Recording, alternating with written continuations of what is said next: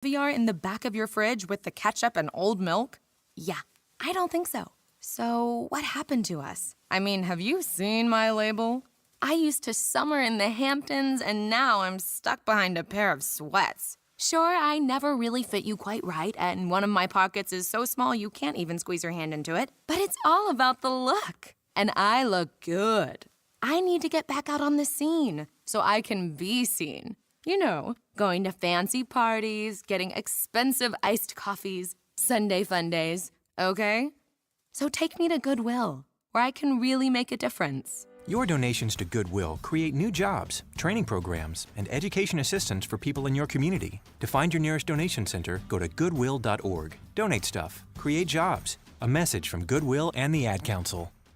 Sure, humans can be a little weird at times, but take it from me, I'm a dog. And a person is about the best thing that can happen to a shelter pet. So if you want to learn how you can be that person, get down to your local pet shelter or visit theshelterpetproject.org.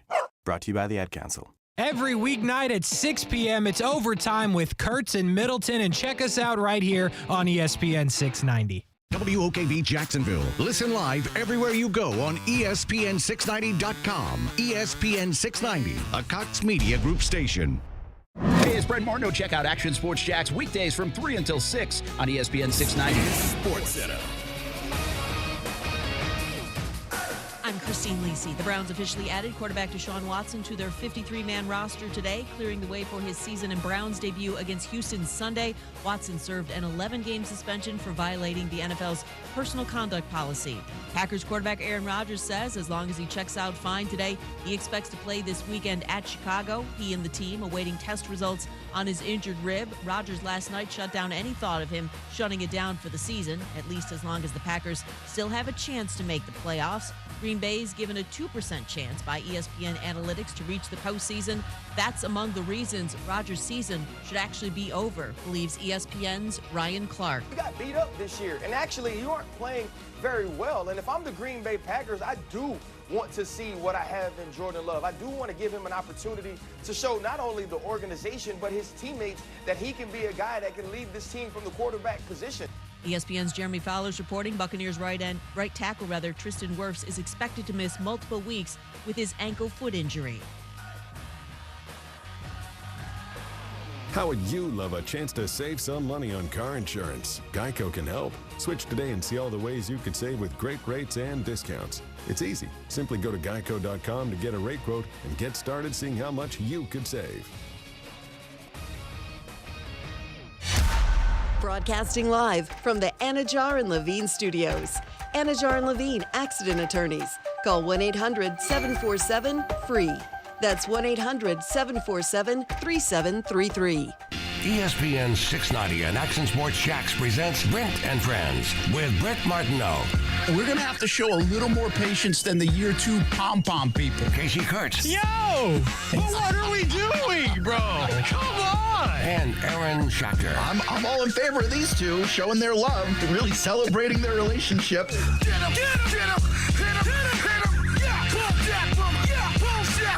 This is Brent and Friends with Brent Martineau, Kasey Kurtz, and Aaron Schachter on Jacksonville's home for ESPN Radio, ESPN 690. The world is talking about Trevor Lawrence.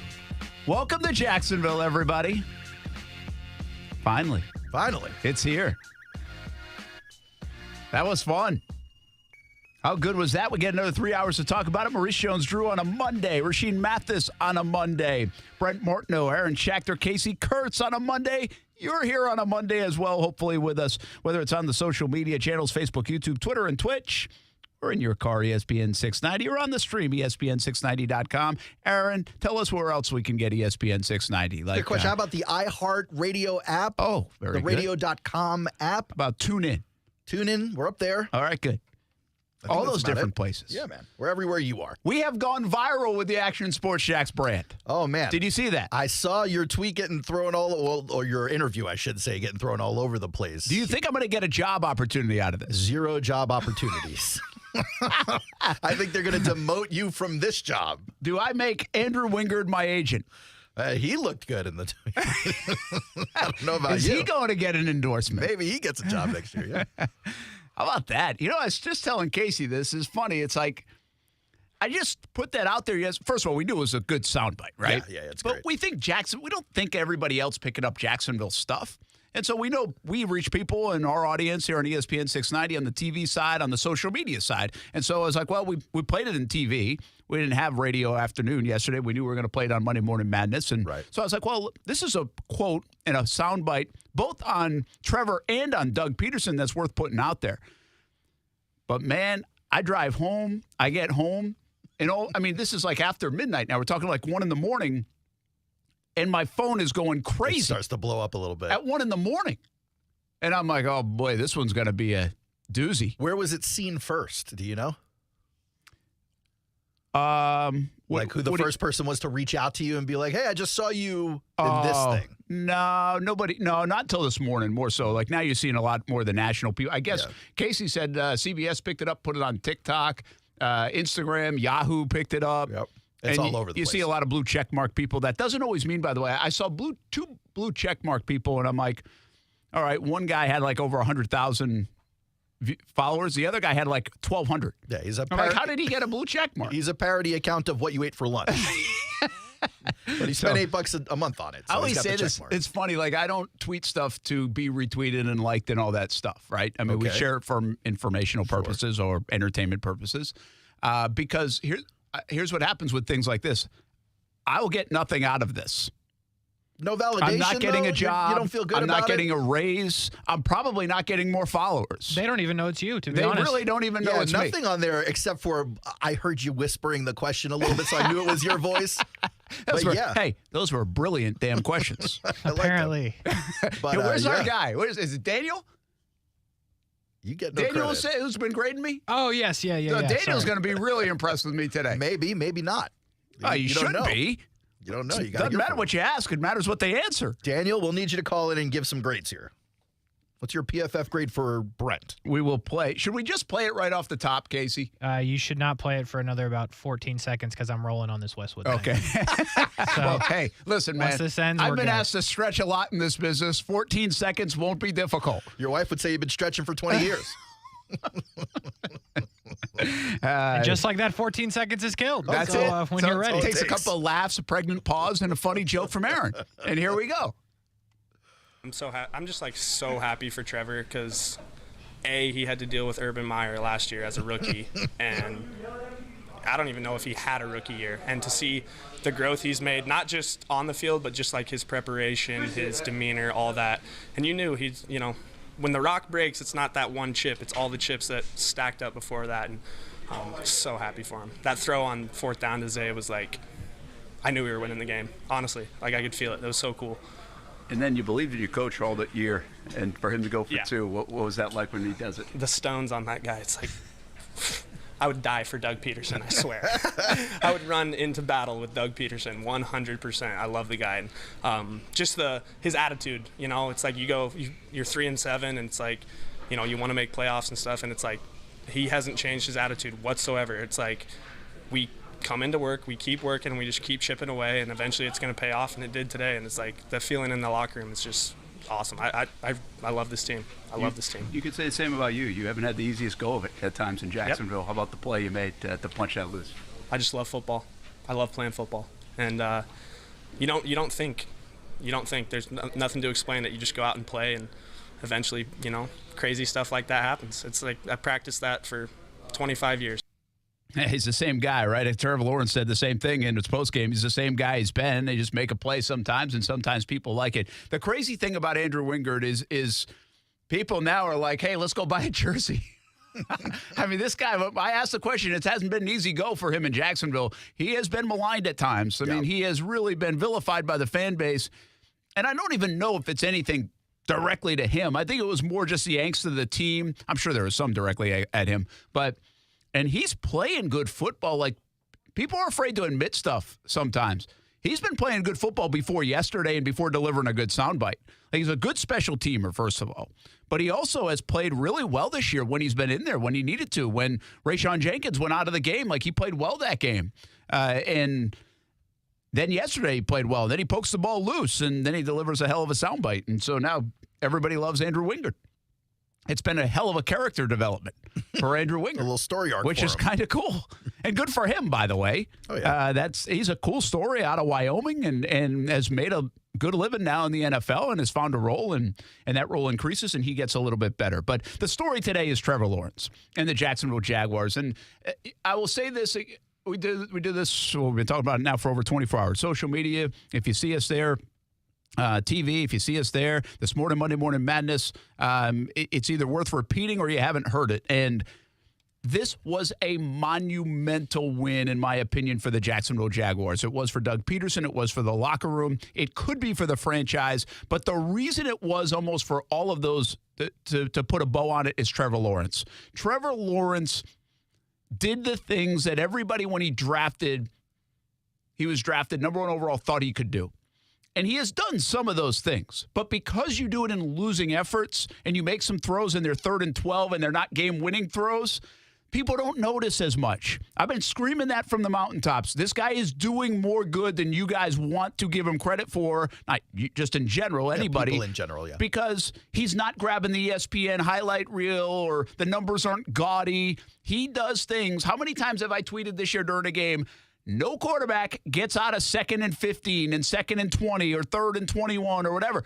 That's a lot of times this year I've tweeted that because, quite frankly, the Jags would punt on those downs in years past. They couldn't get out of it. This guy and Doug Peterson and the receiving corps has allowed them to get out of some of those situations, and it's because of his arm, his ability to make the throws that he makes, and he doesn't get credit for a lot of that. He's starting to get credit for it now because you look at yesterday, and this wasn't just a 2-minute drill that overcame a fumble and a whatever performance through 3 quarters.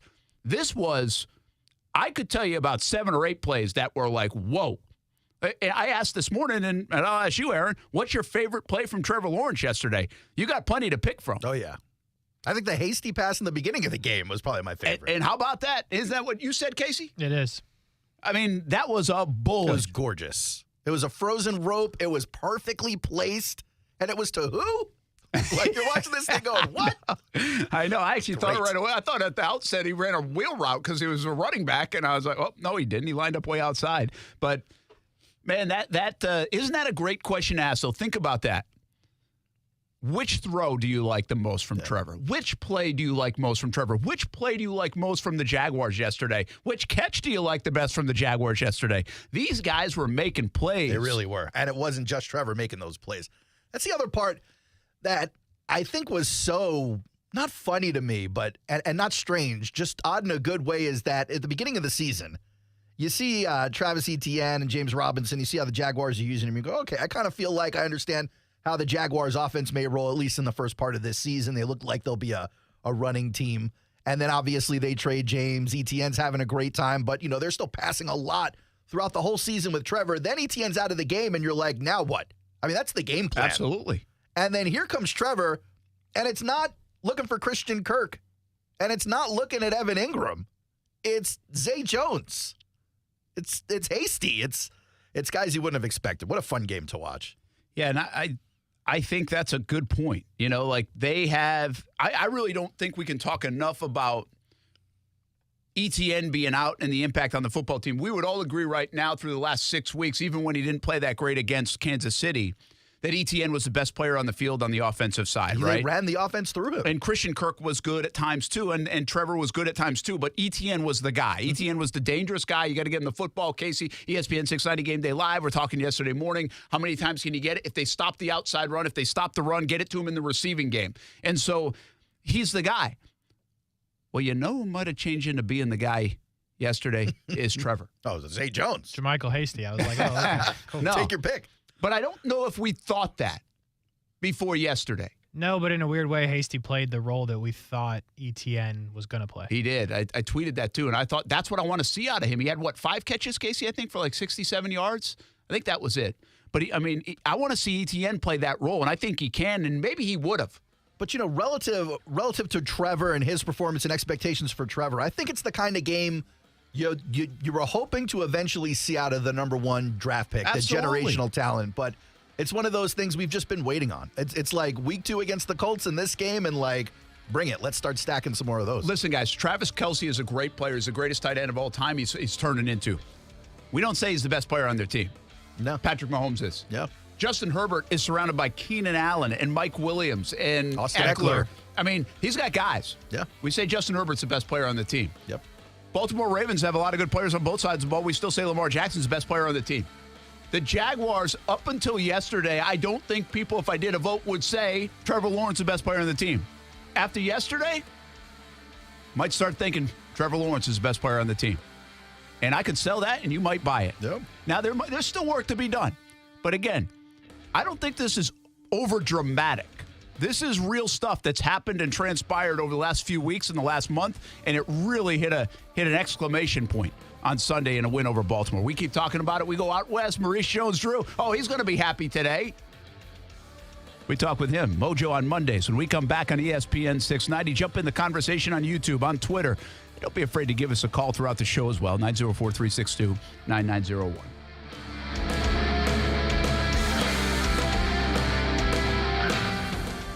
Westwood One Sports presents this. It's the special report on the 2022 World Soccer Championship in Qatar, sponsored by Grainger.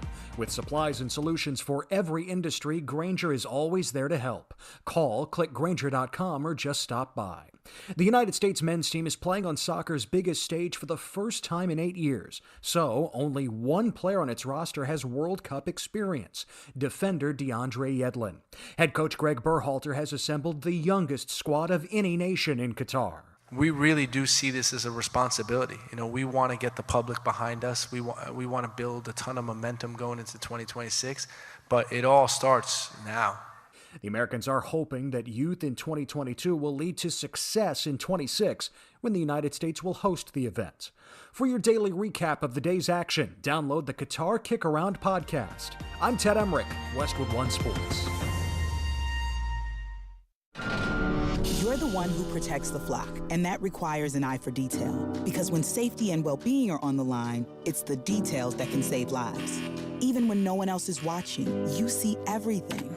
Grainger gets you, and we're here for you, and all the ones who get it done with a wide range of safety products and solutions, plus board-certified safety consultants here to answer your questions. Call, click Grainger.com, or just stop by.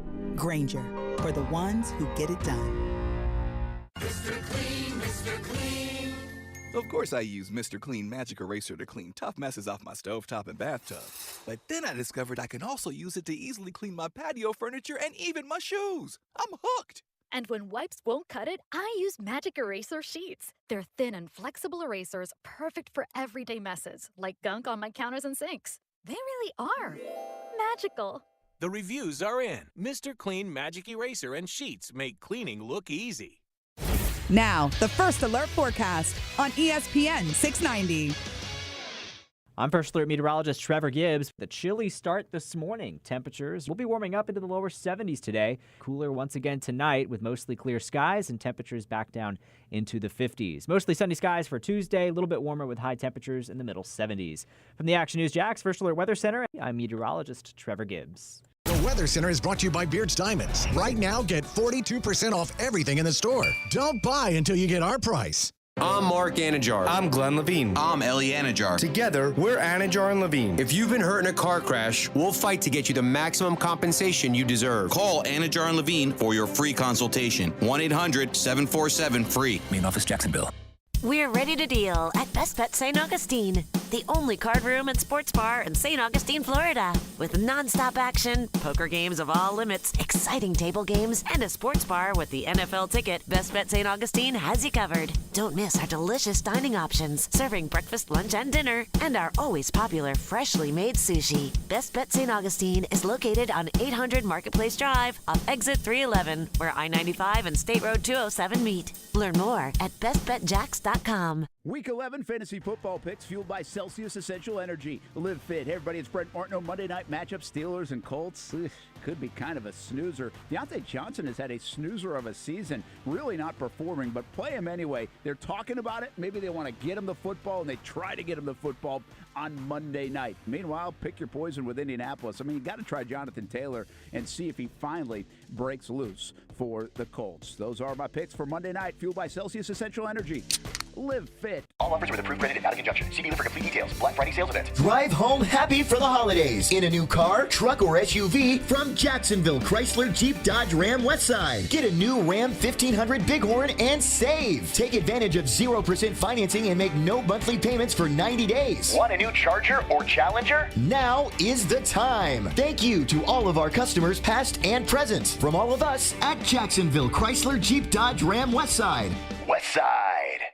If you play a sport or coach a sport or watch a sport in Jacksonville, there's a really good chance that uniform was ordered through Baker Sports. Look good, feel good, play good. Custom sports apparel at Baker Sports since 1997 and a staff that wants to help you. They are experts in the business and make outfitting your team a seamless endeavor. The homegrown Jacksonville business is now the top choice for apparel all over the Southeast. Baker Sports, uniforms, hats, shoes, embroidery, screen printing, and 3D printing. They do it all at Baker Sports, helping make your team look good. It's easy to think all money managers are pretty much the same, but at Fisher Investments, we're clearly different. Different? How? You sell high commission investment products, right? No, Fisher Investments doesn't sell any commission-based investment products. Well, you must earn commissions on trades. Nope, never at Fisher. We're a fiduciary, obligated to act in our client's best interest. It's the highest standard of care for a financial advisor. How do you know what's in their best interest? We get to know our clients and then tailor a portfolio based on their goals and needs. But you probably sneak in some hidden and layered fees. No, we have one transparent management fee, structured so we do better when our clients do better. Wow, you really do look out for your clients. That's because our top priority is helping them achieve a comfortable retirement. It might be why most of our clients come from other money managers. Visit FisherInvestments.com to find out why investors like you switch to us. Fisher Investments. Clearly different money management. Investments and securities involve the risk of loss.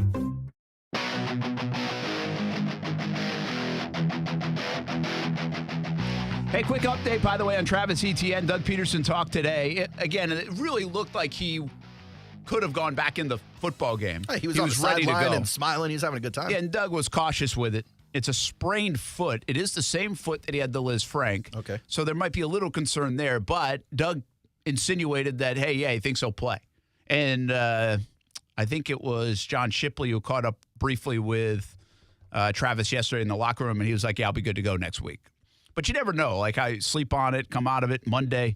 And so I think all signs point to good health and okay for Travis Etienne. Christian Kirk obviously went back in the game. The Jags, knock on wood, we are 11 games into this thing and continue to be a very healthy football team. Yeah, no real major injuries. Yeah, and they'll go to Detroit in that same way. And they'll go to Detroit feeling good about themselves after a 28-27 win over the Baltimore Ravens. Brent Martineau along with Kasey Kurtz, Aaron Schachter, Brent and Friends on ESPN690 on a happy Monday in Jacksonville. And now we'll get another happy guy in here, Maurice Jones-Drew. We go out to the West Coast. And MOJO, that was a fun one. That was the kind of game that they're even showing highlights out in California of the Jaguars. You know what? It ended up being an awesome game. And, you know, I want to say you had the luxury of sitting Travis Etienne because of the way Kasey played, right? Yeah. He came out, had a big touchdown early on with the pass down the sideline. He ran the ball well and really opened up. And you're starting to see the depth, the youth of this team, but the depth of this team as well. And so we talked about it last week about how talented this team really is. You're kind of starting to see it. Guys go down and other guys are stepping up making plays. It's huge for you. Well, and the significance, Maurice Jones-Drew, of the Jaguars having to put it in Trevor's hand, right? I mean, they're down 19-10, and they don't have Travis Etienne. He's got to do it. He's got to go make the plays. He makes critical fourth down plays. He makes big-time throws. And I just wonder if you see from afar what we've seen the last 3 weeks and what we really saw yesterday is this is a guy that we know in Jacksonville is the guy. How good he's going to be. Is he as good as Herbert? Is he as good as Mahomes or Lamar or some of these other guys? We don't know that yet. But we know he's good enough to be the guy in Jacksonville and a lot better than a lot of things we've seen here. Do you feel that all the way out west? Well, yeah, I think a lot of people have known that, right? It was about being consistent, right? Like we talked about this, I don't want to say a couple weeks ago, of how you have to improve week after week after week. And when you saw the game against the Commanders, he made some big-time throws. He made some mistakes, right? But you're not seeing him make the same mistakes twice week after week after week. He didn't, it was at the halftime, they did the rollout pass, right, or the sprint out. Yeah. And the last time we saw that pass, my heart sank because the last time we had that, he threw it right to the Denver Broncos in London. Well, this time he throws it to the fifth row, and that shows you growth. Even though Coach Peterson probably said if it's not open, seal that thing so we can get a field goal, but it shows growth, right? And that's what you want to see. You want to see growth from your quarterback, and that's a great example of him not trying to force a throw, understanding, hey, if it's not there, we'll play for the field goal and we'll keep going. And as much as I was like, we need to get points after getting all the way down there, you need to get a touchdown and not a field goal, you saw the growth in that, and that's kind of what I took from it. One of the bigger signs I saw from the team that they entrust in Trevor, no matter what the situation is, that you had, for the most of the game, the offense was not moving.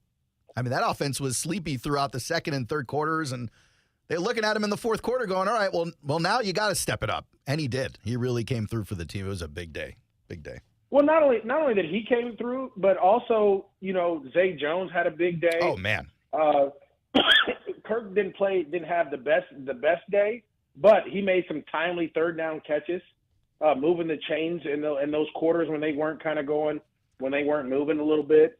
You had some guys step up, and what I loved is that they came out in those bunch sets and those tight sets, and for whatever reason, the Baltimore Ravens did not communicate that well, and they were able to give Trevor some easy throws. There was a play where it was a tight set, and they let Kasey just run down the sideline without being covered. That's an easy completion to get him back going, and it ended up being like a 20, 25-yard gain. So those are the kind of things that you want to be able to kind of create with your alignment and with the play design, and then hopefully your quarterback sees them and takes those easy throws. Maurice Jones-Drew with us here on a Monday. Brent and Friends on ESPN690. I feel like this was a massive win, Mojo, and I'm trying to go back and think of over the years some of the wins that I thought might turn the corner for the Jacksonville Jaguars. Not a lot's coming to mind. I mean, I know there were some. I remember thinking of it. I was like, oh, this could be the one. This could be. But Baltimore's good. See, that's the unspoken part. Everybody is always concerned about what the Jags are doing right or wrong. They never want to give credit to the other team. This is a good football team. This is a team that I said coming in was playing the best defense of anybody in the NFL, in my opinion. And so they are a seasoned, veteran, hardened group, and they're 7-3 and 4 wins in a row. And the Jaguars did the job in the fourth quarter. They beat them. I mean, they somehow came back and beat them. I just feel like Doug Peterson and what he's represented, what he's been preaching, how this team's been believing, then the gutsy call, Trevor, and just the way this team made plays. I feel like this is one of those games, Mojo, that we're going to look back on and say the tide has turned a little bit more here in 2022 and going forward. Okay, so this is my thing. This is the one thing we have to do, and this is what the teams that I played on, we didn't do well after 2007. We beat the Baltimore Ravens in 2011 on Monday Night Football. Defense played well. I played horrible. We found a way to win. But then the next week, we didn't finish. We didn't play a comparable team like the Baltimore Ravens that we should have beaten, and we didn't do it. So you're going into Detroit now, right? And Detroit's a really good football team. Are they going to Detroit? Or yeah, they're going to Detroit. Yeah, they'll be at Detroit. Right. So you're going to Detroit. It's not the same. It's not the Baltimore Ravens, but they're a really good football team. They find ways to score. They have playmakers that can do certain things. How do you bounce back after big victories?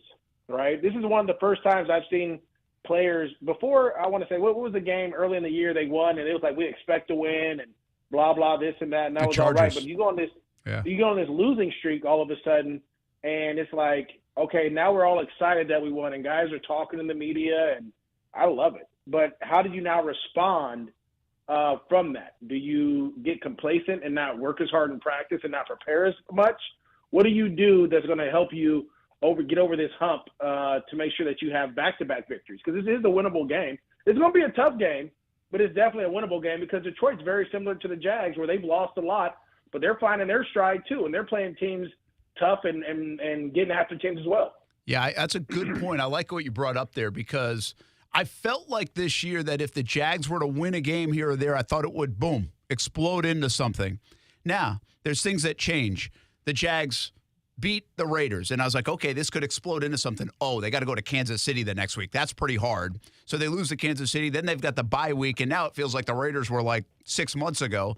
But if you look at it in totality, they've won 2 out of 3 games. Yeah, now, right? We were talking about that a month ago. Like, here come 3 games where you kind of need to pick up 2 out of 3 here. And they did. So they did it. But now these other games where we thought earlier in the season were like, okay, that's not a bad matchup. Jags could go get that one. I know the other team feels the same way, but, well, these teams look a lot better. Detroit, you're right, Maurice. They are good. Tennessee is obviously good. Jets are good. Dallas is really good. And Houston, whatever, they've beaten the Jags 9 times, so you might as well consider them good, even though they stink. But it's hard. But I do wonder if you can go on a roll. And that's an interesting point. Can they refocus and roll it into the next week and keep playing well? But the one thing I like about it is the quarterback is playing with a confidence level he probably hasn't had since his collegiate days at Clemson, Maurice. No, I think you're exactly right. The way he made those throws, the throw to Marvin Jones, I thought he should have threw to Christian Kirk. Christian Kirk was wide open in the flat.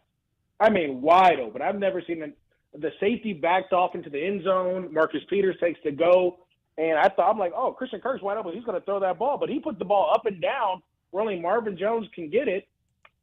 And I mean, Marvin comes down with a great catch. Like, those are confident throws. That was a very similar throw that he threw to Kasey early in the game. He made some confident strikes over the middle as well. Christian Kirk caught one over the middle. It might have been like on the 3rd and 12 maybe.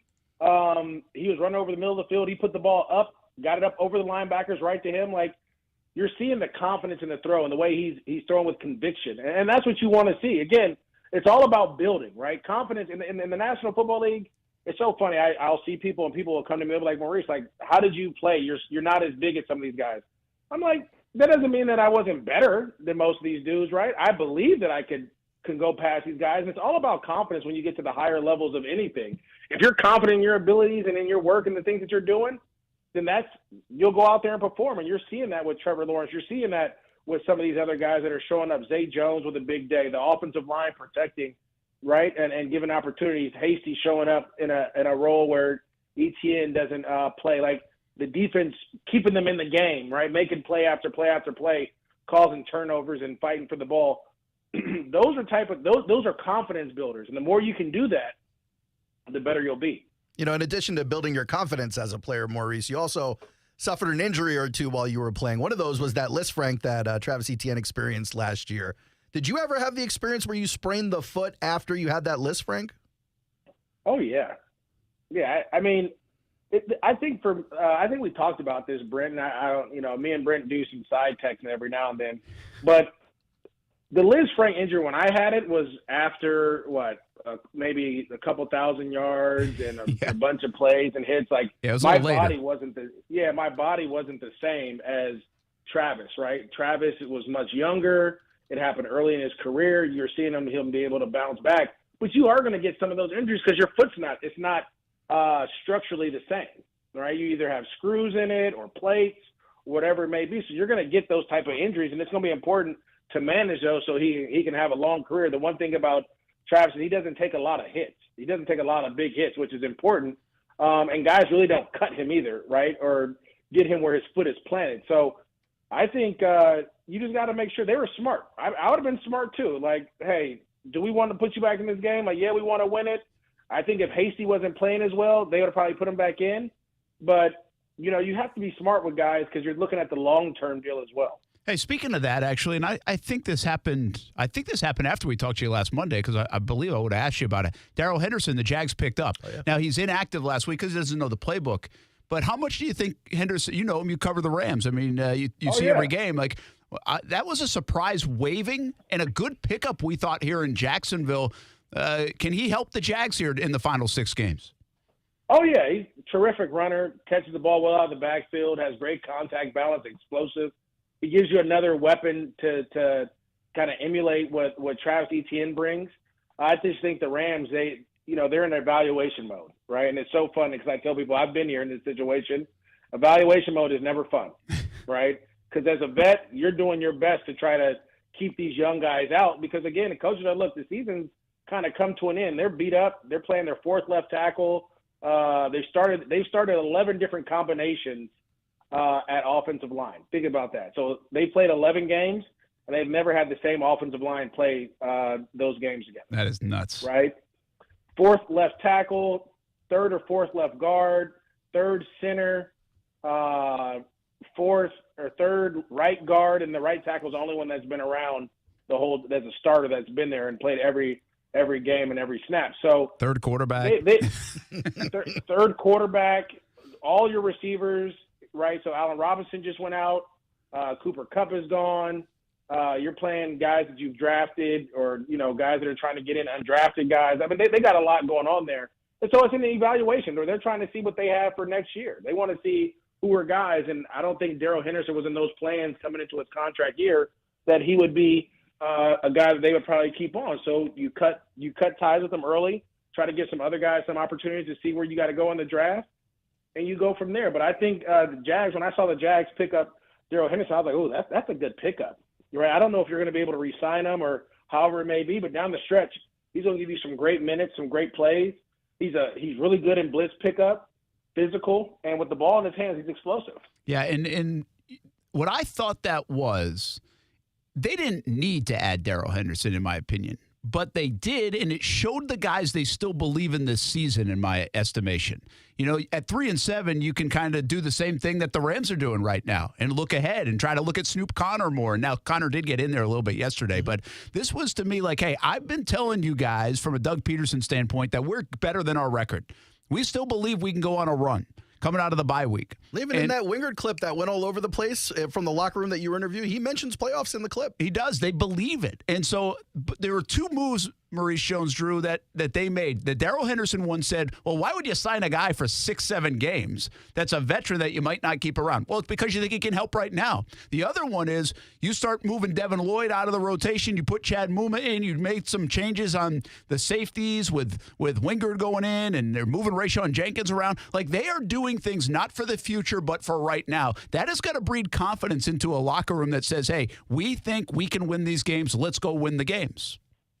No, I think you're right. Again, okay, so we talked about this last week when we were talking about, I was like the perfect tank, or positioning yourselves via the draft to have, an ability to get some of these wide receivers or off whatever you're looking for to go in the first round. And so you said, no, I think you should win because we haven't won here in a while. And it seems as if they're going your route, which at the end of the day, it doesn't matter. Whichever one works, you want to make it work.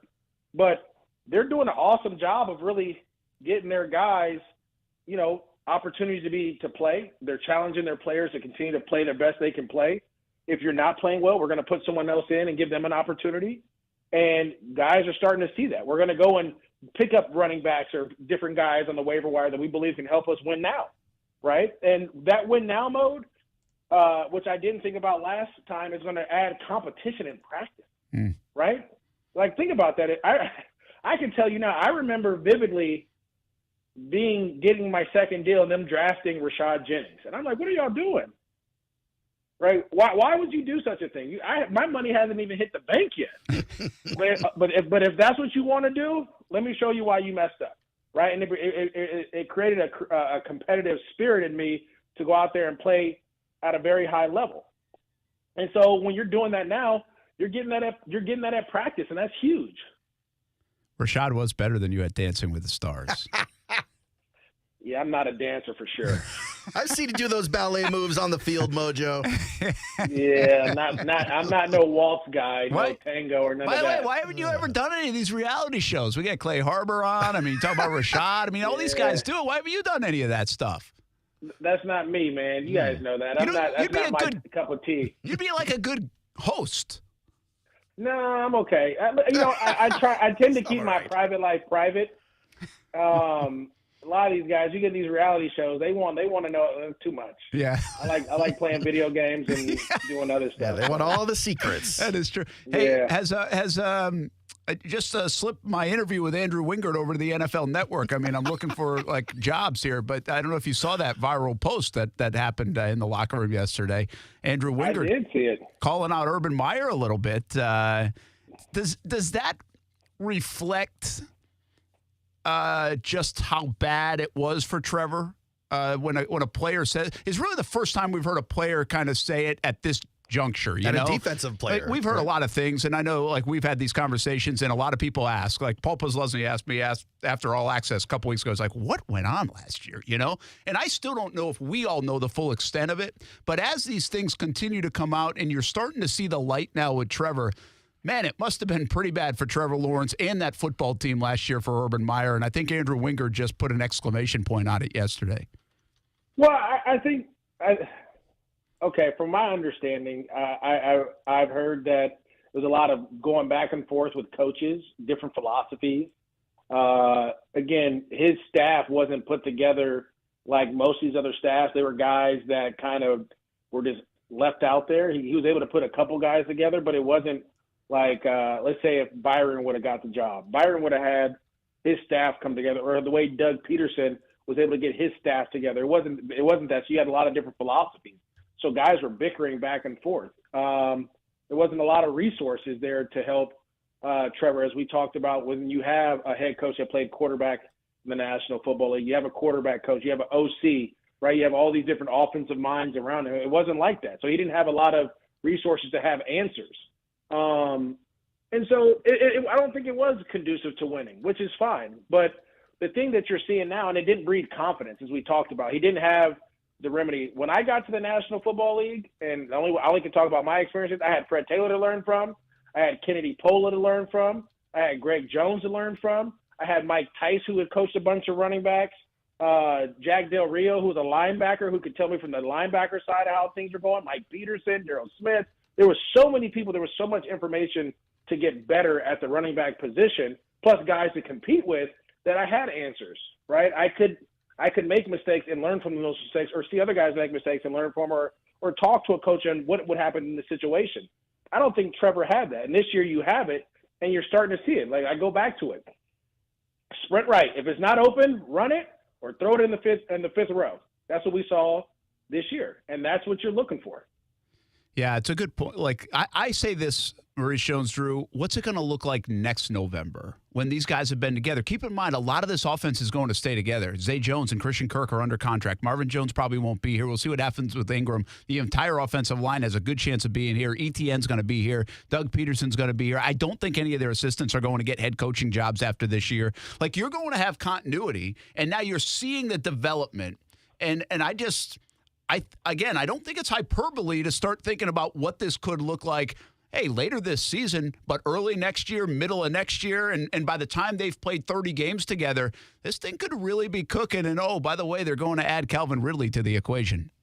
Well, that's the other part, right? So we talked about adding receivers, right, and then going in the draft. I totally forgot about Calvin Ridley being a guy that they're excited about, right, that's coming in. So you have that number one wide receiver. Like, they're going to continue to put weapons around Trevor, as well as add to this defense. And I think, again, the most important thing is figuring out a way to make sure that all this stuff stays together, right? Make sure that Doug Peterson understands that his vision is being fulfilled, right? And all those different things, because at the end of the day, we know this, and I'm going to say this no matter how good you are. You could be the Tennessee Titans. It's going to be hard for them to win the championship with Ryan Tannehill. It's just going to be hard, because eventually your quarterback has to be able to make that throw, right? If you look at all the top teams in the National Football League, and I hate saying this, you have to have a guy that you trust can make that throw to win you a game.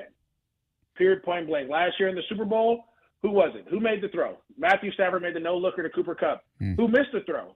Joe Burrow, right? Like, he made all those great throws. When it came down to it, he missed the throw. And that's what it comes down to. Can you make a throw at the end of the game to win it? And Joe Burrow made the throw against the Kansas City Chiefs last year, and he missed it in the Super Bowl. But they have a guy that can do it. So having Trevor Lawrence is going to be huge, because it's going to give you an opportunity to win, because we're seeing him now make those type of throws, those game-winning throws. I'm really excited about it, because I don't think we've ever seen development like this. Like, you can really see, and that's what maybe the bad last year gave us, the chance to kind of like, this was the bottom floor, and now we're seeing what it looked like early on in the season, but then the little slide back, and now these last three games. And again, you're seeing confidence and a calmness and a coolness and a boom, that ball is getting out, and it gets there now. We haven't seen a guy with this kind of talent around here, and that is crystal clear.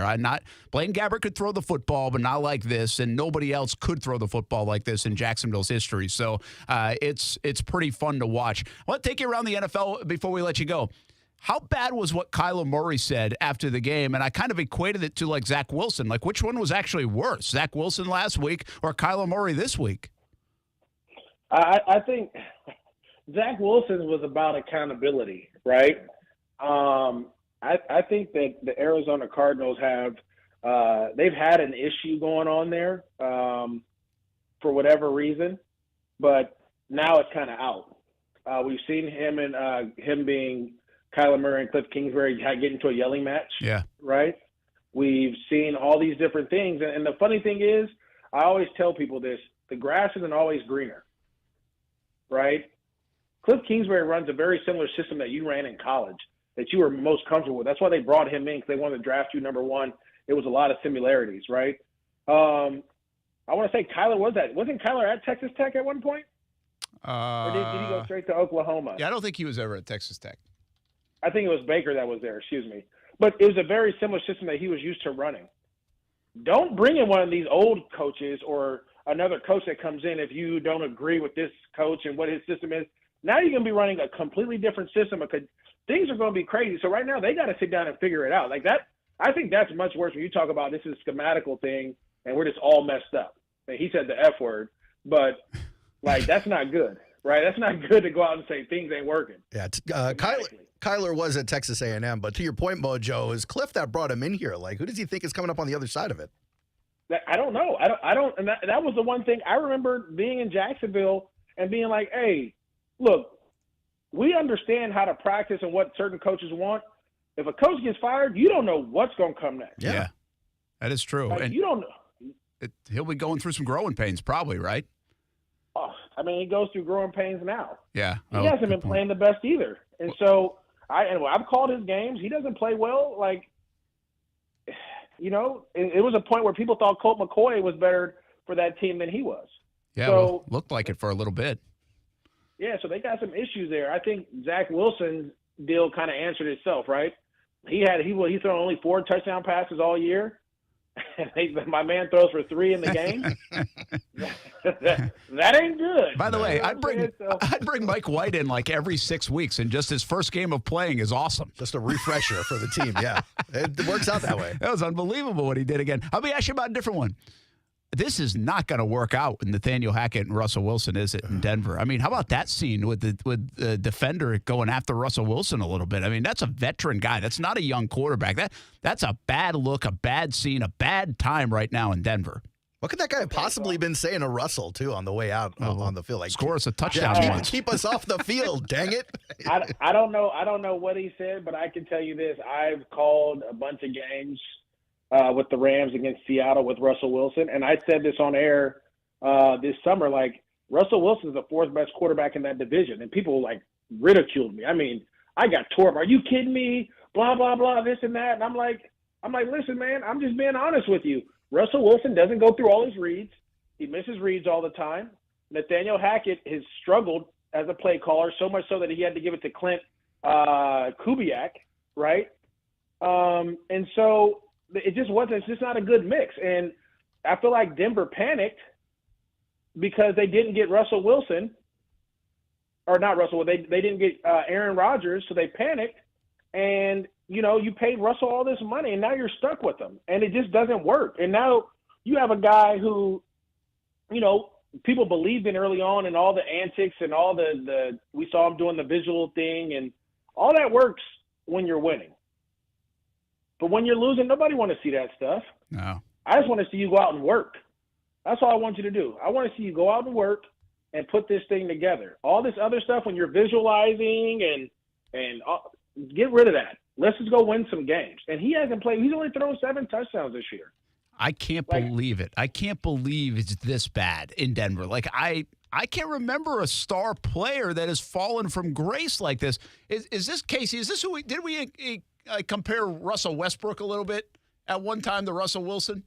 Like, because Westbrook had just fallen into the tank. I did. You did, yes. Which I thought it was a good comparison until recently, by the way. You Now did. Russell Westbrook's when they back a said little. Westbrook was going to sit the bench for a little bit, you were yeah, like, yeah. oh, look at that. Kasey, that was the guy, right? But Mojo, you don't see guys fall from grace like this. It's one thing to be like 40 years old or have injuries. I mean, Russell Wilson was like a top 4 quarterback in the NFL in Seattle. Again, this is what I'm trying to tell you. Maybe it was Pete Carroll. Maybe Pete Carroll knew something and saw something, right? Because to me, that's the most important thing. We're not talking about Pete Carroll because look what he's doing with Geno Smith. He's good. finding a way to win games with Geno Smith right now. So maybe it was a Pete Carroll thing, and maybe Russell Wilson should have stayed and bought into what he was going on because he was very successful there. You could host the quarterback reality show. Kyler Murray, Russell Wilson, Zach Wilson. I mean, this could be a heck of a show for you. Maybe an idea you should broach with NFL Look Network. at you, desperate to get him on TV. It's a lot. It's a lot going on, man. This quarterback thing is different. I try not to dive too much into it, but as of lately, these quarterbacks are doing everything to put us in those situations. Do you think it's making a case that maybe we should go back to sitting these guys for a good year or two, letting them learn a little bit? I've always listen. One of the best quarterbacks, or the two top quarterbacks to me in the National Football League, have been, I would say Aaron Rodgers over the last couple of years, who sat for 4 years, and even Patrick Mahomes sat for a year. He did. Right? Yep. Sit him for a year. By the way, just Brady let him did too learn. way back when. Yep. Yeah, Brady learned all that stuff. Like just let him sit. I get it. You may have some guys, but not a lot of guys are coming in and winning right away. Right? Like even Josh Allen still has his struggles going on right now that he had in year one. You probably ruin more guys throwing them out to the Wolves than you do make guys by throwing them out to the Wolves, I would imagine. No, you would. Listen, I remember we had Blaine, and the purpose was to sit Blaine for a year, keep David, and to be honest, I feel like if we'd have had David that first year, we probably would have run the AFC South because David was able to run a little bit more, and he was a veteran quarterback. He knew where to go with the ball, and he would take off and do some things. He didn't really turn the ball over either, yeah. He did, yeah. He didn't turn and if Blaine would have sat that year, I think his career trajectory would have been completely different because now he's fighting for his life on some of those games, right? Like, I mean, we couldn't protect him as much, and he was getting hit left and right. He was trying to do his best to stay in the pocket, but it's tough to do that. And so sometimes you ruin a guy putting him in there when the team's not ready or he's not ready, and it doesn't help you. Well, when they did that, they set the franchise back, and the Denver Broncos might have set the franchise back. The New York Jets, I feel like they still could have set the franchise back. I don't think Mike White's the permanent solution, so we'll see what happens with them. And now this whole Kyler Murray thing, what might have set them back is the $46 million contract. Like, too soon. Did he earn it? Well, and you're telling him he can't – he has to study. Yes. Right? Like – and maybe a new playbook now. We're telling them, hey, we need you to you got to study on your own at least 4 hours a week. Like, what? Yeah. Are you kidding me? The guy that you have to tell to study now wants a new playbook. Yeah. He's looking forward to it. It's like the kid that's bad at math who wants to take pre-calculus. Like, who does that? Listen, I'm going to tell you guys this. When we played in Jacksonville, I was one of the top gamers in the country, if not at the world, at one point, okay? But I studied my butt off every week, extra hours, to make sure that I was prepared to get ready to go. You know what I mean? And it's just one of those things that you have to it's part of being a professional, right? And you got to make sure in these situations, and that's what I've talked about this with the Rams. When you're in this evaluation period, you're not being evaluated as much as you're getting evaluated as a skill set and a physical set as a player, but you're being more evaluated as a professional. Are you going to do your job when everything's going bad, right? Are you going to show up early? Are you going to put in extra work? Are you going to do the things that make you better as a player when everything's going the wrong way, right? Or are you going to one of those guys that things have to just go right for you to do things, right? And so all those things matter, and it's important to be a professional. I thought last year, a lot of those guys on the Jags, to bring it back full circle, as bad as it was, they were professionals, right? You're starting to hear about all this stuff coming out now, but you really didn't hear about that stuff then, right? that's part of being a professional, still working, trying to figure it out. That's a really good point. It's a good message, by the way, to those Rams guys that you're telling, but it's a really good point on the Jags, and one that was underrated last year. This locker room stayed together. This locker room still did their thing. Nobody gave up on it, and a lot of those guys are still here and now reaping a little bit more of the benefits, and hopefully more to come down the road. All right, man, give the family our best. You got any updates? I mean, you guys are done playing, right? I mean, going to track and speed workouts and hit the weight room? I mean, what are we doing? Yeah, we're done. We finished back-to-back undefeated champions. We had a couple of teams we thought we were going to play kind of like some, best-on-best games, but it didn't end up working out. A lot of teams go to Florida to play in those youth football championship games. Yeah. And we kind of talked about it. And it's really expensive to come from California to go there for a couple weeks. All right, come on, you got a place to stay, man. I mean, come on, let's go. Listen, I would love to do it, man, but we had like 30-plus kids, so it was going to be a lot for everybody. But we're back to we're healing up. Everyone got the flu. What is it? The Thanksgiving flu that goes around every year? I think so. A lot of people do have it. You're right.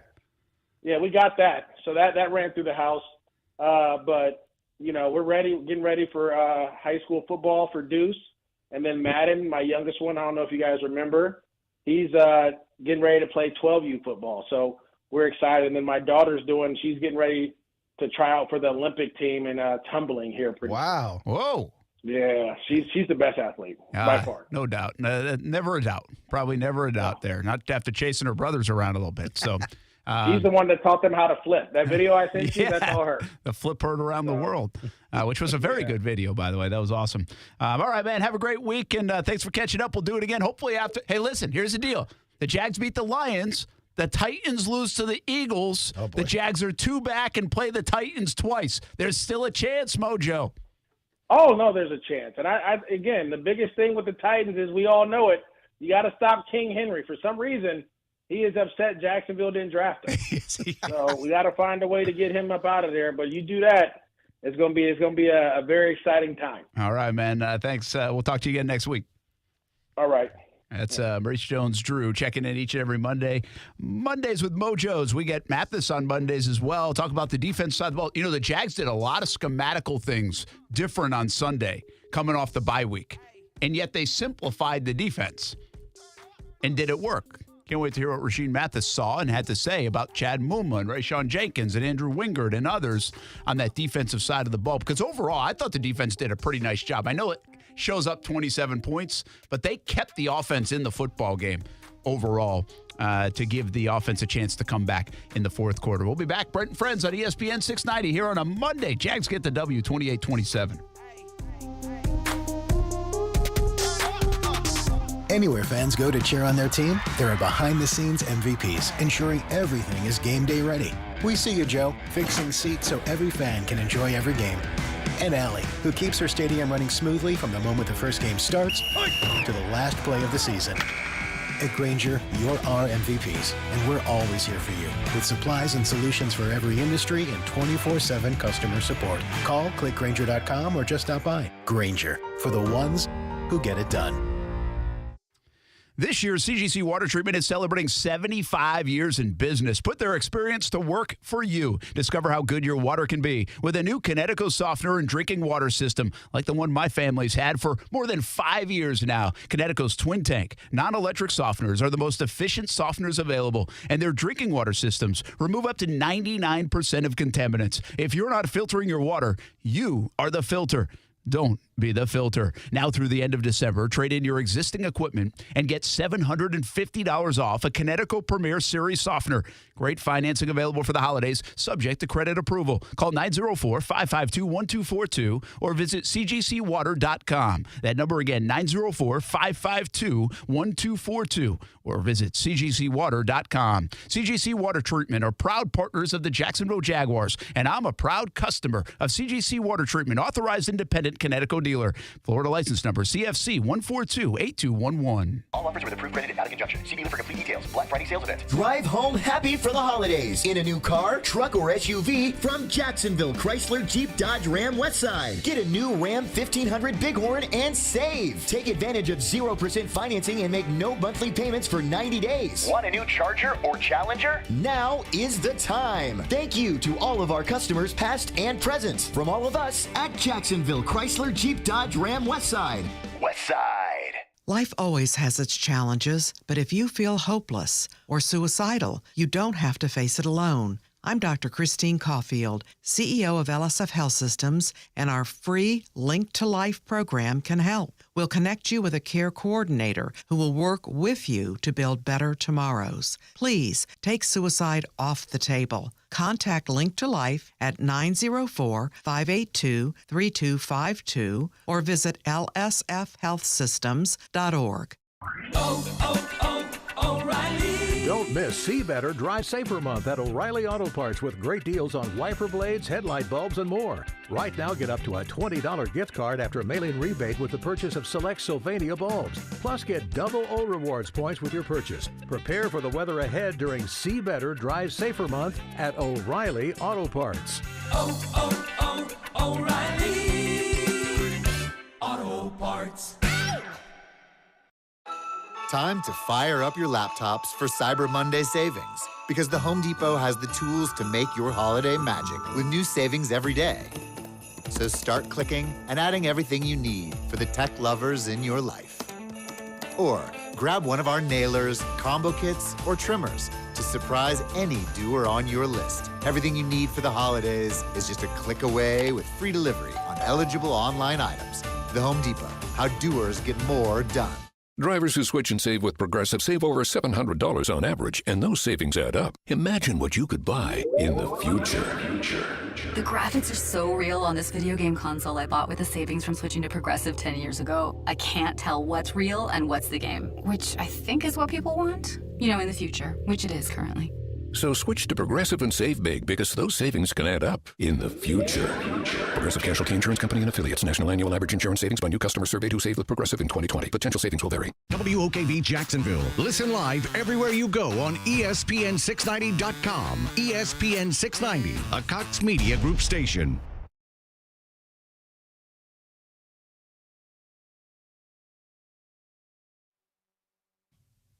This is SportsCenter. I'm Christine Lisi. The Browns made it official today, added quarterback Deshaun Watson to their 53-man roster, clearing the way for his Cleveland in-season debut against Houston Sunday. Watson served an 11-game suspension for violating the NFL's personal conduct policy. The Packers waiting for test results on quarterback Aaron Rodgers' rib injury. Rodgers last night dismissed shutting it down for the season as long as Green Bay has a chance at the postseason.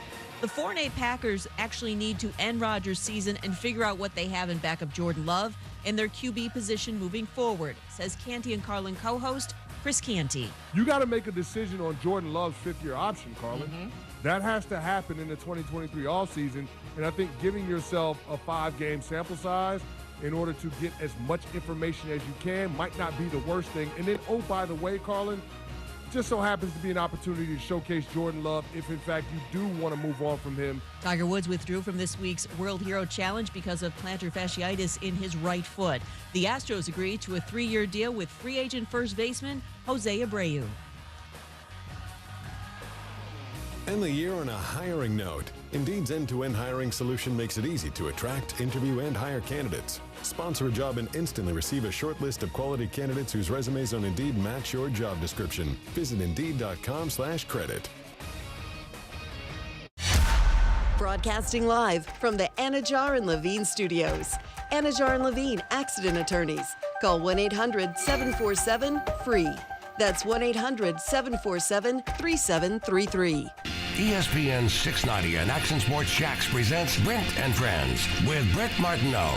We're going to have to show a little more patience than the year 2 pom-pom people. Kasey Kurtz. Yo! Well, what are we doing, bro? Come on! And Aaron Schachter. I'm all in favor of these two showing their love, really celebrating their relationship. Get him! Get him! Get him! Hit him! Hit him! Yeah! Boom! Jack! Boom! Yeah! Boom! Jack! Boom! This is Brent and Friends with Brent Martineau, Kasey Kurtz, and Aaron Schachter on Jacksonville's home for ESPN Radio, ESPN 690.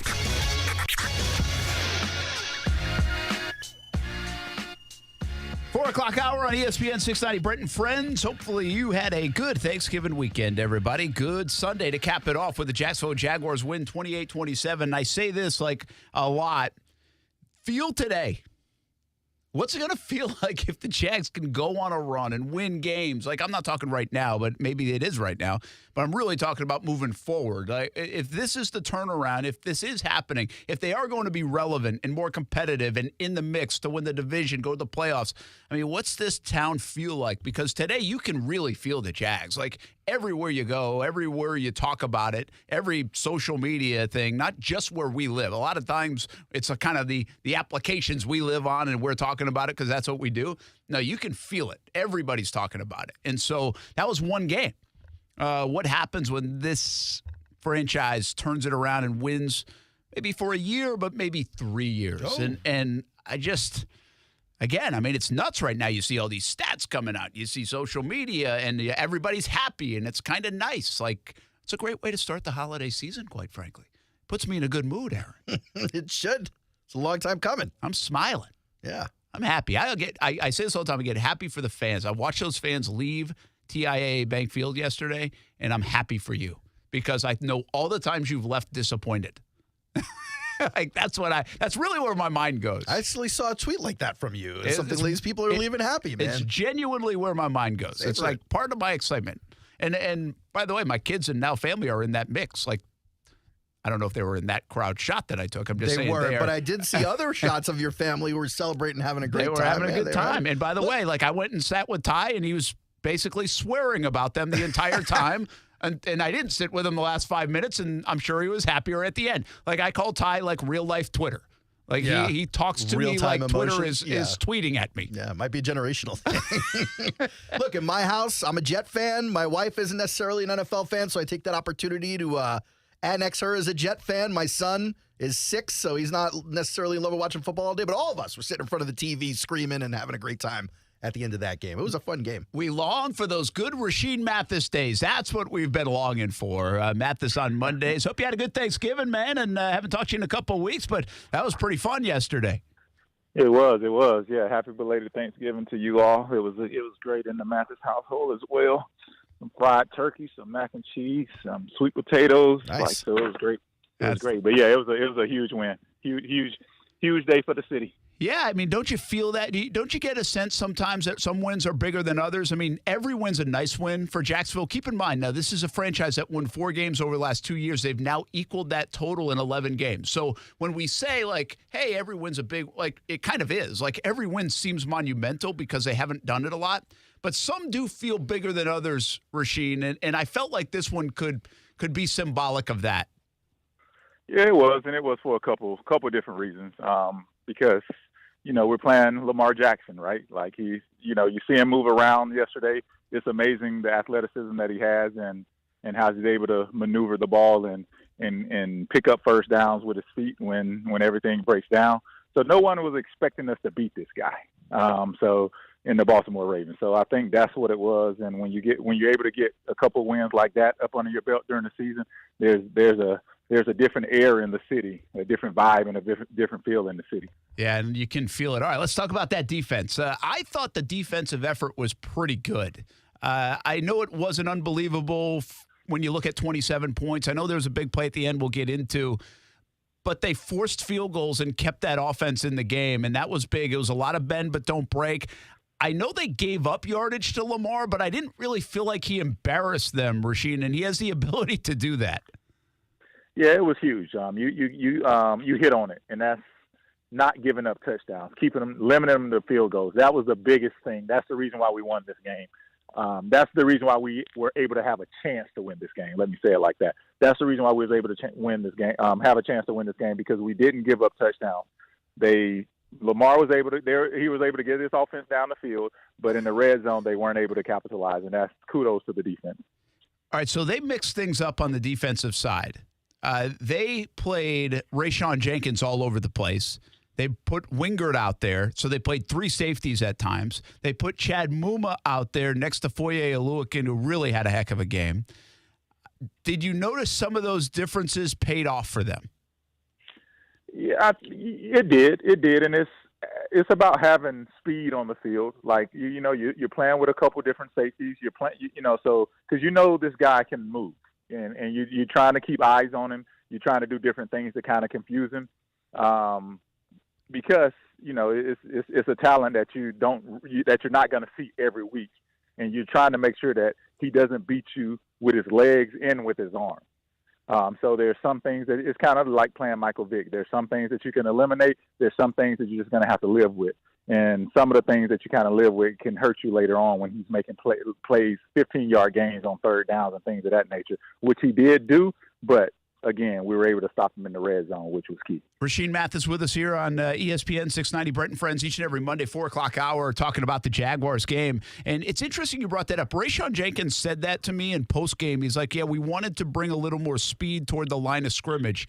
And it actually stuck with me, Rashean, because I was thinking, I'm like, I don't look at Baltimore as like a fast team, but obviously Lamar Jackson's a fast guy. So, and you just kind of echoed the same thing. So that was their intent, is bring some of that speed closer to the line of scrimmage to try to neutralize him. Is that the way you interpret it? Yes, no doubt, because he sees it. Like he knows who's on the field. He knows your personnel. So every quarterback, before every snap, they know the personnel. So once you see that extra safety that's close to the line of scrimmage, or the extra nickel or something, he has a different mentality on his clock. His clock is different now. It's not like he's seeing a linebacker who he knows that he can run by. Although he could probably run by most safeties, but it's a difference when you're tracking him as a DB than reference to a linebacker. So it definitely gives him a different look and a different feel as a quarterback. And his clock is different in his head. I feel like we continue to say this week in, week out, and I know I want to ask you about the one play because he was in chase mode, and I don't even know whose fault it was for the 62-yarder. But take that play away for now. And man, oh man, do I think Rashean Jenkins keeps playing well. I see number 2 everywhere. He's delivering hits. He's picking up fumbles. He's forcing fumbles. And yesterday they utilized what I think they're viewing now as a playmaker in Rashean Jenkins at strong safety, at nickel. Where else did they put him? I think he even played corner, he said one time. Like, he's all over the place. Is he playing as well as my eyes tell me he is? He is. He's a football player, so he has a nose for the ball. And when you have a guy like that, you have to let him make plays. He reminds me a lot of Reggie Nelson. Just like call. a raw talent that can sniff out the ball. He's going to play fast. You just got to make sure that he's locked in on his assignment. And then you get the best out of that type of athlete. Yeah, that's a good call, actually. He does. He plays fast. He plays with his hair on fire. He's not afraid of it. He's fearless, isn't he? Yes, he is. He is. Definitely is. So it's impressive to see him fly around the field. Okay, so what happened on the long one? Was that on him? Is that Muma? I mean, why are they giving up a 62-yard play in that situation? Yeah, it's the play you've got a lot of explaining to do, Rashean. Is what Brent's saying.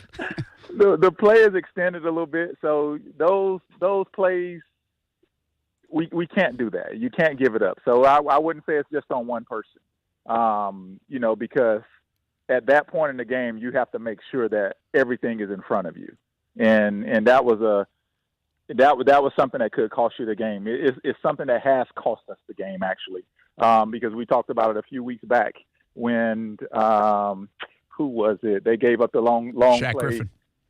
Shaq gave up that long play, and it killed the drive. Like, we were like, oh no, not this again. But it happens.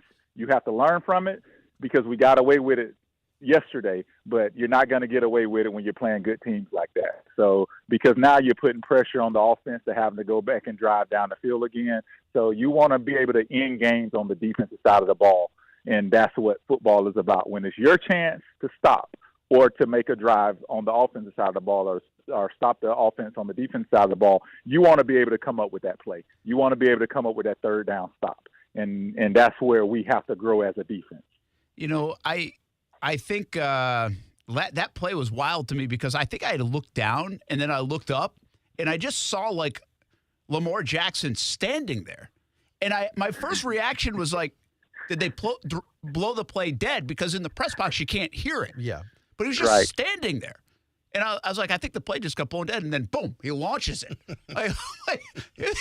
He did have all the time in the world on that play to just stand and wait for Deshaun Jackson. And Deshaun Jackson, who's now older, I feel like this is like the Adrian Petersons of the world, the Deshaun Jackson. There's something about those guys that are super respected in the league. I know he's accomplished a lot, but I feel like peer-to-peer, like when you played, you I don't know how much you respected Deshaun Jackson, but he's one of those guys that, like, almost guys were in awe of his skill set. Do I have that right? Yeah, he had a speed. Like, he was a straight line guy, and you knew that he wanted to blow the top off of the defense. So you had to respect him in that right. A totally different skill set as Randy Moss, but he had that same ability. So regardless of when it was going to happen, you knew one play that he was going to get downfield, and you better not let it be on your watch. And, like you said, he's older. He's a little long in the tooth, but he still has that speed and he still has that ability. And they use him as such. It's not like they're trying to run him downfield every play like when he was younger. So it was a timely route. And like you said, Lamar had all the time in the world. So with that, the DBs have to be more disciplined and understanding who's on the field. And maybe these young guys didn't respect him, right? You didn't respect him because, he can't get by me, he's too old. But he showed that he still has that ability. All right, so here's the ultimate defensive coordinator question for you. We see this all the time in the NFL now the last 10 years. And it doesn't happen just in Jacksonville. We feel it in Jacksonville because that's what we talk about. But you see it in every game. Linebackers are on receivers. Linebackers are 25, 30, 35, 40 yards down the field, and they complete a pass, and you're like, why? Like, why? Where does this even make sense that you would have this guy? Yeah, we had some ugly coverage right? from players yesterday. But it's not just the Jags. It happened. Like, why does that happen, Rashean? Like, why is that an offensive coordinator making that matchup happen? Is that a quarterback? Like, it doesn't make sense why it would be the case. But how do I see this all the time? Well, it kind of makes all the sense because you can't play man-to-man every play, right? So the deeper the routes get in zone coverage, the more the linebackers have to drop and run with run with receivers and whomever is in inside the numbers. So you see them inside the numbers deep a lot. So when you're calling these fire zone blitzes and things of that nature, like you're trying to get to the quarterback, but also you're leaving your linebackers because it's timing. You don't want your linebacker down there because that means you didn't get pressure on the quarterback. So that's what it ties into. You don't want your linebacker 25 yards down the field because it means you didn't get enough pressure on the quarterback. But without the pressure on the quarterback, the play is going to get extended, and that's when you see the over routes happening across the middle of the field and the linebackers pulling hamstrings trying to catch up with, trying to run with these fast receivers. I mean, I can't tell you how many, I guess, but I'm not wrong, right? Like, it happens all over the NFL. It's not just a Jacksonville thing. No, every defense in the world, like, we plan for that stuff. Like, so they train for it. They train for opening up and having to stay with the receivers so far. So at some point, it's not their fault, right? Like, if a receiver catch the ball 30 yards down the field and that linebacker is up under him, it's not the linebacker's fault. It's the rush fault. We didn't get home, and that's what it's all about. When do you get home? How often can you get home? Yeah, and let me add one more element to that, because really when you said it's not their fault, I thought you were going to say that it might be like a safety that's supposed to come up and help. I mean, how much do they have responsibility, or is it really just a rush and a linebacker thing? Yeah, it's a rush and a linebacker thing. The safety is just there to stop. To stop anything from bumping their head on the goalpost, because you have other route combinations that the safety have to worry about. That over route that's getting cleared out by that receiver on that linebacker, that's not gonna beat you. You have a chance to stop that, but those routes outside the numbers. So it's all scheme. So offensive coordinators, they know what type of fire zone blitzes you're calling, what type of zone coverage you're calling, and they scheme for those to get those matchups. I got it. In the inside with those backers. That's a good explanation, by the way. I mean, I can't tell you how many times I'll sit next to people in the press box and they say it, and how many times on Twitter they say it, how many times my kid says it. It's like, these guys are smarter than this. Like, it can't be like a designed thing, people, right? And so it's really about the rush. I'll say this. I thought the Jags, I know they didn't sack him a bunch. I thought I saw a pretty significant push yesterday, and I think the numbers some of the guys put out there, Rashean, were 22 pressures. I saw against 17 Lamar Jackson. hurries. You saw from 17 PFF. hurries? Yeah. So, I mean, I think my eyes were kind of right. I thought the D-line did a pretty good job of getting pushed. Getting home on Lamar is a different story. By the way, Josh Allen with a lot of those. He had 6 of them, yeah. Yes, they did an amazing job, actually. Like, so, we're talking about that one play, and that's not to say that we didn't get pressure all day. Or we talked about a couple plays, right? But they did an amazing job because when you see, because Lamar, he has the ability to run the ball, but he don't want to run the ball. He will prefer staying in there throwing the ball. He just does a great job of feeling the pressure and escaping. So every run that he had, it was because of pressure. I don't know how many runs he had as a total, but every run that he had, it was because of a pressure. And kudos to the defensive line for that. Well, that's what this isn't, because this has been a thing now. Pass rush for the Jacksonville Jaguars. They did their job, but you also got to be careful to do your job well against a guy like Lamar. I remember, I don't do this very often because I'm not an X's and O's guy, but I kind of was like, what are you doing? 3rd and 10 against Lamar Jackson, and they blitzed Rashean. And they left the whole side of the field open for Lamar to run. And he ran for like 18 yards. I'm like, no, just don't rush upfield. And somebody obviously lost contain there. But, I mean, just let him throw it. Take your chances with letting him throw it, right? I mean, some guys you just don't. I'd rather him beat him with my arm than beat him with my legs. No, you don't. It's because he's going to get his yards on the ground. He's going to get it. You can't stop him. Like I said, it's Michael Vick. You cannot stop him from getting yards on the ground. You do want to contain him. There's times where you have to contain him, but there's times you have to make him uncomfortable in the pocket. You can't just he's too talented. You can't just let him sit back there and beat you with his arm because eventually his legs are going to come into play, and then you're in for a long day. You're in for a long day. So you have to mix it. You have to mix it up, and you have to pick your poison. But you definitely can't let him sit back there and just try to beat you with his arm either. All so right. it's a combination of both. I'll go delete that tweet. This is Get It Right Monday with Rashean Mathis. This is why we have him on, man. See, that's what we're getting educated correcting today. the record, yeah. We're getting educated today. All right, let's take a break. We come back more with Rashean Mathis, former Jaguars corner, of course. We love talking to him and really getting the pulse of everything happening on the field. And I really want to see what you saw, Rashean, from Trevor Lawrence, because we all think and we all saw a heck of a moment for that young man yesterday. Some of those throws, how good were they? We talked to Rashean Mathis some more on a Monday on Brent and Friends on ESPN 690 when we come back.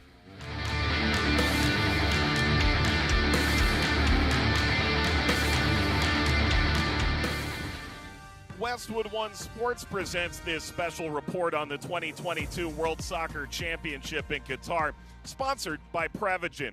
The second round of group stage games are complete. Portugal defeat Uruguay 2-0 behind a brace from Bruno Fernandes to move to the round of 16. Ghana's Mohamed Kudus scored 2 in a 3-2 victory over South Korea, so Uruguay will control their fate against Ghana on Friday. Alexander Mitrovic gave Serbia a 2-goal lead, but it doesn't hold. Cameroon earns a 3-3 draw in Group G. No Neymar, no problem. For now, Casemiro scores a picturesque 83rd minute winner to lead Brazil over Switzerland 1-0. Brazil and Portugal join France in the round of 16. Qatar and Canada eliminated. The 27 other teams learn their fate over the next 4 days, including the United States must-win game against Iran tomorrow. I'm Mike Watts, Westwood One Sports. Get in zone, AutoZone. Welcome to AutoZone. What are you working on today? Starting trouble.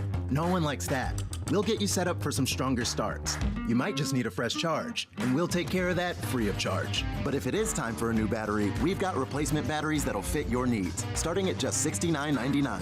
You can learn more about our battery selection at AutoZone.com. That's what makes us America's #1 battery destination. Get in zone, AutoZone. Claim based on data from the NPD Group 2021. Find the latest and greatest audio entertainment on Audible. It's got everything you want to hear, including The Rich Eisen Show. Along with podcasts, you'll also find audiobooks and exclusive originals. We're talking comedy, sports stories, deep dives with athletes and entertainers, business, and anything else you're into. With Audible, you get access to thousands of included titles with more added every week. Listen on the road, at the gym, or anywhere you want to fuel up your imagination. Join and get 30 days free at the home of storytelling, audible.com.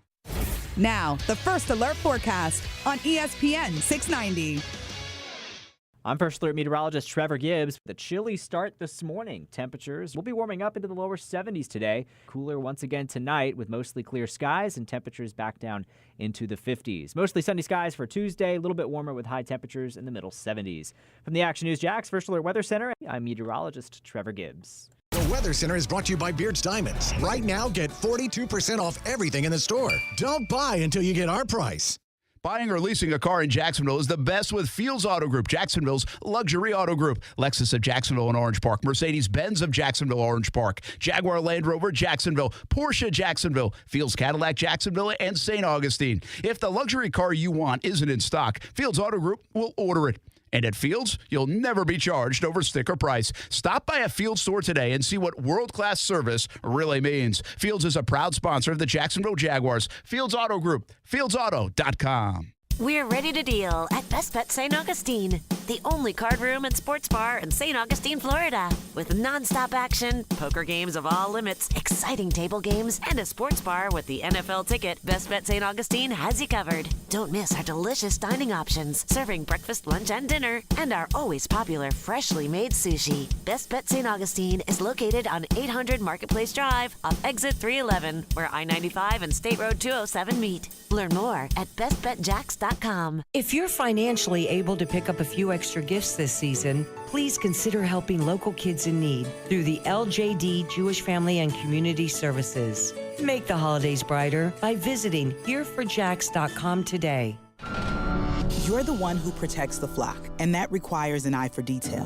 Because when safety and well-being are on the line, it's the details that can save lives. Even when no one else is watching, you see everything. Grainger gets you, and we're here for you, and all the ones who get it done with a wide range of safety products and solutions, plus board-certified safety consultants here to answer your questions. Call, click Grainger.com, or just stop by. Grainger, for the ones who get it done.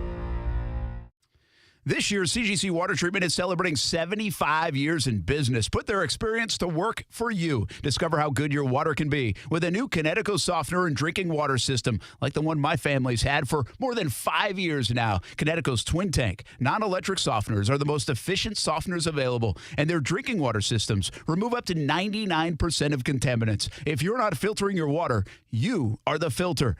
Don't be the filter. Now through the end of December, trade in your existing equipment and get $750 off a Connecticut Premier Series softener. Great financing available for the holidays, subject to credit approval. Call 904-552-1242 or visit cgcwater.com. That number again, 904-552-1242 or visit cgcwater.com. CGC Water Treatment are proud partners of the Jacksonville Jaguars, and I'm a proud customer of CGC Water Treatment, authorized independent Connecticut dealer. Florida license number CFC 1428211. Dave Binion with Zero Res. Let us help you get ready for the holidays. Book today and Zero Res will clean your carpets for only $49 a room. Plus, we will give you 25% off your tile and grout cleaning. Zero Res, spelled forward or backwards, it's the right way to clean. Men suffering from erectile dysfunction or PE, regardless of age or past medical history, you'll see instant results on your first visit at Prime Men's Medical Center. And for a limited time, your initial consultation and first treatment are totally free. Call now, 904-664-8214. It's where I take my family to play golf, and you can take yours as well. The Golf Club at Southampton. It's the home of the Action Sports Jax Dream 18, and it can be your golf destination. Enjoy your golf experience by calling 287-PLAY, 287-PLAY. Play some golf or maybe practice some golf at one of the newest facilities in the area. Grab some lunch or dinner too. Southampton has it all. 287-PLAY for tee times and more. The Golf Club at Southampton, the home of the Dream 18. My home course. Make it your home course too. Action Sports Jax. Watch, listen, subscribe. You can watch us on CBS 47 and Fox 30. You can listen right here on ESPN 690. And you can subscribe to our YouTube and podcast, Action Sports Jax on ESPN 690. Action Sports Jax. Watch, listen, subscribe. Hey, we're hanging out with Rashean Mathis here on a Monday. Mathis on Mondays, Brent Martineau, Kasey Kurtz, Aaron Schachter. It is Brent and Friends on ESPN 690. Had Maurice Jones-Drew on the 3 o'clock hour. Talked a lot about the offense. Just spent a lot of time talking about the defense with Rashean. And how about these two teams? I know they're not like in the playoff mix, but you played for both organizations, Rashean, and they both feel pretty good about themselves as we enter December. Like, that's a nice place to be for both the Lions and the Jags, and maybe it shows you where they're headed. It does. It definitely does. There's some positive things going on in both organizations on the field. So it's definitely a turning point, and the fans feel it, the organization feel it, and I heard Doug say it in his press conference. The team believes. And if you get a team that believes, you have a dangerous team, and I like that, and I love that part about it. You know, the Lions are kind of a punching bag at times. You know, the Jags have been too. I mean, teams like the Browns and even the Bills over the years and others. I mean, they have been. You can say it, Brent. You can say it. Go ahead. There it is. All right. Yes, the Jets. What's it like playing in Detroit? Detroit. I mean, it's cold. It doesn't have the greatest reputation from a city standpoint. So, I mean, what was that like? It was great, actually. It was a new experience. It was a new organization. It was, you know, their fans are loyal fans to a fault almost. So it was great being a part of the city. We had some, you know, we made the playoffs. So it was good. It was good. It was a great experience for me and the family. So I love my 3 years in Detroit. Yeah, and it's interesting, right? Because you played in Jacksonville, and you're from Jacksonville, and Jacksonville gets a bad rap sometimes too. And I think people enjoy it more than the outside perception is. And that's kind of why I asked you the question, because I've always heard a lot of good things about the Detroit organization. And I know it hasn't come with wins, but you were part of that year when you went to the playoffs. Like, that had to be massive to go to the playoffs in Detroit. It was, and you can feel it all around the city. So it's the same buzz. I think it's the same buzz in every city, every major sports city. Once their team is doing well, you feel the excitement, you feel the energy. The team feels it, the organization feels it. So it's the same talk about having a winning season or winning for the fans.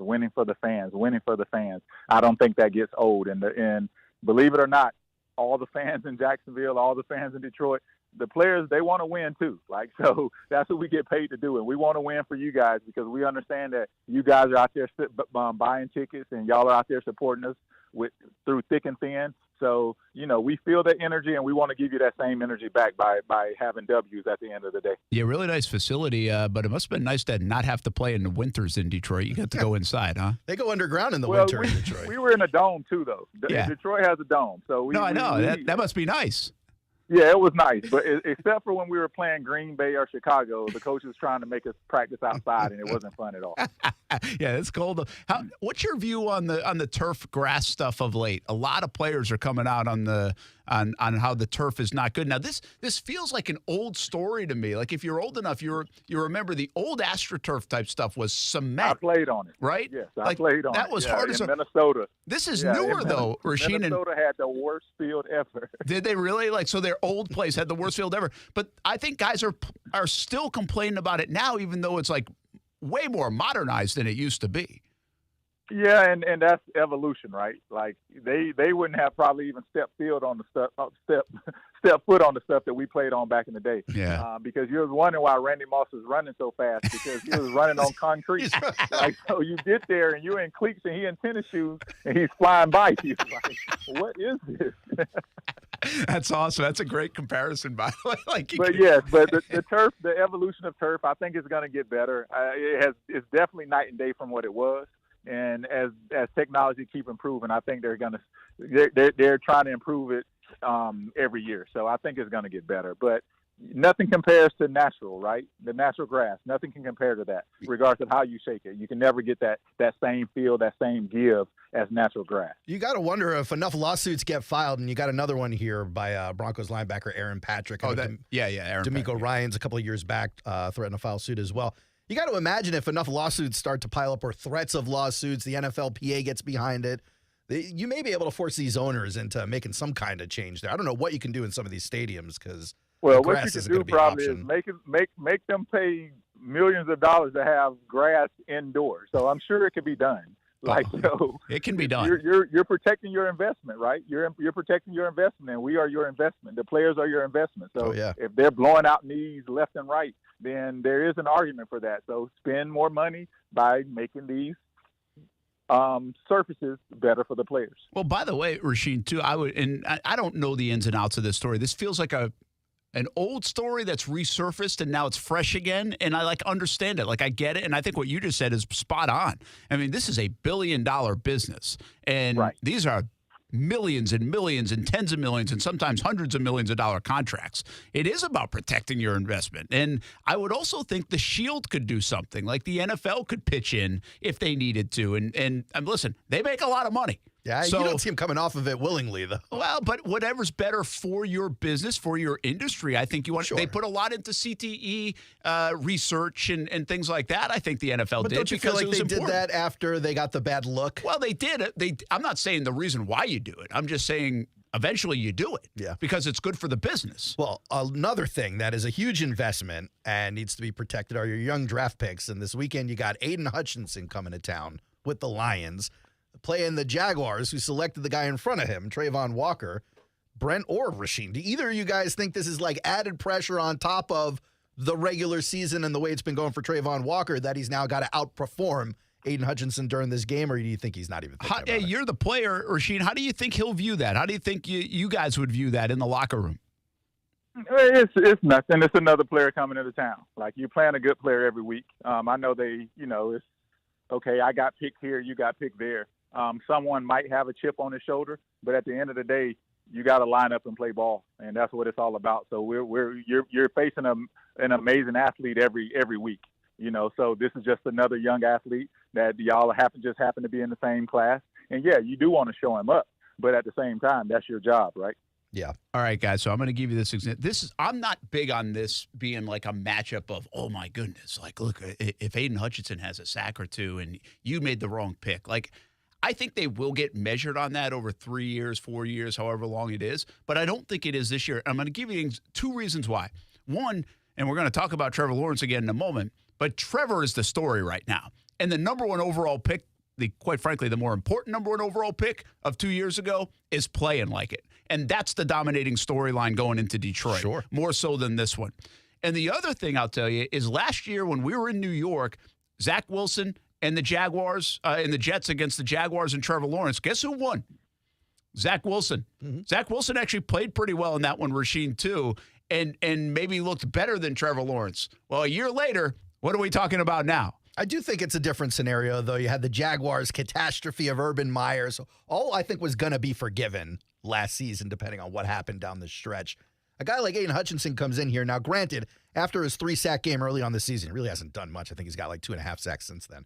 But if he comes in here and throws up 2 or 3 sacks in this game, even though that's not what he's been doing, I got to imagine it's going to be a tough week for Trayvon Walker to hear all about. Yeah, and it's been a tough season so far in a lot of parts for Trayvon Walker. But Rashean, my point, I guess, is I'm not going to make a claim about either one of these guys because look what happened a year later. Zach Wilson's on the bench. We don't even know if he'll ever play in New York again. And Trevor Lawrence is, the king of the class. Yeah, and that's sports. That's sports. These are the games that, the critics love to talk about. This is the matchup right now. This is, who was the better choice? Who was the better choice? And believe it or not, guys throughout their career, they understand who got drafted in front of them. They understand what pick they were. Even if you're number 1 or you're number 32 in either round, who was before you. So at the end of your career, you do look back and you do say, okay, well, these are the guys in my class, and this is how I stood.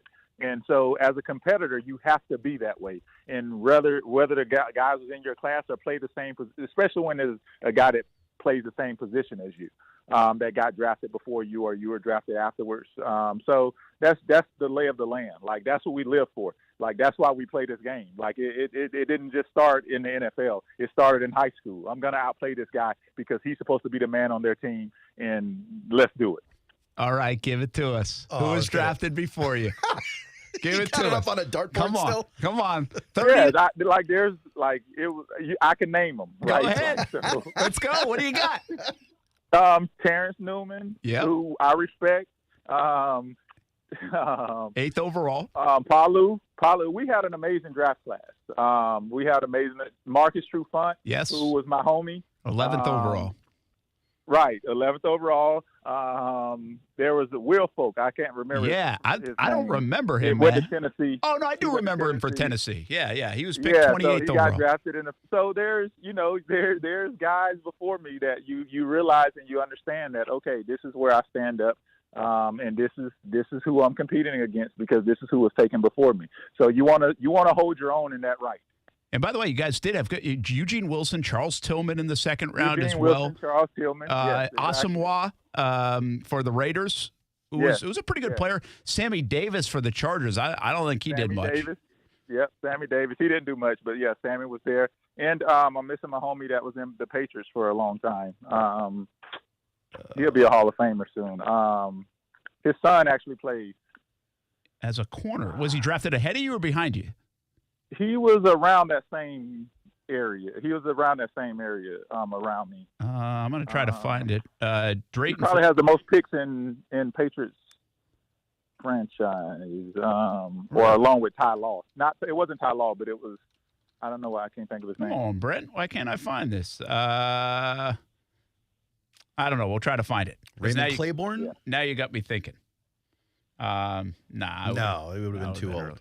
So, all right. Hey, thoughts on Trevor Lawrence yesterday? I mean, how much growing up did we see? Really the last 3 games, right? But in that fourth quarter, Rashean, I mean, that was big-time quarterbacking in that fourth quarter, wasn't it? Listen, all game. But, yes, definitely in the fourth quarter because he stood up when he needed to stand up. And that's what you want from your franchise quarterback. People ask me all the time, is he the guy? He's the guy. Is he the guy? Is he the guy? And I tell them I believe in him. I've seen all the tools that I've needed to see. You just got to give him time, let him learn, and we're doing that. But to let a guy learn, you got to build stuff around him, and we're trying to do that. You got to play well on defense. Don't expose him as much. Let him sit down and let him get comfortable. Let him study on the sideline a little. And he's playing great. It was fun to watch. Yeah, and I guess that was – I always look at these boxes to check, and I've seen more comfortability. I've seen some big-time throws, but it was the 2-minute drill, right? Can you make the clutch plays? And that clutch gene, and I laugh at it. People call it the dog or whatever else in them, and I'm like, listen, the guy won championship after championship in high school and college. He hardly lost. This guy hates to lose. And I think we're starting to see the swagger and the confidence and the ability to chuck the football and then in the critical moments. So it was another box checked. I mean, Rashean, they were 3rd and 21, and they were dead. And he pulled them out of it. And he looked confident. So it didn't look like, oh, that was a lucky throw. It was throws on the money. It was great reads. It was confidence. He was standing up in the pocket. So it was impressive. Even in the second quarter, I think it was a blitz, and he made a throw to Hastings, just a quick dump pass to Hastings, and he turned around right in time, kind of almost in that red zone area.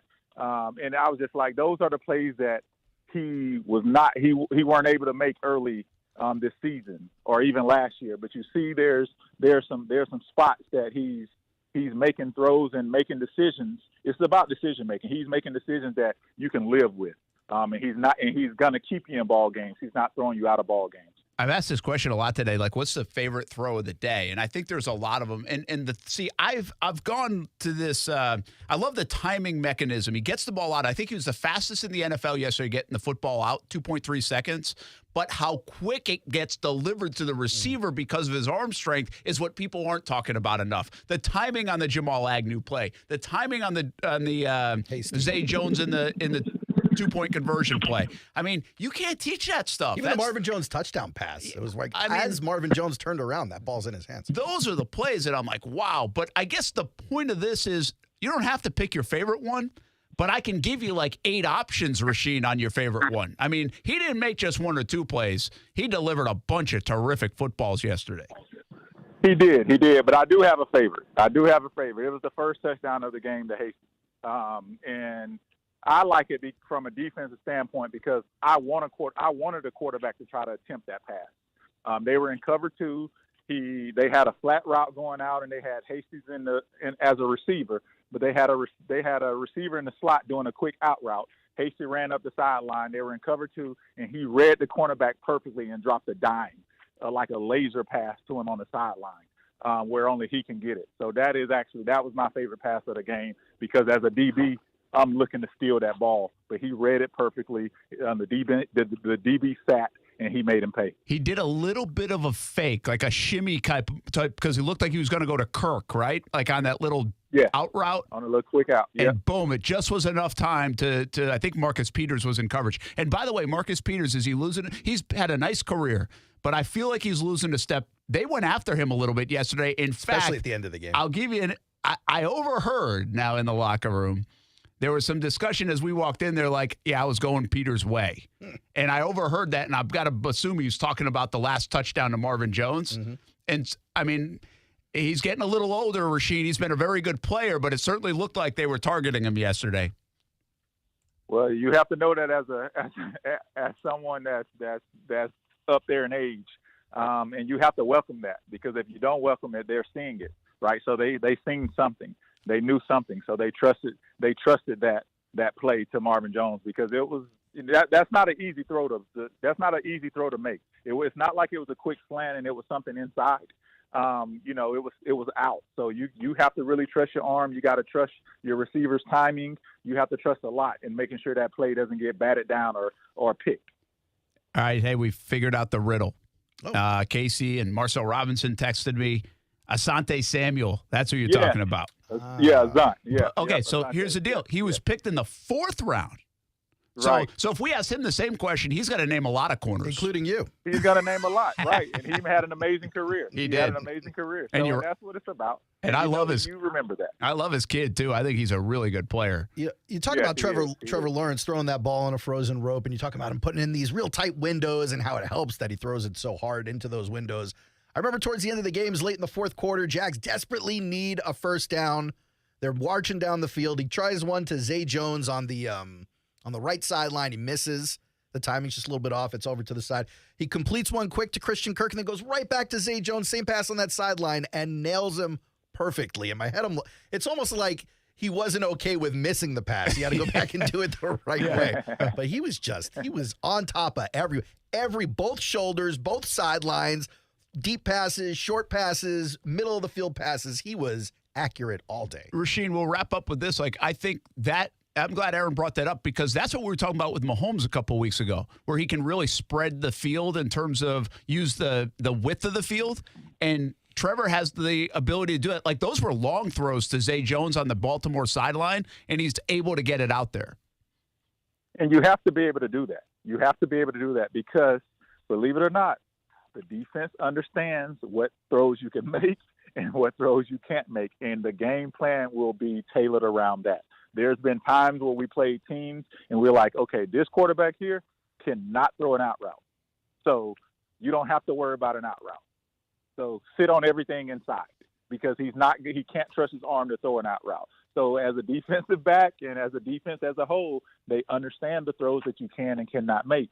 But when you're playing Peyton, okay, he can throw every route on the rock tree. So now you're in for a long day, right? So, and that's what Trevor is doing. He's showing that he has the ability, he has the poise, he's trusting his receivers now, so I can get the ball out anywhere I want to. So now you have to cover the entire field instead of not just a certain zone. Yeah, yesterday Trevor ranked 8th in EPA. It's the hot stat everyone loves to talk about these days, the big next-gen stat, expected points added per dropback. 8th in the league yesterday, 11th in passer rating at 93.6. Those rates, by the way, better than Justin Herbert, Tom Brady, obviously Lamar, Kyler Murray, Kirk Cousins, Aaron Rodgers, Matthew Stafford, Russell Wilson.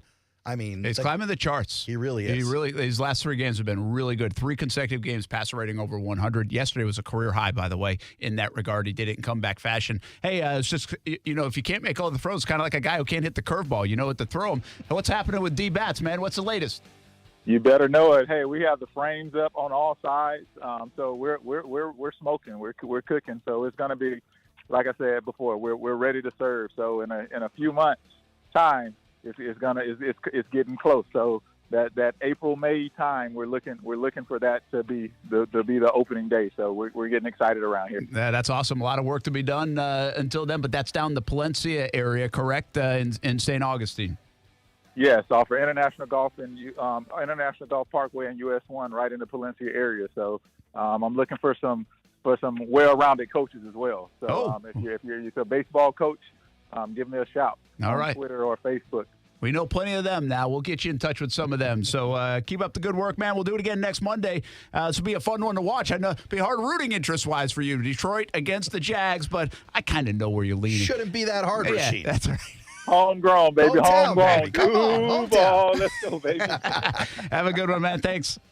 Y'all as well, baby. Have a great week. See ya. That is Rashean Mathis. That was a lot of fun, man. That was educational today, wasn't it? Good stuff. That's awesome. We'll be Very back. Insightful. Brent and Friends on ESPN 690. Meet Joe A, Hi. Joe B, Hello. and Joe C. What's up? 3 everyday Joes perfecting their banking with Chase. Joe A is locking his lost debit card with the Chase mobile app. Joe B is cruising toward his new ride with AutoSave. And Joe C's Chase banker is helping him budget to go back to school. Tools that help protect, support for what's next. One bank that puts you in control. Visit chase.com/checking. Chase, make more of what's yours. Chase mobile app is available for select mobile devices. Messaging and data rates may apply. JP Morgan Chase Bank, N.A. member FDIC. O'Reilly. See better and drive safer with Rain-X Advantage wiper blades at O'Reilly Auto Parts. Right now, purchase a pair of Rain-X Advantage wiper blades and get a $15 gift card after mail-in rebate, plus 2 times O Rewards points. Our professional parts people will even install your new wiper blades for free. Stop by O'Reilly Auto Parts or visit O'ReillyAuto.com. O'Reilly Auto Parts.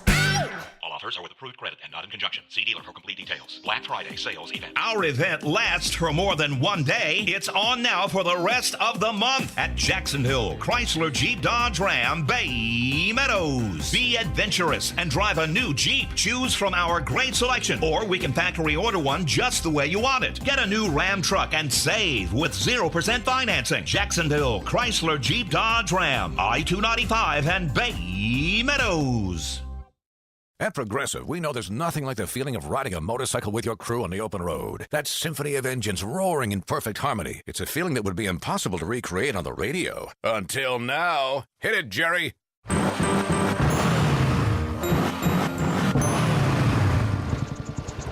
Oh, my word. Really, really terrible. Was that a glockenspiel, Jerry? Quote with Progressive and see if you could save with America's #1 motorcycle insurer. Progressive Casualty Insurance Company and Affiliates. No, Jerry. It's over. We're all about a luxe kind of holiday. That's why at Ulta Beauty, we have all the scents of the season, like fabulous fragrances from YSL, Valentino, and Ariana Grande, plus so much more. And to make things a little sweeter, with a fragrance purchase of $65 or more, you'll get a free plush robe or throw, a $60 value, our treat. Because our kind of holiday is you having your kind of holiday. So don't wait. Visit your local Ulta Beauty or buy online and pick up in store. Ulta Beauty, the possibilities are beautiful. Mom, can we have some ice cream? I've got a better idea. Who wants to help me make something fun and healthy instead? Eating smarter is easy and delicious. Interested in receiving healthy recipes and a whole lot more in your email? Then register at healthiestweightfl.com and learn more about all the small steps that you can take on the way to living healthy. This message is sponsored by the Ounce of Prevention Fund of Florida, the Florida Department of Health, the Florida Association of Broadcasters, and this radio station. Anywhere fans go to cheer on their team, there are behind-the-scenes MVPs, ensuring everything is game day ready. We see you, Joe, fixing seats so every fan can enjoy every game. And Allie, who keeps her stadium running smoothly from the moment the first game starts to the last play of the season.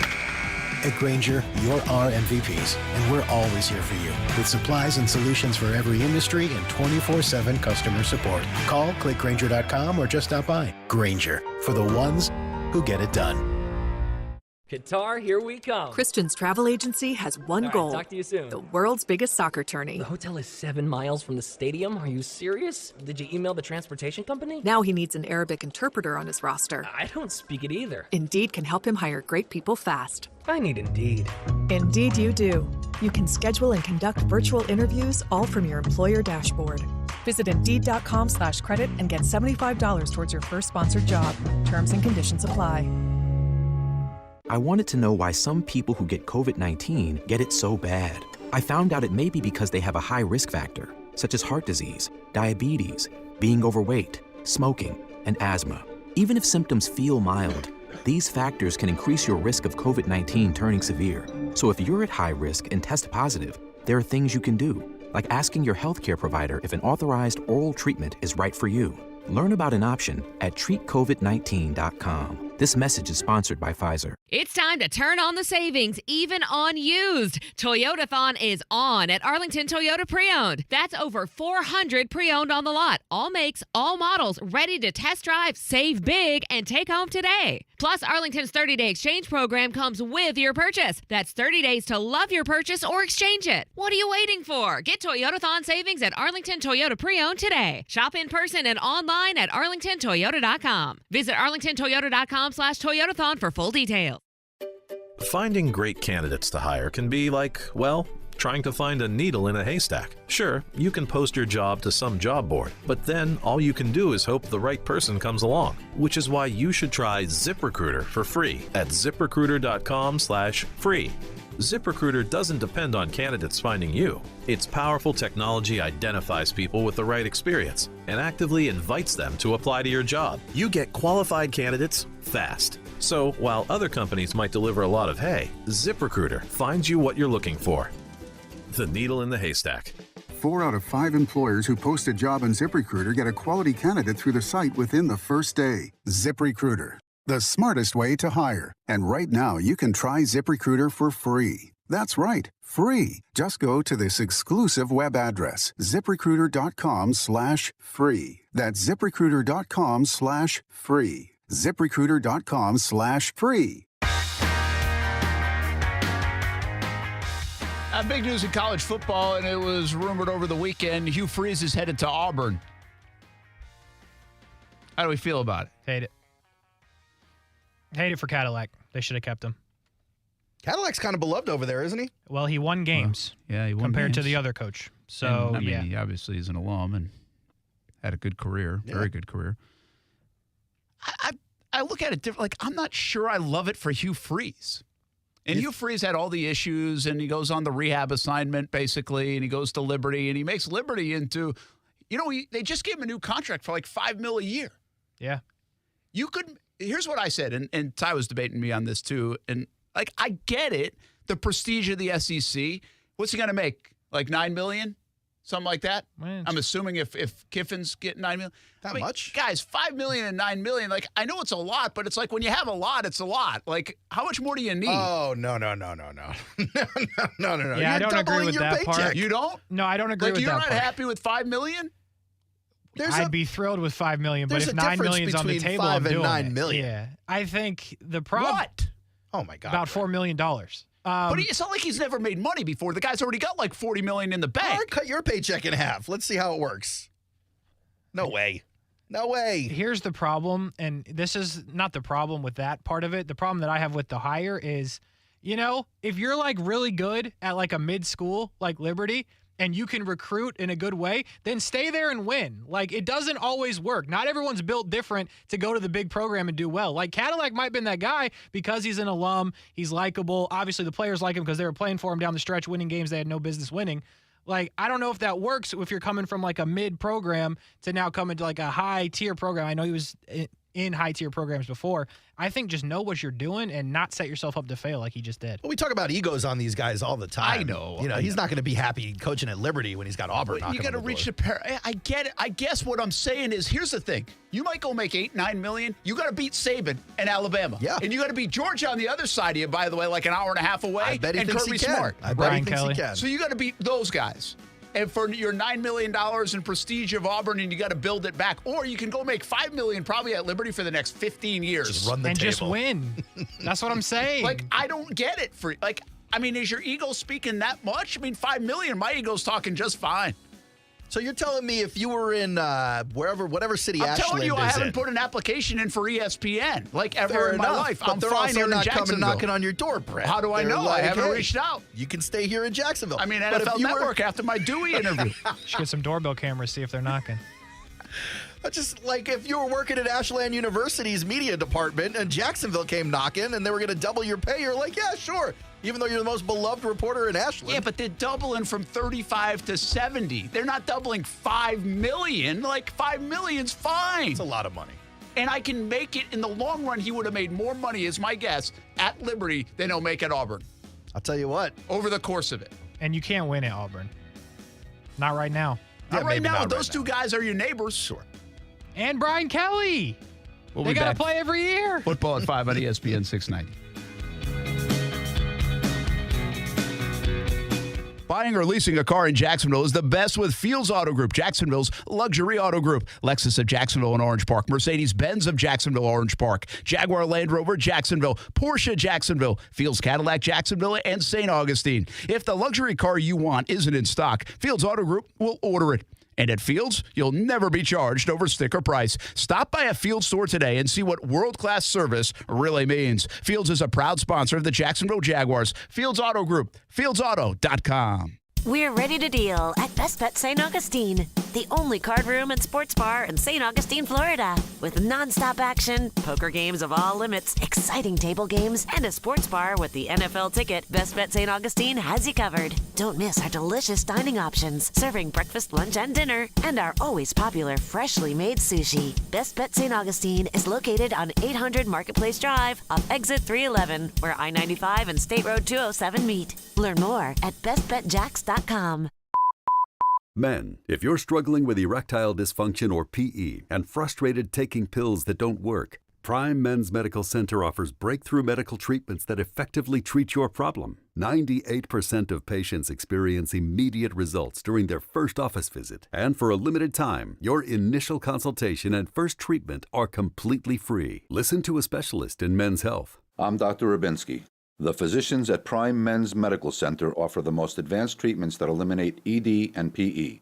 Now men are lasting 30, 60, 90 minutes or longer, regardless of age or medical history. Guys, to eliminate your frustration in the bedroom, call Prime Men's Medical Center now to take advantage of this exclusive limited-time offer. Your initial consultation and first treatment are totally free, and you'll see instant results right in the office. Call now, 904-664-8214.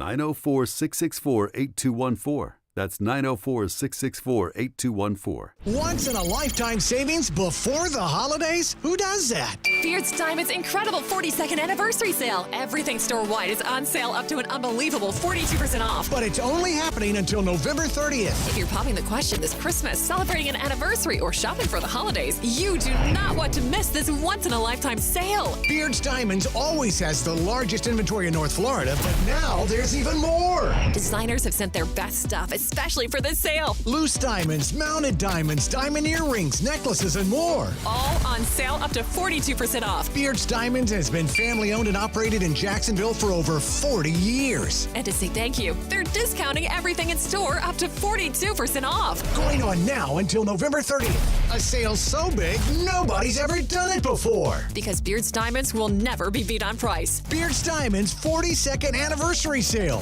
Don't buy until you get our price. At the St. John's Town Center or at beardsdiamonds.com. Head coach reports ESPN's Chris Lowe. Freeze widely regarded as one of the top offensive minds in the game. Jackson State coach Deion Sanders confirmed he's been offered the Colorado head coaching job, has also received interest from other schools. Sanders didn't say whether he's considering any of the opportunities.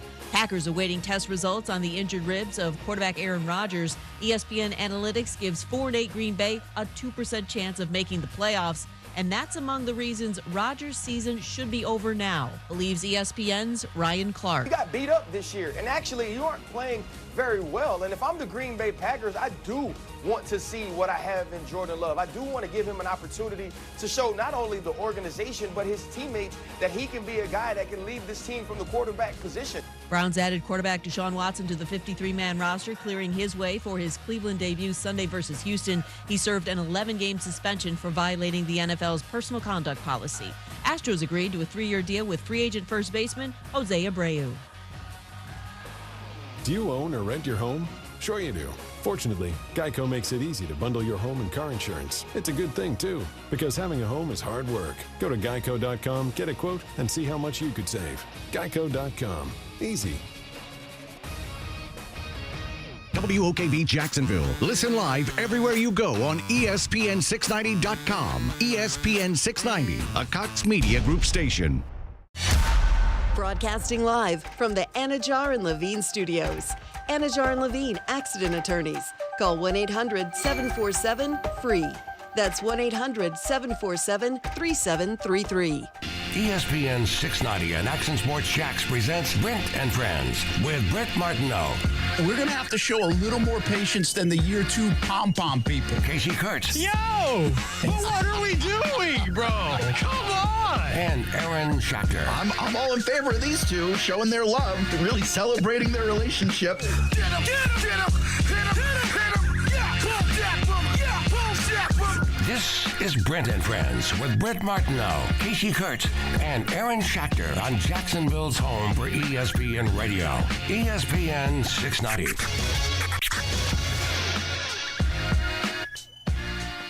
Man, you don't want to take this time to just talk about the Jets? I do, actually. I mean, I desperately want to talk about Why didn't you come in here today with a Mike White jersey? I'm not... For all the Jet fans in the land, it's Mike White season. It's not Mike White season for me. First of all, I'm well aware of this franchise, the New York Jets, and they will Jets this up before the end of the year. They'll put Zach back in. There'll be a huge commotion. It's going to screw something up. They'll try and go back to Mike White. He'll throw 17 interceptions. Jets will go from a viable playoff team to a top 10 draft pick in no time. Don't worry about it.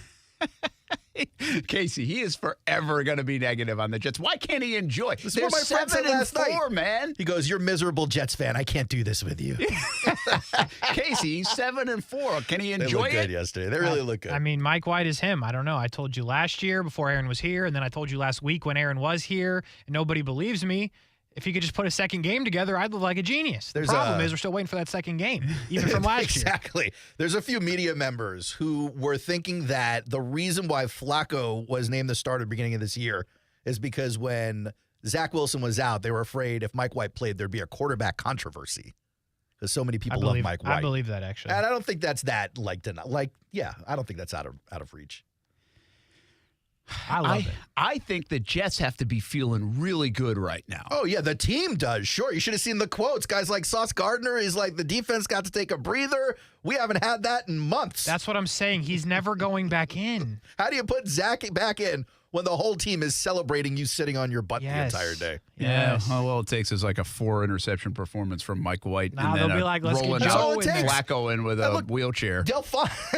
Delphonic's in the chat too, Aaron. Just enjoy the fact that you got a franchise. Listen, you were talking about the Jags-Jets game last segment, and I wasn't going to go off on my Jets tangent, but look at the numbers from that day, man. Zach Wilson, I think, only completed 10 passes for 100 yards. It was the run. Even in the loss, Trevor Lawrence completed like 25 plus, I think, for like 250 or something like that. So, I mean, I would love an actual quarterback. The Jets have had 15 different quarterbacks in the last 8 years. It's been a very unsettled thing, so forgive me if I'm not doing jumping jacks over Mike White's season. Well, here's the thing, though. This is why you should be doing jumping jacks if you're a Jets fan. Because Mike White is good. No, he was yesterday, yeah. That was a bad situation last week. Oh, yeah. And that had a chance to derail your season. The whole season. And it put Saleh in a really tough spot as a second-year coach, or any coach would have been. Sure. But he read the room. He listened to the guys. He benches Wilson, and then White plays well. Yep. Nobody would anticipate White playing that well. I know he's now done it a couple of times, but come on. Nobody would anticipate that. And it's a bad team. And he does have a bad team, and they didn't have Justin Fields. But and they lost Darnell Mooney for the season. But they did what they needed to do. Like, for them to make that decision, for the locker room and the players to react and then get the W, I mean, that's the trifecta that is like, oh, here we go. Let's go. We'll ride. It didn't matter if you were playing quarterback or Kasey was playing quarterback. The result was not the quarterback play. The result was the W, which made the decision right, which now it has me leaning a little bit toward Kasey, where maybe he's not coming back in at least this year. Like, Saleh was saying the intention was to get him back in. I don't know how you do it at this point. You got the wide receivers. I mean, not one person came up in Zach Wilson's defense last week. Not one. Robert Saleh. That was it. Not one player said, you know what, though? Tough season. He's still learning. We're all still getting together on this thing. It's frustrating. Not one of them. The wide receivers are out there supporting their guy, Mike White, before the game, during the game, after the game, interrupting his interviews. They were loving the guy. I don't understand how you put Zach Wilson back on the field and not lose that team. Again, my thought was I don't think they were going to put him back in this week or next week. I thought maybe with 3 games to go, if they had fallen off the table a little bit. Like, we didn't know when we were talking about this discussion that Justin Fields definitely wasn't going to play Sunday. And Fields had been playing really well. Like, I would have given Chicago a decent chance to win that game with Fields, like with a healthy Fields. They would have won. I'm not sure. I mean, I would have given them a decent chance. But if they had lost that game and they go to 6-5 and then you start losing some games and, well, it's splintering, well, then why wouldn't you bring Zach back in and see what you got for the last 3 games, try to rescue it, and maybe he learned from it. And now I kind of agree the way this thing turned out. I mean, it's Mike White's team right now, but it's not really even his team. It's everybody else's team, not named Zach Wilson. It's a great young roster, right? So unfortunately for that team, they don't have an answer at quarterback, and their next 2 opponents are some pretty stout teams in the Bills and the Vikings. Okay, yeah. So this can be, I mean, but again, they can beat anybody because they hang around that defense. So they're, I mean, I'm sure they can beat anybody. They're 6-4. Of course they can. No, they can be a dangerous team, especially come playoff time if they get there. But to think Mike White is the savior, guys, come on. Help's not on the way. Well, no, he is not the savior. And I don't think anybody's fallen for that. Have you checked Jets Twitter recently? Well, then they're a little bit. The Jets, Just a little look bit. in the mirror and relive the last 20 years, Jets fans. Exactly. I mean, come on.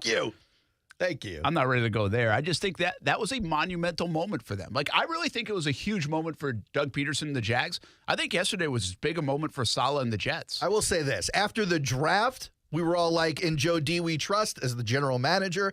After the decision to pull Zach, you really do get behind Robert Saleh.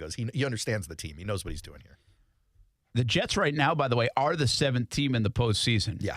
Just ahead of the New England Patriots. Yeah, right now, if the season ended today, I think they play the Chiefs. Well, that sounds fun. No, the Dolphins. They play the Dolphins because the Chiefs get the bye. The Chiefs get the bye. But then when they beat the Dolphins, they will play the Chiefs. I mean, by the way, that's the ultimate for Aaron, huh? He can't say that one would be nice the thing Super Bowl. I'll tell you what.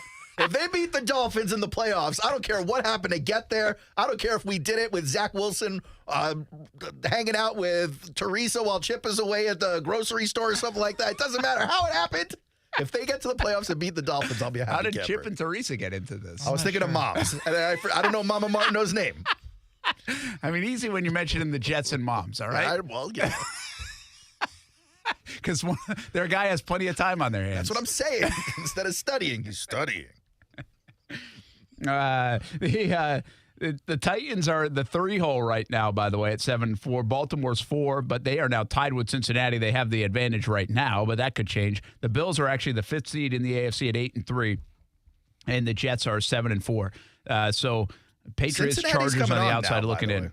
It really looks like a 9-team race for 7 spots in the AFC, and then Indianapolis and the Jaguars with 4 wins. How about the Raiders, by the way? Back-to-back OT wins after all the disaster? Yeah, man. Josh Jacobs going off yesterday. Holy smokes. But you know how we've talked a bunch last week about the quarterback situations around the league getting lucky? That's one that, like, I tweeted this, I think. If I'm Mark Davis, I'm like, the guys I hired are idiots. Josh Jacobs, they said not to give this guy the 5th-year option. Yeah. And now they're costing me like tenfold money. Or we're going to lose him. Yeah, we're holding on to the guy who can't help us win, and we're letting go of the guy who's doing all the work. Yeah. He should not go back there. No, I know. Somebody else He will won't. pay him. But, I mean, how bad of it? Why did they do that? Do we know that somebody else will pay them? Like, who's buying running backs these days? Somebody will pay them. Oh, yeah, somebody pay him. Not like a ton, but like somebody will pay him. Yeah, it'll go the running back market. Yeah. I mean, he's good. Kind of crowded this offseason, too, I think. I mean, rumor has it the Rams are cutting all their running backs, so they probably need one. Yeah. I mean, just for starters. The Chargers could use a guy that can actually run versus Eckler who catches passes. Yeah, it's an interesting situation in the AFC with some of these teams, and most of them trying to play spoiler. It's a big week. I think this is going to be a big week to determine who's in and who's out, who's got a chance. And again, I think the Jags sit in that situation. I mean, outside looking in, we just say, hey, let's give us the situation after this week. Can the Titans lose to the Eagles? Yes, they can. Can the Jags beat the Lions? Yeah, they can. If it happens, they'll be 2 out with 5 to go, and they play the Titans twice. Like, that's fun. Yeah. What the hell? You Yeah, know? that's tailor-made for drama. Yeah, that would be good. And great fun. I get that all the rest of it is highly improbable, but it would be a lot of fun. I just saw free agent running backs this coming offseason. You got Saquon, who's probably not leaving the Giants. All right. Kareem Hunt will be out there. I'm paying Josh Jacobs first. Josh Jacobs will be out there. Jamal Williams, probably not as sexy as Josh Jacobs at this point. He do be scoring touchdowns. Rashad Penny's a good running back. Nope. UFA. Miles Sanders playing his life off to this season. I mean, he's playing well. He's not better than Josh Jacobs. He's not having a good of year as Josh Jacobs. I feel like their numbers are comparable. Darrell Henderson, obviously, we know about. David Montgomery's another good back that's going to be available. Maybe not leaving the Bears, though. Yeah, they ain't letting him Singletary, who knows what'll happen there in Buffalo. Who was also good, by the way. Yeah, this is what I'm saying. Like, there are a lot of good backs out there. I don't know that they're all going to get Zeke money at all, if at all. That's a good point you bring up. When you say there's a lot of good backs out there, that means there's also no reason to go after one or two of them to break the bank. And that's what you're saying. Well, the Dolphins are good, though. You know, I thought about this today, guys. Can anybody figure out the Dolphins' offense? Is this just get Tua out of the game. That's when they lose. This is what happens in the NFL. You know, like you get tape on it, you figure it out. But now there's been plenty of tape on the Dolphins' offense, and nobody's figuring it out. Yeah, I don't think watching tape makes you faster. And until you can catch up with Tyreek Hill and Jalen Waddle, ain't much going to get done. That's true. But you know what I'm saying, Kasey? Remember, like, I actually think this was the Chargers did it to Baltimore. Remember, I think it was MVP season for Lamar.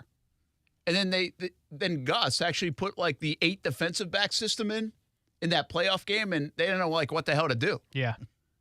And I think they've done it other times with Mahomes to try to slow him down. They just don't rush him, drop 8, just cover and everybody. keep the clock, you know, his mental clock, and boom. Now he's learned to get by some of that too. But that's what I'm talking about. Like, who's going to come up with the remedy, and when is it going to happen? And if it happens in the last 6 games, then people are going to copy it. Oh, yeah. And then will they be able to counterpunch? Like, I think they're the team right now that nobody can kind of figure out. See, Kansas City, you can't figure them out because they're too damn good. Like, Kelsey and Mahomes are just too good, and he's, like, unguardable, and I'm not sure you can do it. Boy, he torched Jalen. I don't know if y'all saw that. Yeah, he torches everybody, though. Yeah, but it was Jalen. But you know what I'm saying about Miami? Like, is there another team right now that exists that nobody's quite figured out? There's plenty of ways to defend Lamar Jackson now. There's plenty of ways to defend the Buffalo Bills right now. You just got to be the last person to score in the Miami game. They just don't play defense as good as they play offense. Yeah, and I mean, you've figured out what Jalen Hurts is by this point as well. That's a good, although they were good last night. They were really good last night, but the Packers are struggling. But you're right. The previous 2 games, it felt like it was starting to go off. It just wasn't as dominant. Yeah. Now, I give a lot of credit to Philly, though, because this is a team that knows how to win. That game got close, and they go on a 7-minute drive at the end and just pound it, and then beat you up. And it will take a team that can play physically enough with them. It's just a team that stops the run well. I think a team and they would never play each other except in the Super Bowl, because I think Minnesota, they got, that game against Dallas was bad. But, like, they're a team that at least could go, I think, offense for offense with Miami. It would be so fun. Like, if that was the Super Bowl, that would be awesome. That's a pretty good call. No defense at all. 74 to 76. Like, exactly. Who can score last, to your point? To that point, can Dallas's I know they're not going to, it would be a Super Bowl matchup. Like, Dallas's defense is so athletic. I'm wondering if that's a team that could. San Francisco as well, but again, Super Bowl. Yeah. I think San Francisco could. Yeah, San Francisco. Do you see the stats? San Francisco, like in the last 4 games, hasn't allowed a point in the second half. Yes. Yeah, they're insane. They're making a Super Bowl run right now. I'm a believer. That NFC lucky sons is of guns. soft. I can't believe it. Did you see the graphic? Maybe you retweeted it. I did. He has the best He has the best record ever for San Francisco quarterbacks. These guys are second idiots. Best. These guys are idiots. Yeah, Jimmy G. Like, we want to crown these guys the smartest guys in the world. They're idiots. They set up this whole situation, and then it fell right back in their lap the way it should have been, those dumbasses. Still giving it away. 40-19 record for Jimmy Garoppolo in 59 games. And they tried to cut him. Like 2 games behind Joe freaking Montana, and it's the same record as Steve Young through the first 59 games. And by the way, he wouldn't be on the team if Trey Lance was healthy. They tried to get rid of him. If he didn't have shoulder surgery, he wouldn't be on the team. Yeah. And by the way, like, even in late July, August, Shanahan's still like, yeah, we hope somebody finds him. Does like, anybody picks want him up. Jimmy? Like, anybody take him? Whatever the opposite of the milk carton is, get this guy out from the back of our facility. Like, there is somebody no take doubt. him. Here's the deal, guys. On the San Francisco front, is there any doubt that if Lance stayed healthy through the first half of the season, they would have traded him by the deadline? He wouldn't be on the team. Or There's would no they have way. or would they have put him back in because the locker room would have been pissed? I think we were they put him back discussing in. that, right? I think they put him back in. I just think they were going full speed ahead with Trey Lance no matter what. Yeah, but if you're horrible, you're horrible. You Then why know? not start Garoppolo to start the season? Because they didn't know he was horrible yet. I think as it was Yeah, playing they didn't out know Trey poorly. Lance was. And we talked. And if we I mean, go we back don't know to if our Trey Lance is conversation- horrible. Wow. It was playing out poorly, as I was saying, so he gets hurt. You don't know the But answer. the conversation that we had is that, like, your leadership committee, like, San Francisco's this good. Mm-hmm. They knew they could be this good. So they can't have a young quarterback holding them back. And so I think their leadership committee and everybody else, kind of like probably what happened with Zach Wilson, would have gone into coach and been like, listen, we know we can win with this guy. You can't do that. Like, we're too good right now. Give us a chance. But they might have been 0-4 by that point. And on their way to trading Jimmy G. I just can't get over how lucky they got. Meanwhile, the Broncos are like, yeah, we'll take Russ. Take all the picks, and we'll pay him everything, and it's fine. We don't want Jimmy G. And who said it like today? Was somebody on our show, or did you say it? Washington turned him down too, by the way. The Colts went for panicked. Matt Ryan. Yeah, what? Somebody said this morning they panicked, I think, and I think they're right. Like Aaron Rodgers fell through. Oh, the Broncos. The Broncos, and so they panicked. They were like, "Well, we kind of thought we were going to get talking Aaron to Rodgers." Maurice about it. And, Yes, that was Maurice MOJO. just said it. My God, gosh, that was That was just like about an hour and a half ago. ago. Holy cow! Sorry, it's a long day. But yeah, they panicked. That is true.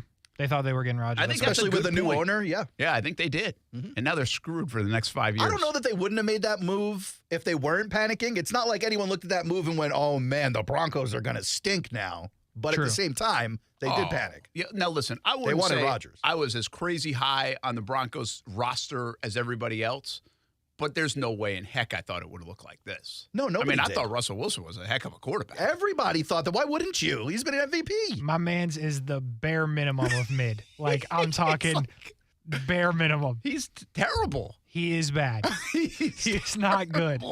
Like I would come back around to the Ripien guy. Actually, you know what I would do if I was Russ? I'd say, man, my thumb hurts.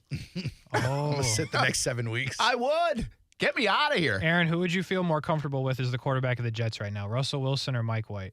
Mike White. That's but tough. if it was Russell That's Wilson tough. or That's Zach a tough Wilson, place to be. That's Russell Wilson unbelievable. or Zach Wilson, I'm picking Russ. Well, at least he beats somebody. Yep, that's right. That's wild. The You guy just that picked just said Mike he White he's like, over I don't, Russell yeah, Wilson. but it's true. I do the same thing. Like Right Russ now. is bad. He's been pretty awful, yeah. I mean, that is. How about this? I got one. Mike White or Kyler Murray? Don't do Kyler it. Murray. Don't do it. Kyler Murray every time. Taylor Heineke or Russell Wilson. I think that's obvious. Isn't Russell Wilson. No way. Russell Wilson. No. You love Taylor Heineke. They're undefeated, or they've lost once I since they get put it. him in. I've seen the memes as well. We've got a winner, and we got Russ. It is amazing what Heineke's done. Did you see the graphic that Russ's house, his new house, has more bathrooms than he has touchdowns thrown? He has 7, and his house has 12. Oh, they did him dirty. That is Awesome. his 12 bathrooms in his house. My gosh, what a pain! You never know where you're going to be when the time You strikes. never know. That is such a pain. Are you in the upstairs gym or the downstairs gym? You know, he better be in some gym. This guy's mid. I By forget the what I was way, just gonna if the look season up. ended today, the Cowboys, the Giants, the Eagles, and the Commanders make the playoffs. That's There you unreal. go. That is unreal, isn't it? And we thought it was going to be like the Rams and the Cardinals. Remember that? This room thought the NFC East was going to be a gross division. One guy did think the Cowboys were pretty good though. And well, I two guys thought the Eagles were pretty Yeah, good. but that's all we thought. So we're all right. No, That's all we thought. but I think we should get more credit for the Eagles than you should for the Cowboys. Let's go. No, you I'm guys into said that. you guys were like laughing at me about the. I was laughing a little bit. And at we're the still Cowboys. somewhat right. The Eagles are a better team. Well, the Eagles are good. Eagles are better than I thought. Cowboys are 8-3. That guy drives me nuts. How about you guys? Which Sirianni? Oh my God! Let me Oh, tell I you love something. him. I love him. I saw a video. I love He him. drives me nuts. You've seen this video. At the end of the Colts game, he goes up to the fans Yes. and starts screaming, Yes. "That was for Frank Reich!" It's That's like, all right, I mean, calm shut up. down, stupid. I love Just him. shut up, Oh, right? I stop love it, him. Come you on. baby. It had nothing to do with you, Sirianni. Just stop it. I love him. But he stops around on the sideline like, look at me Big a tough lot. guy. Oh, you know? stop and it. look at him. Gross. Love him. Screw that guy. Love Doug And- way more. Well, yes, but All right, hey, real quick. say, The Jags who they played this year. I mean, the Jets are 7-4, the Ravens 7-4, The Titans are 7-4. The Colts are actually even better than they looked like they were going to start. The Texans obviously stink. The Chiefs are 9-2. The Chargers 6-5. And Jags actually got a break with the Raiders and Broncos not being good. We thought they'd be better. The entire East is good. Yeah. NFC is, as you just mentioned, all in the playoffs right now. The Lions are a good 4-7. It feels like. Yes. Their They're not schedule mid. is like weirdly hard. Tough schedule for the Jags. It's super unlucky when the Lions and Jets are good. And the Giants, by the way. And Washington. And Washington. But they weren't good at the time, Washington, in all fairness. But it was like the opener, Nobody so we was, didn't know anything, you know? And by the way, Washington's got the third hardest schedule this year. You know who's got the easiest schedule this year? Not the Jags. The Chiefs. Do they really? How does that happen? Well, yeah, and that was supposed to be the toughest division. How does that happen? Well, that's fair. They thought those teams were good. Well, they had to play those teams anyway. Yeah, they did. Yeah. How is that? How does that happen? Who did they? Cincinnati. The Raiders are tied with the Buffalo. Jaguars New for England? strength of schedule, so you can't say it's all the AFC East and those teams. NFL's so bizarre. Very bizarre. That's why the Jags have still got like 5 more wins left in them in a playoff push. That would be Don't give nuts. up on it You've yet. got my eyes open to this playoff push now with the 2 Titans games. Now I'm in now. But it's going to They be. just need a collapse from the Titans, man. No, okay. you just. Well, they have to yeah. partially collapse. Yeah, they need to lose a few games. They get to, like, they can only win, like, they got to, like, really collapse. Think about this, Will though. they have 4 losses? Yeah, 4. They need at least 1 or 2 more non-Jags losses. It's going to come. Oh, yeah. Think about this. It's going to come down to the Houston Texans. Yeah. Jags got to beat the Texans. And for the Jags, it's going to come down to the Jets, the Texans, and the Lions. Think about that. You can't lose those games. Like, the Jets, hey, whatever. But here's the deal, though. We could look Eagles, Jags, Chargers next up for the Titans. They got to lose all 3. Those are losable games. And then they go get to the the Texans. Chargers? Yes. Then they get the Texans at home. They'll beat them. See, it Then they comes get down the to the Cowboys and the Jags. I mean, the Texans That's a have tough a schedule. role in this. they could lose 5 out of the last 6 before they get to Jacksonville. Come on, Jags. I can talk us into this if you want. Maybe I just did. What's his? Maybe Tannehill's still hurt. Maybe Willis. the whispers start happening. They need like the flu to hit the team. Treylon Burks For a couple I weeks. mean, they're always hurt. The Thanksgiving flu. We heard about that earlier. So you can try to convince us next week if they beat the Lions, then I'm in. All right. No. Oh, well, I'll be doing a whole hell of a lot of convincing if they beat the Lions and they lose to the Eagles. Yeah. Like, Well, I'm I'll- saying, like we- I'll we be gotta on get like there. I'll have like planes flying over. Aerial banners. Oh, we got to stay away from those. Oh yeah, I heard about that. We'll be back. Football at 5 on ESPN 690.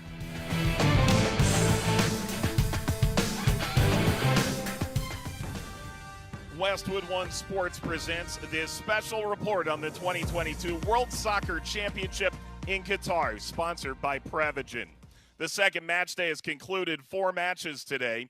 In Group G, Eric Choupo-Moting's equalizer helps Cameroon stay alive with a 2-goal comeback against Serbia in a 3-3 draw. Portugal through to the knockout stage with a 2-0 win against Uruguay behind a Bruno Fernandes brace. In Group H, Ghana control their fate with a 3-2 win, keyed by 2 goals from Mohamed Kudus, while Brazil's Casemiro curls an 83rd minute winner in a 1-0 win against Switzerland. Entering the third match day, France, Portugal, and Brazil are through. Qatar and Canada eliminated. Tomorrow, the U.S. need a win against Iran in their final group stage match to reach the round of 16. Kickoff 2 p.m. Eastern Time. I'm Mike Watts, Westwood One Sports. Hey, sports fans, this is Ultimate Vegas Insider John Anthony. Monday Night Report Against the Spread. Last 3 weeks documented 5-1. That's 83% winners. I'm Brent.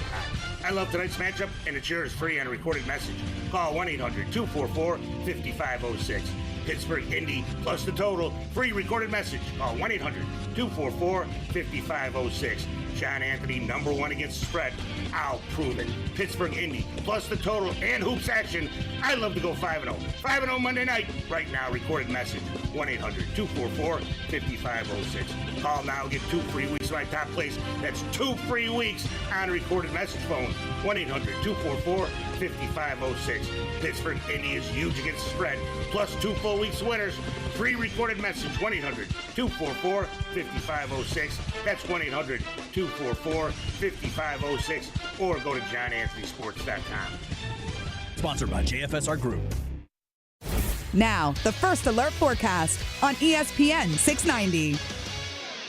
Cool temps and quiet conditions for your Monday evening and night, with overnight lows dropping down around 50 to 52. They were mostly sunny on Tuesday, high 76 degrees. Folks, it's going to be another fabulous day. We're even warmer on Wednesday and partly cloudy as a few showers roll back in.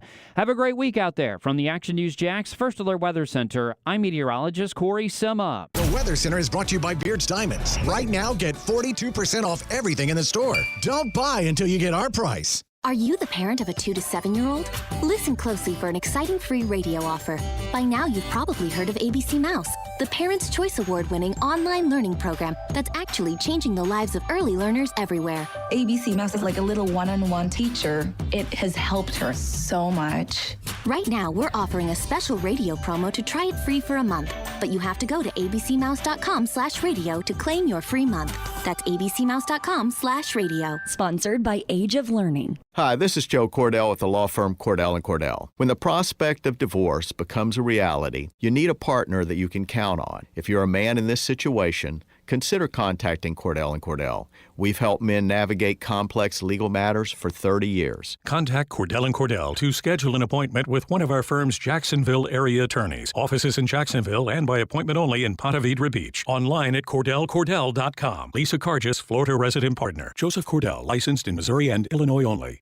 Hey First Coast, it's time for a different type of football. Both men's and women's pro soccer is coming to Northeast Florida for the first time with Jax USL, and we need your support. We want you to help us name our new teams by visiting jaxusl.com and give us your team name suggestions. You can also become a founding member of our exciting new USL Pro Soccer clubs and receive a free and exclusive collectible NFT from Campus Legends. Enjoy the World Cup, Jacksonville. We can't wait for kickoff. Is your digital marketing strategy keeping you up at night? Do you have more questions than answers? CMG Local Solutions can help you take all the guesswork out of digital marketing. Let CMG Local Solutions create the best marketing plan for your global, regional, or local business. CMG Local Solutions has the right tools to fit your business's marketing needs. Learn more at cmglocalsolutions.com/Jacksonville. That's cmglocalsolutions.com/Jacksonville.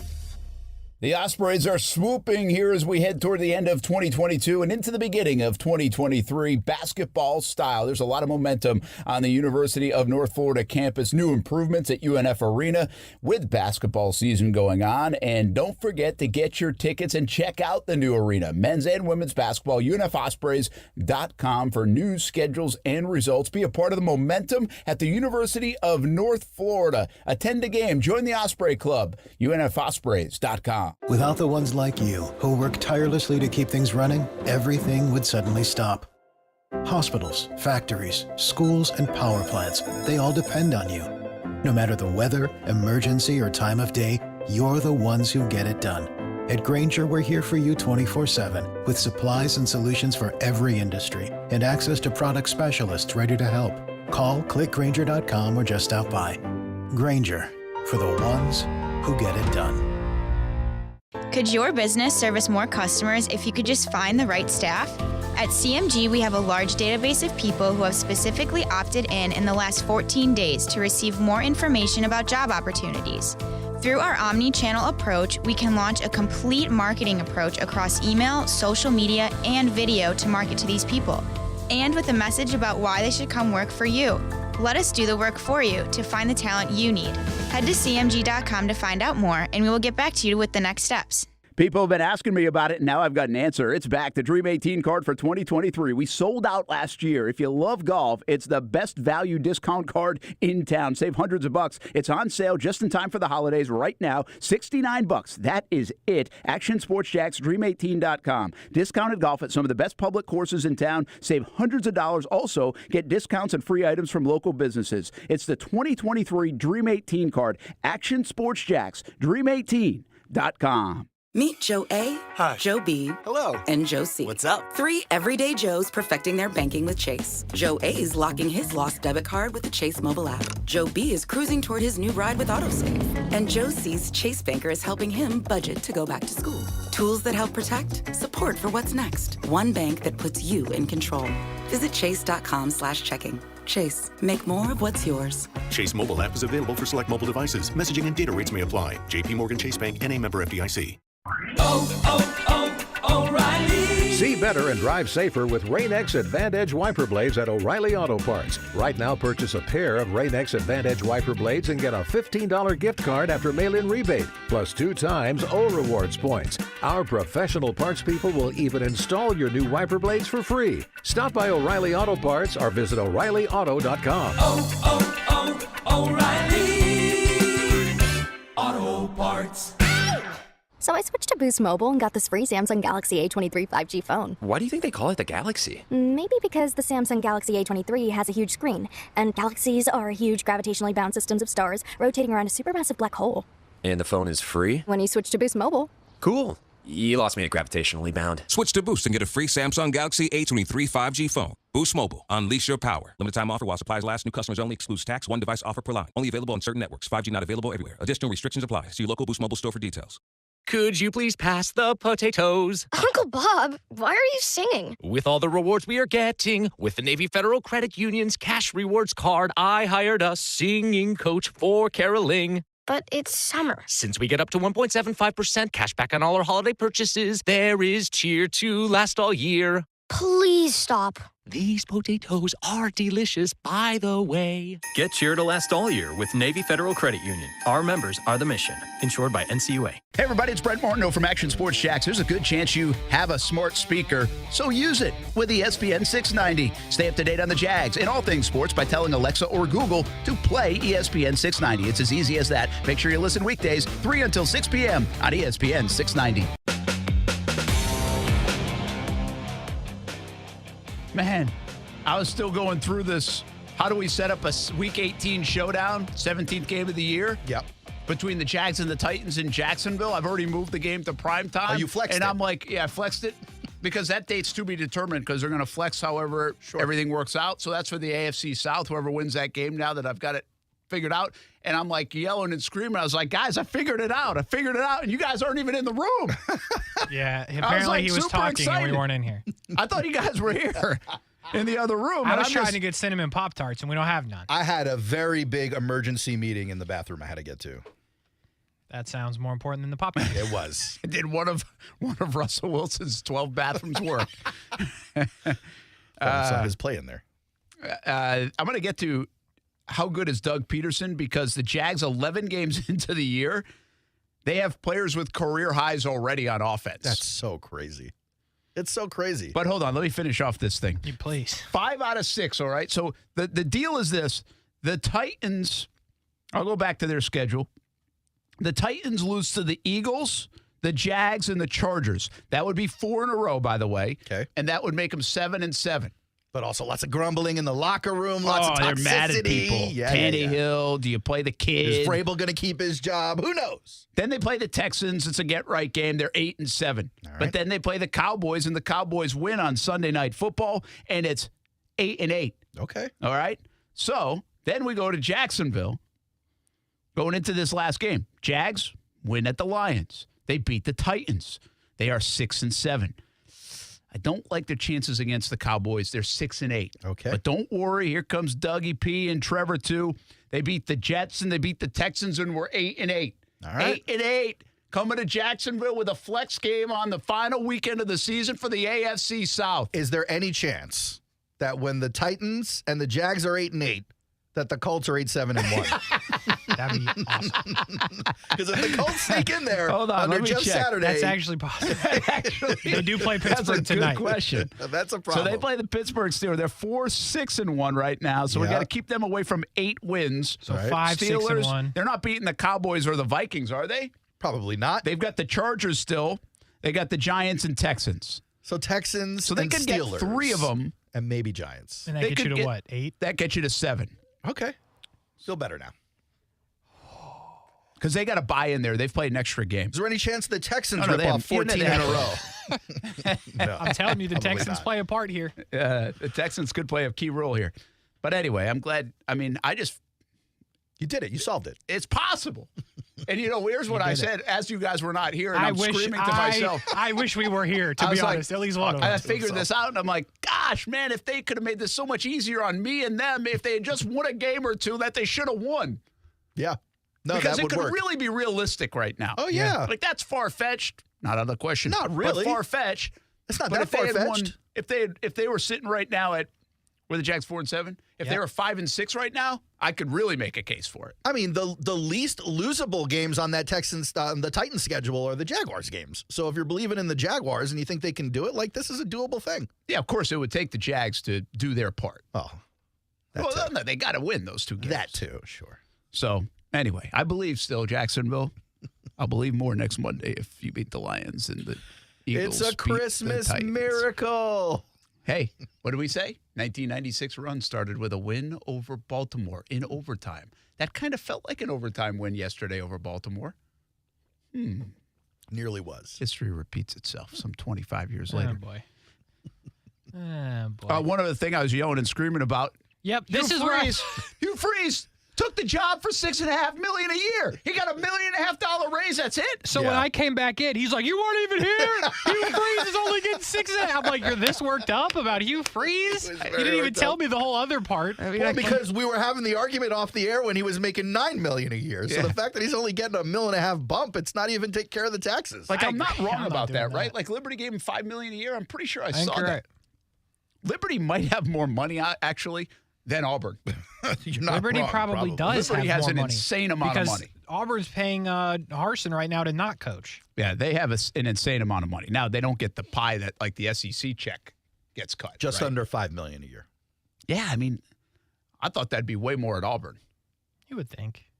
See, now I'm definitely keeping Cadillac. You know what I'm saying? He would have done it for less. Let's get to Daniel, and then right after that, I'm going to show you career highs that Doug Peterson's delivering for this offense, and this is why Dougie P should be viewed as, well, very good right now. Daniel, what's happening? Man, especially on this Monday, I love the way you think. I am right there behind you. I am in for the flex game. That's right, Sunshine and Rainbows Club, baby. That's right. They with Rashean Mathis, I would love for you to ask him what does he think about with Cisco and the way that he attacks the players. You know, it really concerns me with him not being that big of a guy.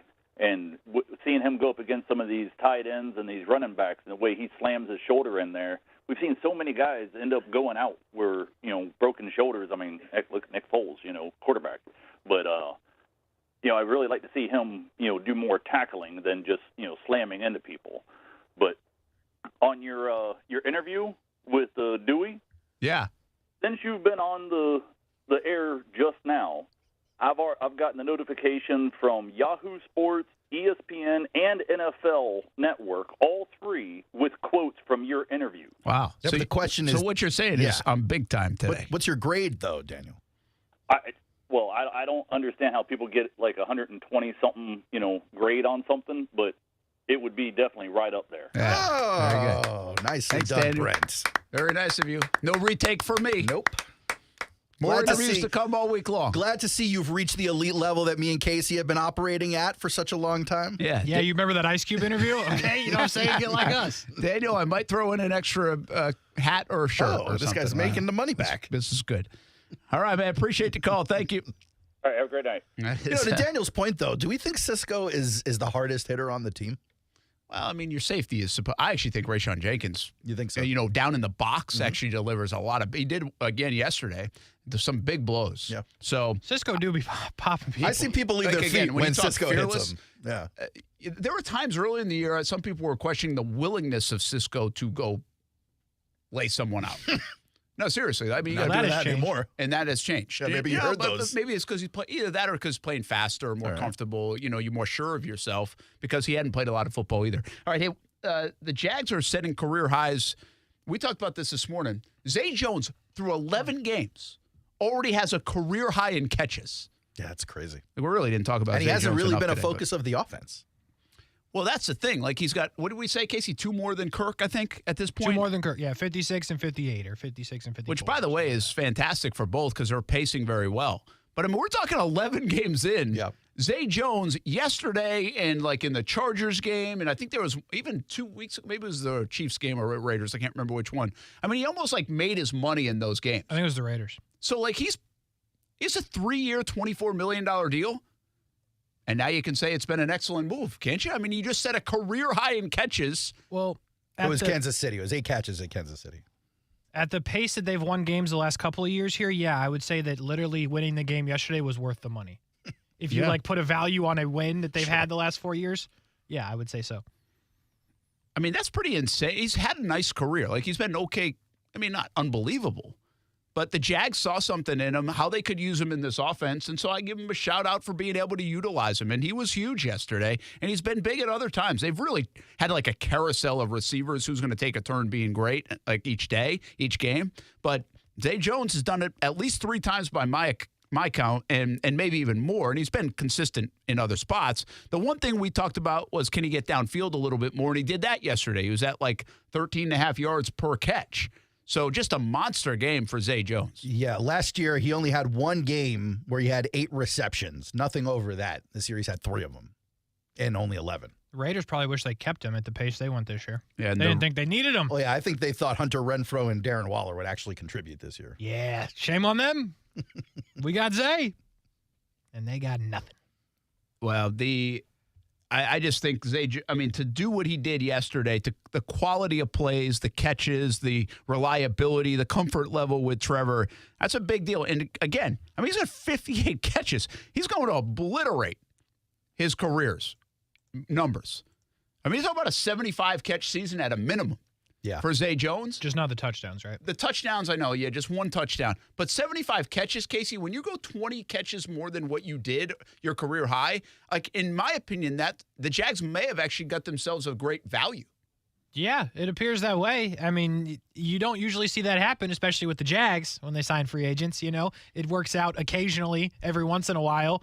But, yeah, I think I didn't expect that. I don't think any of us expected 75 catches at a minimum, to your point, and maybe more if he could score a couple of touchdowns, though. That'd be dope. That would be dope. It would. Brent's head almost exploded on the radio. Trevor Lawrence, career highs? It would be dope. Well, how about 6 games of 100-plus rating? 129 rating yesterday, career high. Oh, yeah. 29 completions yesterday, 29 completions against the Raiders. Those 2 games, the last 2 games he's played, career high in completions. He's now pacing. Come on, give me the pace. Usually you do this. Yeah, well, while you're doing that, he's got 16 touchdowns on the year. That's a career high. Well, he had 12, right? Yep. 6 interceptions versus 17 last year.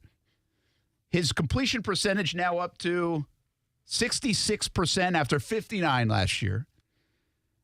He's 1,000 yards shy of last year's total yards. He'll get that in 3 Can games. you check out? You brought this up earlier. He was 11th in the league, I think, in rating. In EPA. I think it was in the QB rating at 93 now. Right, 11th in passer rating. I mean, he had a 93.6. 71.9 passer rating last year. He's 93.6 right now. Yeah.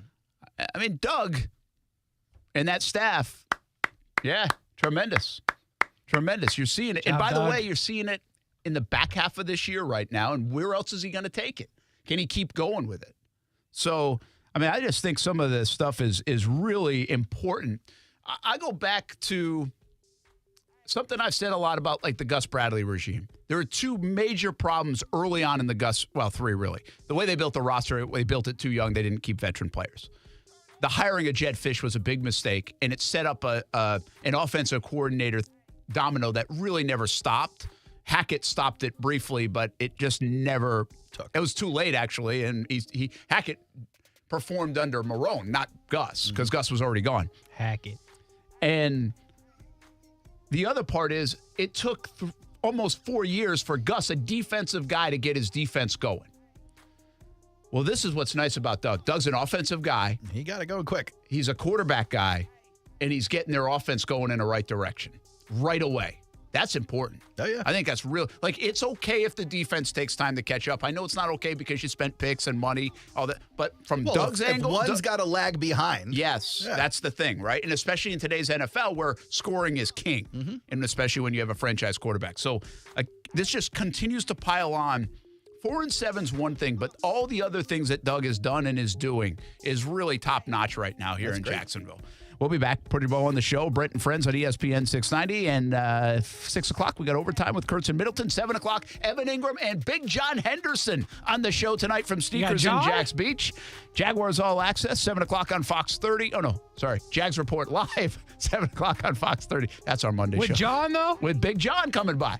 Wow. Yeah. And Evan Ingram as well. That's So we'll see a big human. Sounds like you're going to have a grapher out there at the show tonight. Nah, I got to show you. We'll be back on ESPN 690.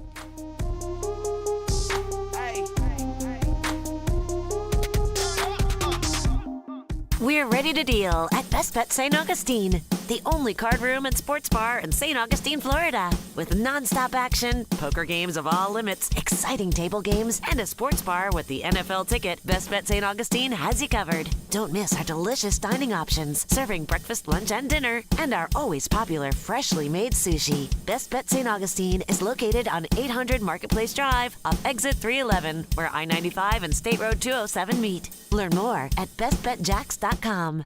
Over the past few years, the COVID-19 pandemic has affected how we live our daily lives. Today, 1 in 5 Americans experience emotional and mental health challenges, but many of us do not understand what we are facing or how to ask for help. At the American Psychiatric Association Foundation, we work every day to eliminate stigma, combat mental illness and substance use disorders, and advance mental health. If you or someone you love needs help, you are not alone. Please visit mentallyhealthynation.org to learn more.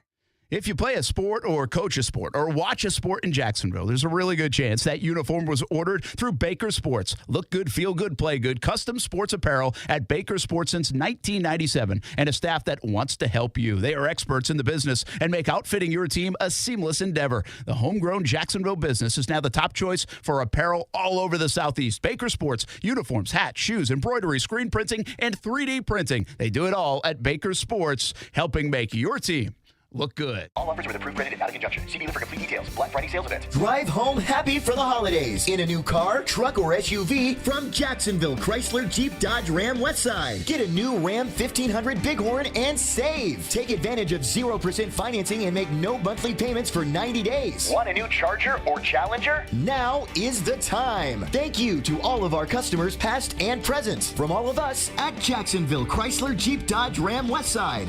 Westside.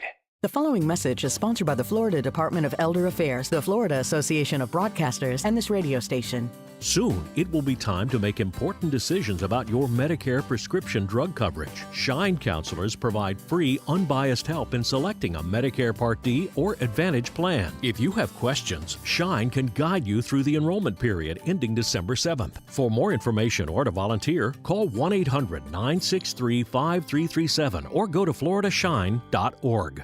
Hi, this is Brian Kilmeade. I want you to join me while I MC Operation New Uniforms 9th Annual Heroes Gala with guest speaker Colonel Alan West at the Sawgrass Marriott Saturday, December 3rd. Greetings, I'm Lieutenant Colonel Alan West, and I'm excited to join Operation New Uniform as we celebrate our heroes at the 9th Annual Heroes Gala, December the 3rd. Join us in honoring our military service men and women and their families on this night to remember. We look forward to seeing you there. Since 2014, ONU has helped thousands of veterans develop the skills necessary to translate their talents and backgrounds into business. Salute our veterans Saturday, December 3rd, and join me, Brian Kilmeade, and Colonel Alan West for a very special event. There are several sponsorship levels available, but space is limited. To get your group involved, call 904-328-1600. That's 904-328-1600, or go to onuvets.org. Secure your table today. I am Dion Wellington, owner of Ice Capade Frozen Treats, and a Jack's Chamber member and graduate of JWBC's Entrepreneurial Certificate Program. Connecting with JWBC has provided me with the education, resources, and meaningful relationships to be more confident in growing my business in historic Springfield. This support is invaluable to women in business, and I am most thankful to be part of it. For more information, visit jacksjwbc.com. At Fisher Investments, our clients know we have their backs. How do your clients know that? Because Fisher Investments is a fiduciary, the highest standard for a financial advisor. It means we're there for our clients and always put their interests first. So wait, You do it because you have to? No, we do it because it's the right thing to do. Our clients trust us with their retirement savings, and we know how important that responsibility is. So we take the time to really get to know them. Get to know them how? We make sure we understand their unique goals, finances, health, family, and lifestyle so we can tailor their portfolio to their specific needs. Our goal is to help them achieve a comfortable retirement. Sounds like a big responsibility. You must make big commissions then, right? No, we don't sell commission-based products. We have one single transparent fee that's structured so we do better when our clients do better. Visit FisherInvestments.com to find out why investors like you are switching to us. Fisher Investments. Clearly different money management. Investing in securities involves the risk of loss. Listen to ESPN 690 anytime, anywhere, on any device. Whether you're at home or on the go, get the latest on the Jags, FSU, the Jumbo Shrimp, and Action Sports Jacks on Odyssey.com. That's AUDACY.com or on ESPN690.com. We're back at it. Overtime with Kurtz and Middleton on the way. Yep. Like I said, Jags Report Live coming up at 7. John Henderson, apparently. Everybody excited about Big John Henderson. He really is very excited. No, you're not the only one. I've had a lot of people excited about Big John. He's huge. He is a big man. Well, they don't call him Small John Henderson. Are you going to be scared? Nah, he's got an infectious big smile as well. He's a gentle giant. Yeah, that's true. Not that gentle if you look at those highlights. Can you Well, try back to in the day, can he you wasn't challenge gentle. him to something like you did with Cisco? Oh, you should Like arm what? wrestle John Henderson. Arm wrestle, that would work out well. You should. But you get I to should see how many use times you both can bench arms, press me. both arms and a leg. And a leg. And he just uses one arm. You got to do something. Figure You gotta four is challenge arm. him.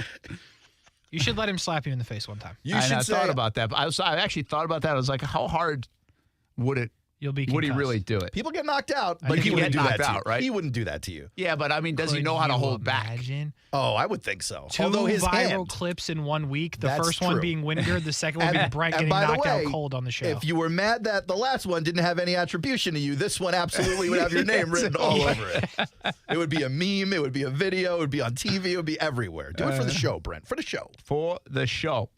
Because really, the last viral clip did nothing for the show. Like, It this really wasn't didn't. us. I know. I was like, You know- I actually screwed up on the brand a little bit on that one. There's also a I little didn't think I was going to crossover. do that. It's crazy how Twitter works. You could get slapped and then promo Dana White's new slap league. Which He has you a were slap league? He has a slap league. I don't know if you've ever seen these videos, Brent. This is real. I like, actually have seen the video. Yeah, this is real YouTube trash. It's really stupid. But Dana White's starting a slap league, bringing it here to the States, and it's got a lot of buzz around it. He released a trailer for it. It looks pretty good. How John could be in the how league. crazy is it that John Henderson, like who was a really good player, Yep.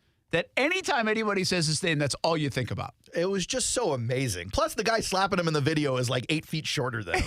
Yes, it could be Brent. Like, it's literally that video. It's just unreal. Like how many people go up? I'm going to ask him tonight. How many people go up to Big John and ask if they can slap him? Yeah.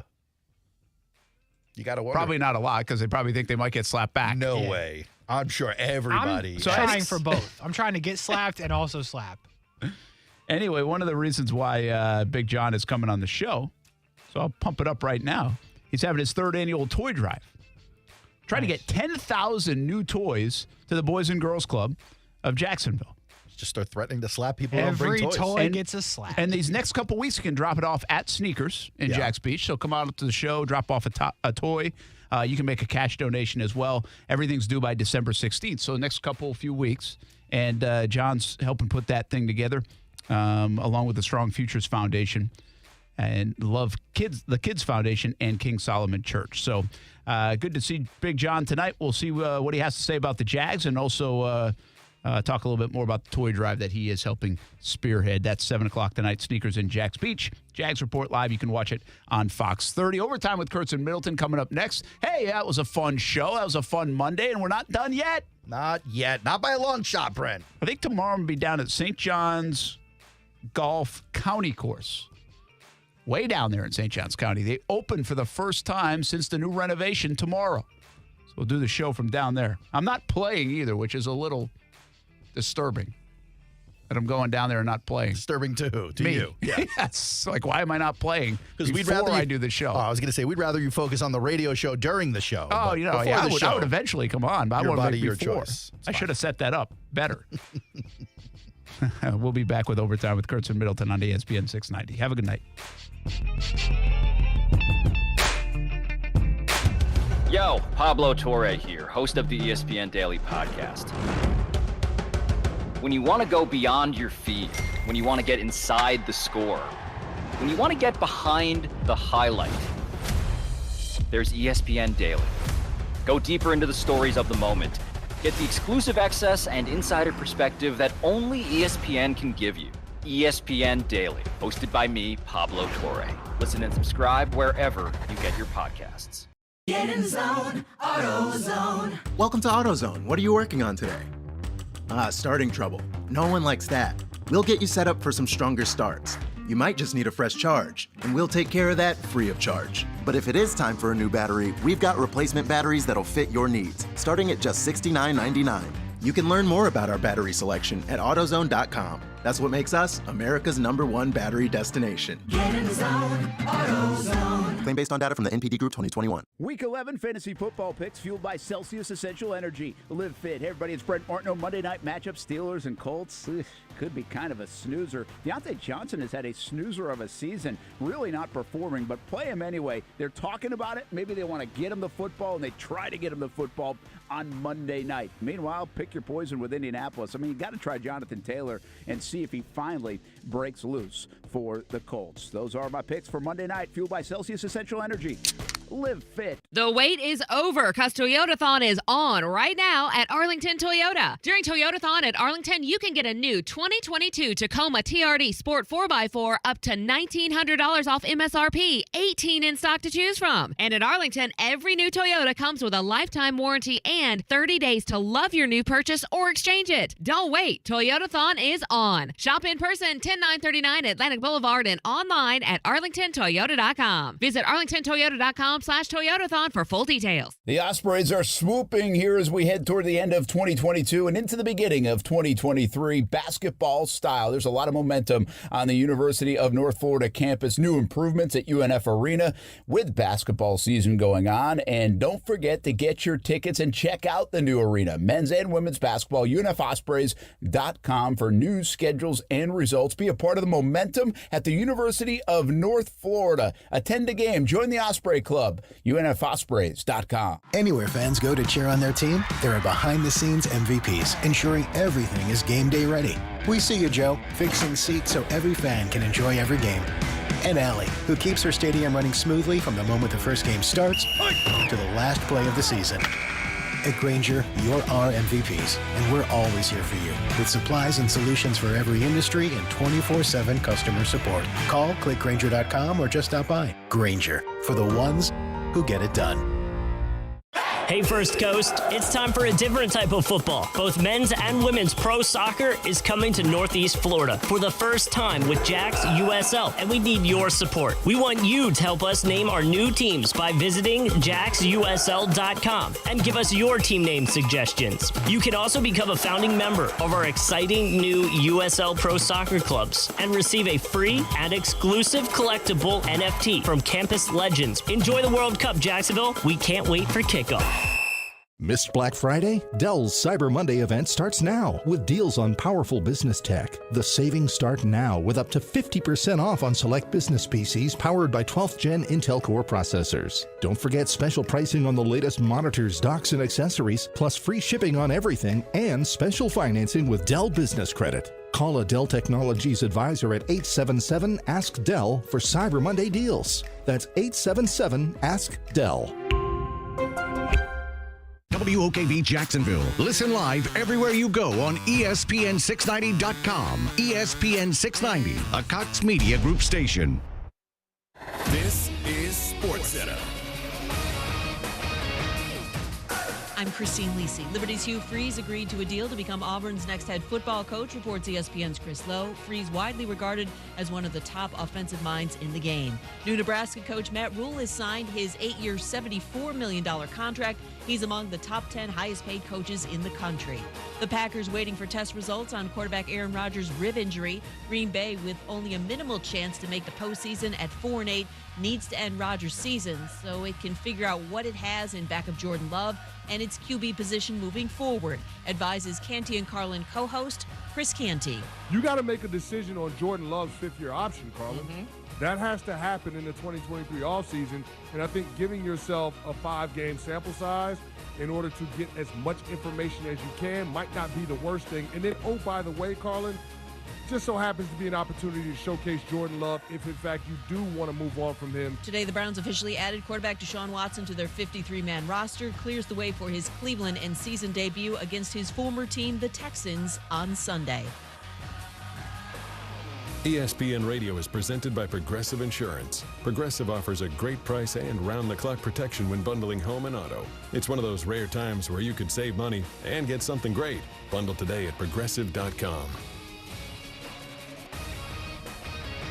In Florida, it's not if the storms are coming, it's when the storms are coming. And that's why you need the Chief. Jacksonville's chief meteorologist, Mike Burrish, with a proven track record of keeping local families safe. Rain, heat, hurricanes, flooding, tornadoes. We get it all. Just more reasons why you need the Chief.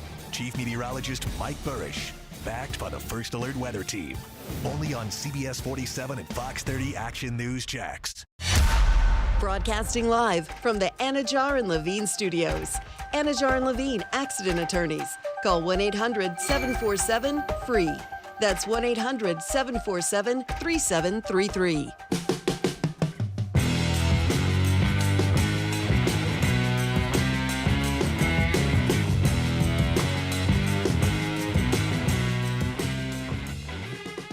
They did it!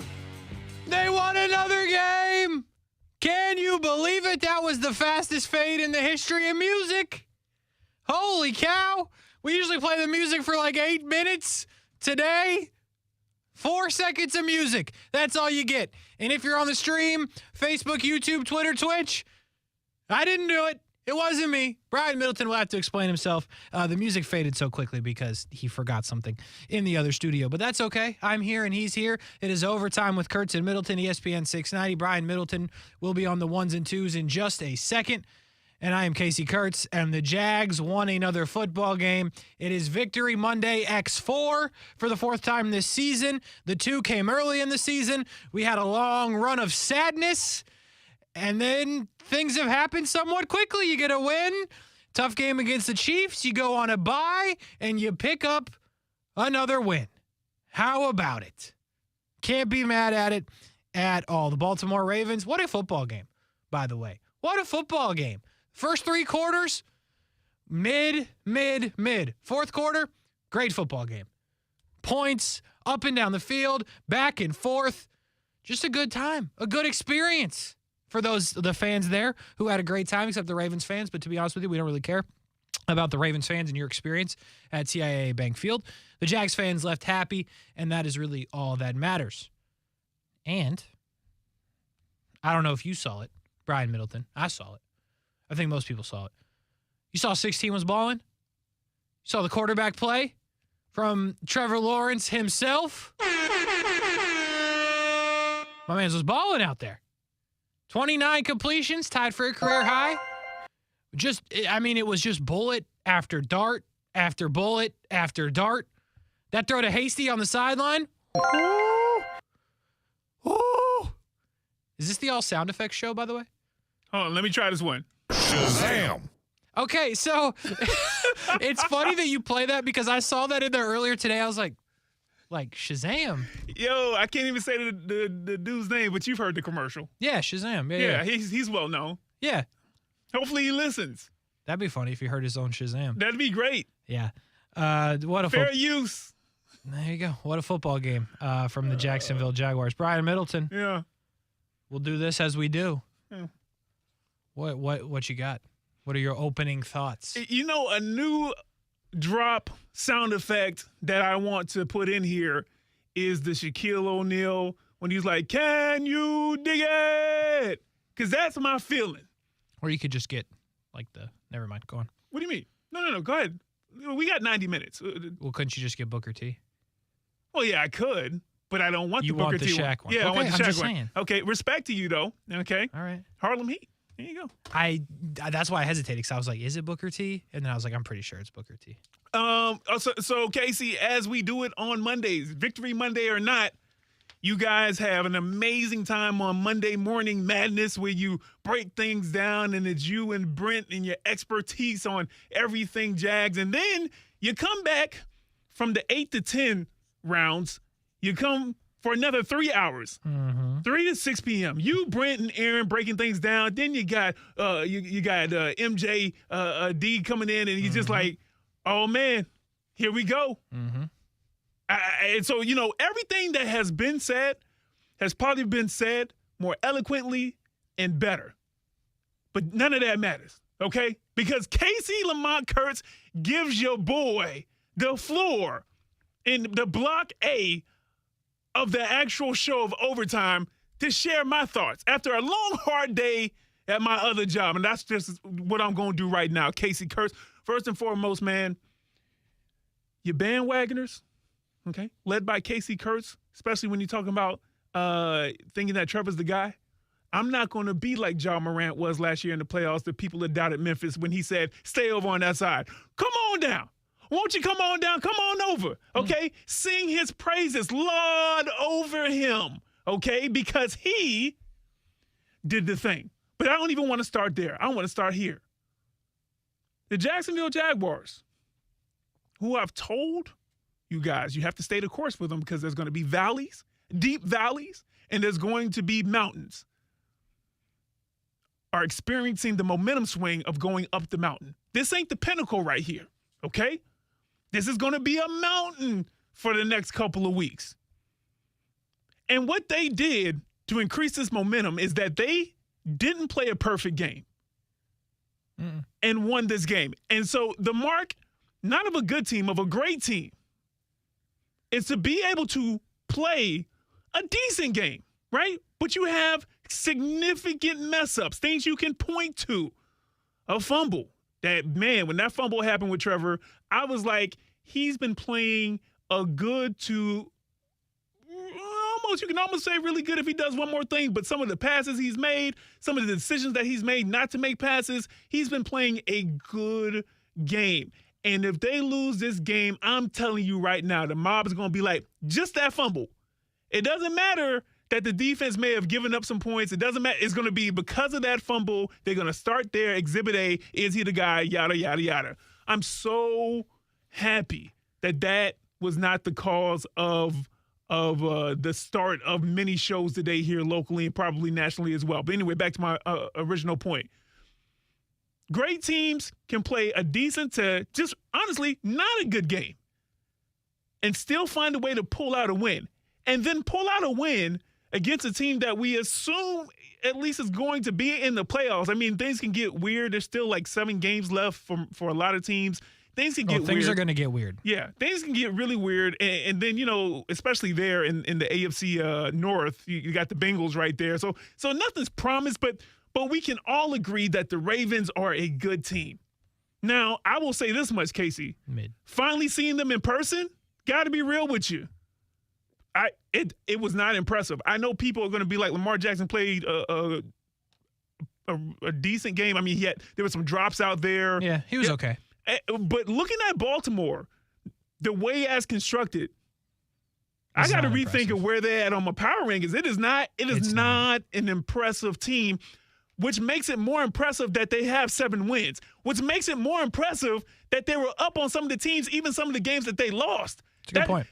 And so I'm just like, how good is Lamar? If I'm Lamar, give me 350 because I'm looking at the offense and I'm just like, I mean, if you count rushing, he did almost give you 350. Yeah. He gave you like 329, 327. I can't do math. I'm with you. But my ultimate point is this.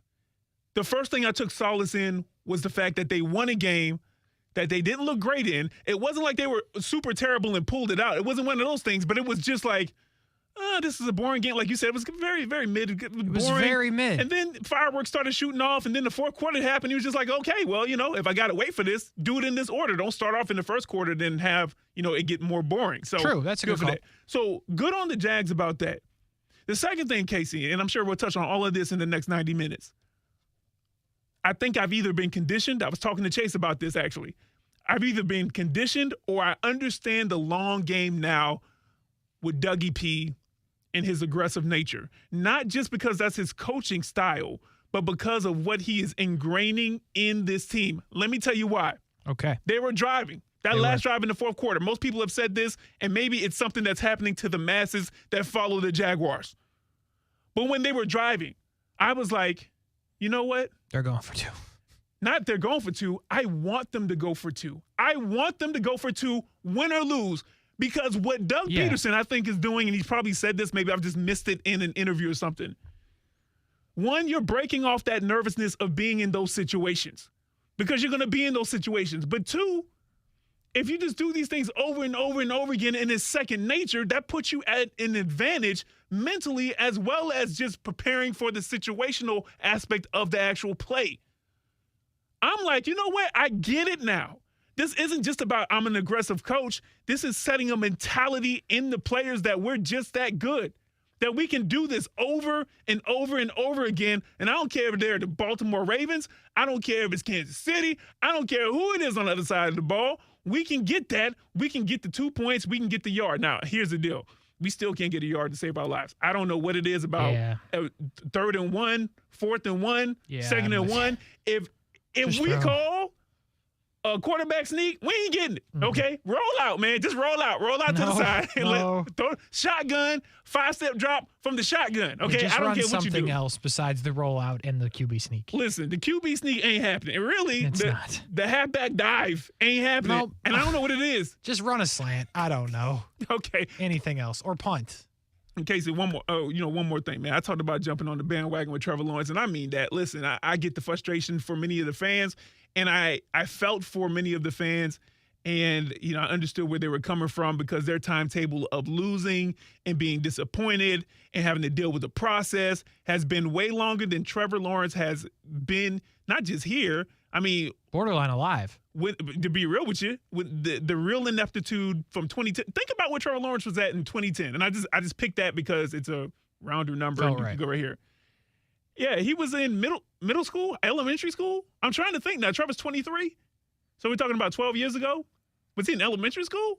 Either way, he wasn't in high school. 4, 8, 12. Yeah, I mean, he don't know about your struggles like that. Okay, I don't know if he was a Falcons fan, whoever he was, but wherever he was at, he was probably the best player, experience and wins, and just loving life. And so just watch this progression right here. I'm not going to get too overjoyed, but if you want to come on to the bandwagon, there's only a couple of rules of the bandwagon. Okay, what you got? If you jump off again, you stay off. Okay, I don't want to hear it. Two games down the line where you're on or off. It's back to 18 out of 33, and it was a pick, and it was 190 yards. I don't want to hear nothing. This guy, he is the guy for this team, and he's going to be really good. Okay? Both of those things. It's one thing just to be the guy for the team. You can run the system. It's built around you, whatever. No, he's going to be really good. If you jump off, you stay off, okay? I'm taking names. I got other, monitors on here, okay? That's the one thing. You stay off. You know what I mean? And then, okay, really, this is the deal. This is the last one, the final thing. Okay. Pass rush, I don't know. I got to be real with you. Lamar Jackson would stand up there. It would be like 5 seconds. I'm not going to get mad at a secondary for finally letting somebody open after 4.5 to 5.5 seconds. Yeah. That's a long time in NFL terms. Okay, and I'm not knocking the defensive line per se. I'm always going to go back. I don't know what they're running. I don't know the mindset of Coach Caldwell and the guys on there. But holy smokes, man. There were certain plays, and you just look, you're just like, oh, man. Oh, boy. Okay, Kasey, I think that's everything I got. So with that being said, it was not a perfect game, right? There are still some problems. There are some problems on defense. You just alluded to them. There's more than just that, though. There are some problems, so be it on the offense, right? It's 2 straight games you can't run the football. I know Travis Etienne did not play for most of this game, but they could not run the ball yesterday. So there are problems that will be addressed as the week continues. But I'm not going to sit here and talk about the problems today because the quarterback played and looked like the best quarterback in the league. Like, if you see these numbers, you don't even have to watch the game, right? We watch the game. If you're listening to this, I imagine you watch the game. You don't even have to watch the game. But if you look at these numbers, and the name didn't say Lawrence, it said Mahomes, you'd be like 29 for 37, 321, 3. 75 QBR, 129 rating? Yeah, okay. That's something Mahomes did. I believe that. And that's what's important here. Not only did he lead him down the field to win the game, he was spot on almost every throw. 29 for 37. Obviously, that's a high completion percentage, but, I mean, it was just boom, boom, boom, boom, yeah, boom, boom, yeah. It was great. It was a clinic. He put on a clinic out there against the Ravens defense that is much improved. But against the pass, there were some questions there. And against the run, they were great. No questions. And their pass rush got home. They got a few sacks. A whole bunch of different guys. Calais Campbell got one, number 99 in his career. Landed one away from 100. On T-Law. Landed straight on him. On that fumble. Did you see the fumble that he calls? Yeah. Landed straight on him. Oh, my goodness. I was like, is his ribs okay? Still a problem for the league. Just so you know, 1 sack away from 100. Shout out to Calais. Nicest dude, though. Great dude. Hope he comes back to Jacksonville and does some, I'm talking about after his playing career. Like, I hope he does some stuff here. But, anyway, go ahead, Kasey. So, yes, there are some problems. Will we address those as we go on? Potentially. But what I see is a quarterback that played unbelievable, incredible, any of the other words that are synonyms to those two words, they fit here. You have a player in Zay Jones that had a career day and didn't even score a touchdown. I mean, 11 for 145 and the big 2-point conversion. Have a day, Zay Jones. Worth all the money. Worth every money they paid him and will continue to pay him. And we were wondering about Zay Jones. What's the role? Is he just a guy? Yesterday, he was more than just a guy. He was the guy. And then he had Marvin Jones, who monitor that situation. Marvin Jones, end of his contract. They got Calvin Ridley coming in. We've all said that Calvin Ridley's going to replace Marvin Jones. When the chips are down, Trevor Lawrence goes to Marvin Jones. Go look at some of Trevor's biggest plays he's made in his career. Most important plays he's made. Guess who's on the receiving end? 11, almost all the time. Monitor that situation. Trevor loves throwing the football to Marvin Jones. But I want to go back to something you said before we go to break, and that's on the 2-point conversion. And I think you had some interesting thoughts about conditioning them for the moment so it's not too big for them. And you said you wanted them to go for it as it was playing out. There was no – if they would have kicked a field goal, I would have been visibly and audibly upset. Oh, okay. Because they had absolutely nothing to lose. You lose the football game, so what? This is the Jags. You win the football game? Oh, hold on a second. You just stunned the Ravens? You just put yourself back in it low-key, as we talked about multiple times today? Believe it or not, this thing ain't over because you still got 2 with the Titans. You just got to somehow get a win against the Lions. I don't care if it's 3-0, 2-0, 6-4, however they get 4. I don't care. You beat the Lions. You get the Eagles to help you out against the Titans. And then you got 2 games with the Titans. And this thing is not over, right? But in that moment, they had absolutely nothing to lose. The Titans were losing the game. Actually, they'd probably already lost because of the delay in kickoff. You're not thinking about that. If he would have lined up to kick the field goal or the PAT, no matter what happened in overtime, I'd be ripping him right now. Because you go for 2 there when you trust your players, which he obviously does, and you have absolutely nothing to lose. And they had nothing to lose. And they executed. And back to the point you made, which I believe that they've gone for it so much. And to be real with you, they struggled at times trying to get the 1 yard. Like you mentioned earlier in the game, they couldn't get the 1 yard. But they needed 2 there. They draw up the right play. And by the way, talk about the gutsy call. That was the only option. The ball was going to Zay Jones, right? The boom, turn, go. We're throwing it to him. And he was open. Trevor made a perfect throw, and he caught it. What a moment. What a moment. Yeah, man. And then Justin Tucker almost made a 70-yard field goal. The crazy thing that is... was a while. It wasn't that close. Well, yeah, it wasn't. But it's crazy that it even got as close as it was. And honestly, I know the kickoff is just a tad bit different than, a field goal as far as the running start and what you get. But he knocked it through the uprights easily on a kickoff. Oh, yeah, I said that too. With the wind coming at him. And I was just like, that is... So when he lined up, I was like, well, if they lose this way, so be it, man. So be it. This is the only way that you can lose at this point as a Jaguars fan and be like, you know what? Yeah. Okay. It would have sucked. It would have sucked. And then I would have been like, you know what? I was furious I hate the squib kick. I think the squib kick is the worst. It's not even a play. I guess it's a play. The worst thing about football is the squib kick. It never works. Like, The recent squib kicks have been awful. Not just the Jags, just the college football, the NFL. Some dude recently I forget what game it was. He squib kicked it off the dude on the front line. They got the ball on the other side of the field.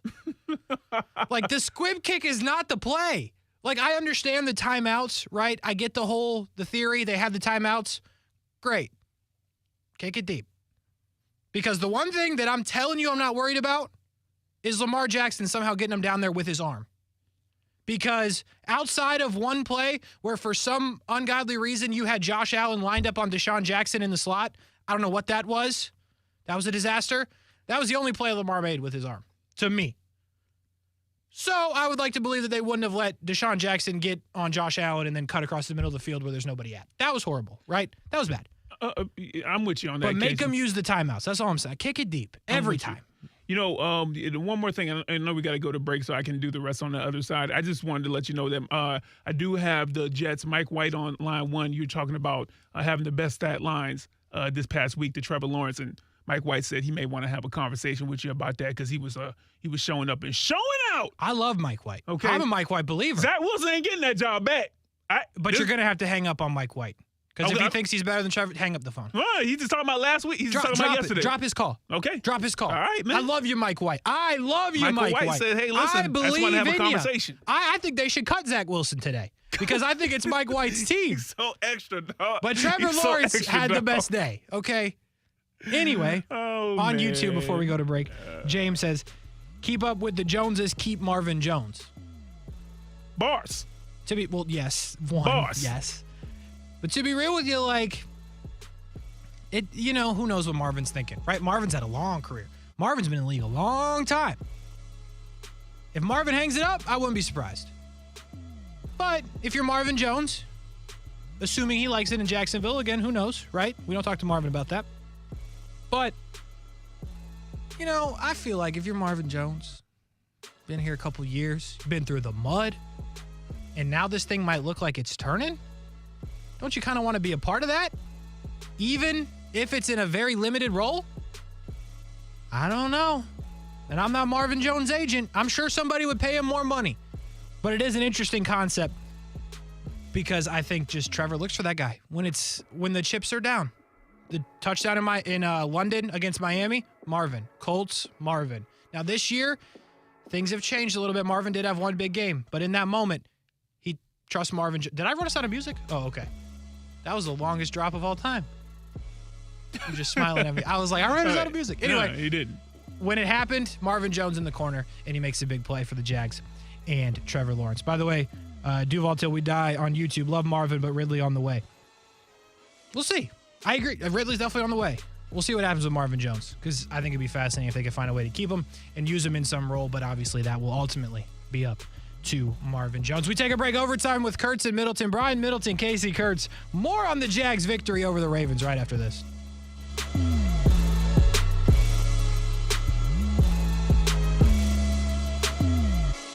Now, the First Alert forecast on ESPN 690. Cool and quiet tonight with overnight temperatures in the low 50s and upper 40s west of I-95. Tuesday is going to be another fabulous one, folks. Mostly sunny with daytime highs in the 70s. Have a great Monday evening from the Action News Jax First Alert Weather Center. I'm meteorologist Corey Sima. The Weather Center is brought to you by Beard's Diamonds. Right now, get 42% off everything in the store. Don't buy until you get our price. Okay, smile naturally. Perfect. Cam's Photography knows wedding season ramps up in a flash. They need to say I do to a studio assistant before clients go full Bridezilla. I'm so sorry. I have to get a different lens. I'll be right back. Indeed can help them hire great people fast. I need Indeed. Indeed you do. We instantly connect you with quality candidates whose resumes on Indeed match your job description. Visit Indeed.com/credit and get $75 towards your first sponsored job. Terms and conditions apply. Here's to Prilosec OTC. Without Prilosec, I wouldn't be able to enjoy all this yummy holiday food. Speaking of, whoever made that apple pie, delicious. I just take one pill each morning and zero heartburn all day. So cheers to Prilosec OTC. Ooh, are those jalapeno poppers? Prilosec OTC prevents excess acid that can cause heartburn, so you can enjoy the holidays. One pill a day, 24 hours, zero heartburn. It's possible while taking Prilosec OTC. Use as directed for 14 days to treat frequent heartburn, not for immediate relief. You're the one who protects the flock, and that requires an eye for detail. Because when safety and well-being are on the line, it's the details that can save lives. Even when no one else is watching, you see everything. Grainger gets you, and we're here for you, and all the ones who get it done with a wide range of safety products and solutions, plus board-certified safety consultants here to answer your questions. Call, click Grainger.com, or just stop by. Grainger, for the ones who get it done. If you play a sport or coach a sport or watch a sport in Jacksonville, there's a really good chance that uniform was ordered through Baker Sports. Look good, feel good, play good. Custom sports apparel at Baker Sports since 1997 and a staff that wants to help you. They are experts in the business and make outfitting your team a seamless endeavor. The homegrown Jacksonville business is now the top choice for apparel all over the Southeast. Baker Sports, uniforms, hats, shoes, embroidery, screen printing, and 3D printing. They do it all at Baker Sports, helping make your team look good. Ready to hit the road this fall? Maybe a trip to the mountains or over the river to Grandma's? Then listen up, because you need to rent a Toyota from Arlington Toyota. If you've tried to rent lately, then you know rental companies are short on inventory, but not our friends over at Arlington Toyota Rent-A-Car. Arlington has 2022 and 2023 models in stock and ready to rent at a great price. Plus, renting a Toyota is the best way to try it before you buy it. Go to arlingtontoyota.com, reserve your rental, and discover just how good Toyota Rent-A-Car can be. We're ready to deal at Best Bet St. Augustine,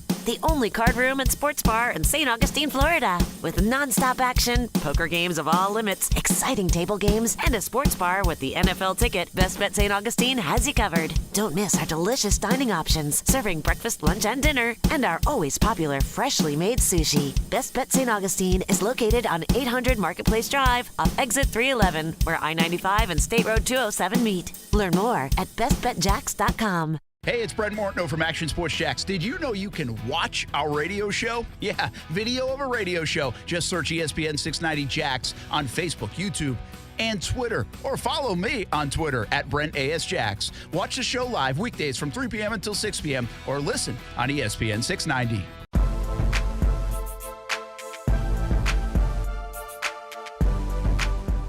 Overtime with Kurtz and Middleton, ESPN 690 on a Victory Monday for the Jacksonville Jaguars. With a win over the Ravens, 28-27. The Jags are 4-7. And a somewhat good 4-7. Like, I'm still, are they good? Remember when we did this? Remember we thought they were good? Then they weren't good. Are they good? Are the Ravens mid? Did Trevor just ball out? I still have a lot of questions. Like, I don't even know fully what's been answered. Let me name some other 4-7 teams for you. Please, actually. The Cleveland Browns. They are better than the Cleveland Browns. I have never once believed in the Cleveland Browns. The Los Angeles Raiders. I'm sorry, not the Los Angeles Raiders. I was about to say the Rams. The Las Vegas Raiders. Well, I guess, yeah, they're better than them because they beat them. The Detroit Lions. We're going to find out. But right now, off the top of your head. I think the Jags are better. I got some 4-8 teams, but that's a better record. But let's do some 4-8 teams as well, Kasey. 4-8 is worse. But it's a half game. It's a half game. Yeah, you're right. Let's just see. Arizona. I would take the Jags, 100%. Green Bay. Like, Green Bay's not very good, but like, I don't know. They was playing with Philly, man. I don't care. No one tell me. Yeah, they were, but like, it's a push. All right. So you think that they aren't as good? I think if the Green Bay came here, the Jags would beat them. Going to Lambeau is a whole different thing. The New Orleans Saints. Yeah, the Jags are better. The Carolina Panthers a half. Jags are better. 1.5 games out of first place. Carolina Panthers at 4-8 in the NFC South. That is the worst division in football. Let's go. So, like, here's the thing. Let's go. That's what's weird about this, though.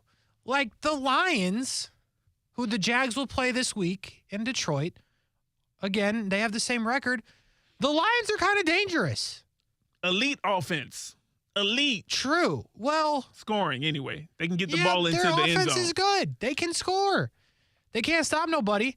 Like, this has the makings of like a great game that's like actually going to get people mad, right? So this could be one of those shootout games, which I think it will be. And then we're going to be mad at the defense, right? We're going to come in and be like, couldn't stop the Lions. You know what I mean? But as long as they win, it doesn't matter. But they got to beat the Lions, man. Like, this would be this would be the Jags to beat the Ravens and then lose to the Lions. And, like, again, it's very, very minimally alive. Like, I think the playoff chance is like 5 right now, % out of 100. But, like, there's a path. And it involves beating the Detroit Lions, which is something at the beginning of the season we all thought would happen. And I'm sure most of you listening still think it could happen. I think it can happen. But the Lions are not a bad team. I think it will be a very interesting game because you have two offenses that, at least on the Jags side, are clicking. And on the Lions, they put up some points on the Bills on Thanksgiving, so we'll have to see how that plays out.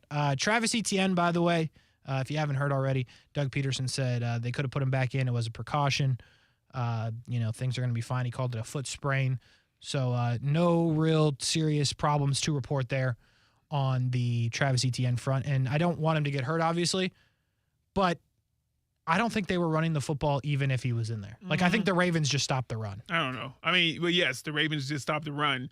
It would have been better a little bit, but yeah, I like how it played out because, they believe it or not, they ran the ball 20 times if you count like the Kirk thing, and then Kasey ran it 12 times. But if Etienne's in there, do they force the run more, take the ball out of Trevor's hands? Possibly, right? I don't think they did that with Kasey. They ran it when they needed to versus, trying to feed Etienne. And Trevor was cooking. There's no doubt.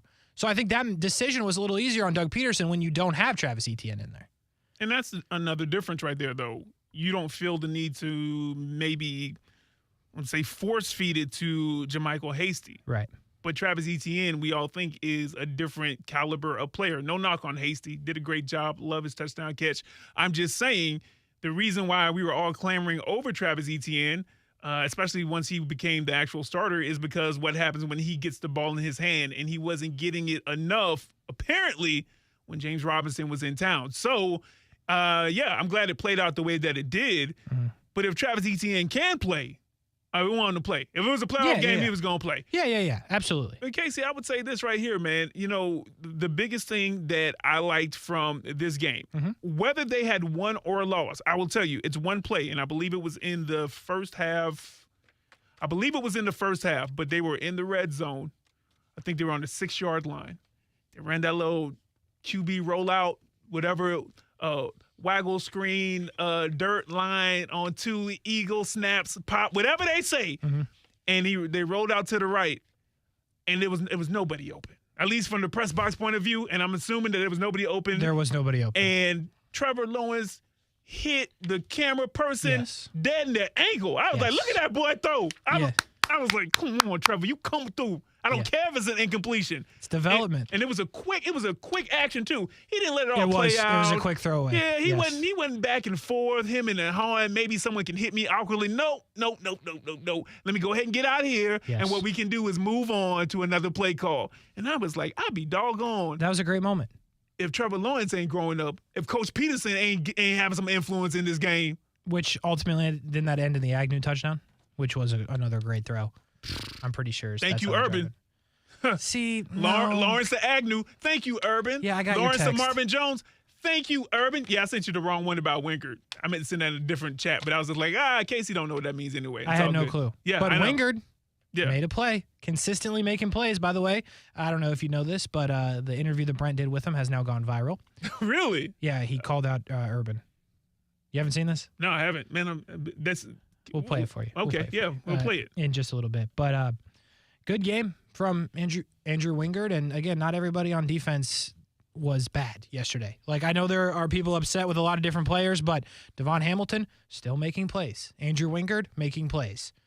Rashean Jenkins is everywhere. Like, all over the field, this guy. I don't know. That's one that's going to get hidden in this season, probably, because you got Trevor coming along. You got everybody coming along. I mean, Zay Jones is good. Travis Etienne. There's so many things. Rashean Jenkins is like, you remember last year was horrible. And then he got hurt. We were like I didn't know if he was going to play this year. And he is everywhere on the field. Yeah. So shout out to him for fighting through the injury, coming back, and, being good. One thing on YouTube, I guess I got the people going with the Marvin Jones thing because Yo Dabba, I think. Yeah, I believe that's how you say it. Yeah, anyway. Said Marvin has the best hands on the team. I could get with that. Like, I think that'll be a fascinating thing now because I think there's a trend. You can go back and see it. Now, again, not every big play Trevor's made has gone to Marvin Jones, but the ones you remember, Marvin Jones is usually on the receiving end of those plays. I have another one on Twitter. Al Stewart always listens to the show. Appreciate you. In my opinion, you know what's more annoying than the squib kick? People trying to reason and justify said squib kick. Yes! The squib kick is horrible. Good job, Al. That foolishness came close to costing us the game yesterday, but we won in all caps. We need to lose the squib kick, though. Yes! I hate the squib kick. I hate it. It's just not a good play. Like, they should take it. What's other stuff they took out of the league? Helmet to helmet? It's not as bad as helmet to helmet, but, like, you can't squib kick. That should be a new rule. Like, I just think it's a dumb play. Make them go 80 yards. Can't hit the quarterback. They took that out of the game. Put the squib kick in there. Okay. All right. Can't hit a receiver, really, like defenseless. Like, that could be anything. Yeah. Squib kick. Let's put it on there. Oh, that was a disaster. That was almost a disaster, I should say. That being said, I know I've been pretty harsh. Well, not harsh, but I've just brought up the deficiency of the defense and the pass rush that, from my point of view, seem to be lacking. Now, there may be something with pressures or some type of other analytics where everybody's like, hey, this was A1. It's funny that you actually say it. I'll let you finish. I actually thought Josh played well. Okay.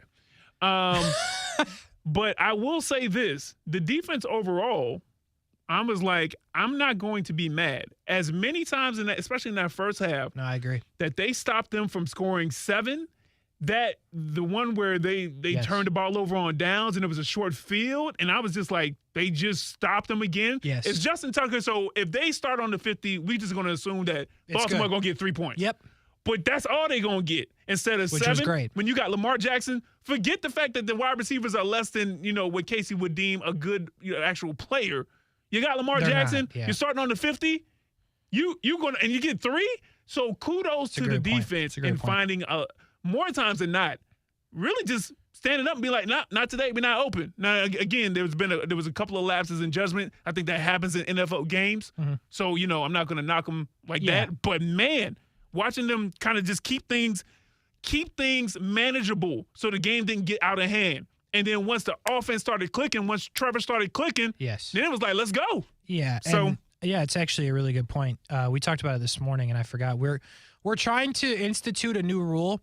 The intentional walk in baseball. You don't have to throw no pitches. You just say 4. You go. We're thinking about that with Justin Tucker. If he's inside of like 55, we're just give him 3. We don't got to do it. We don't got to waste the time. We don't even take the commercial break. You know what I'm saying? Just kick it off. Here's the thing about their defense, and I agree with what you said there. A lot of it, really good point. Oluwakin had 18 tackles. I was like, and here's what that was. Bro. You know why he was able to do that? Don't do it. Because Chad Muma was next I knew that was gonna be the next move. Oh boy. It's true. Oh boy. And I believe got Devin Lloyd on line too, though, if you want. Well, Chad Muma, I think 100% of the snaps. Is that what I saw? Is that right? I feel like I heard that, or maybe I was listening to you guys. But I believe I heard that. So listen, you don't necessarily have to be mad about it, but if Chad Muma fits better what they want to do right now, this isn't it for Devin Lloyd, right? He was on the field. He played.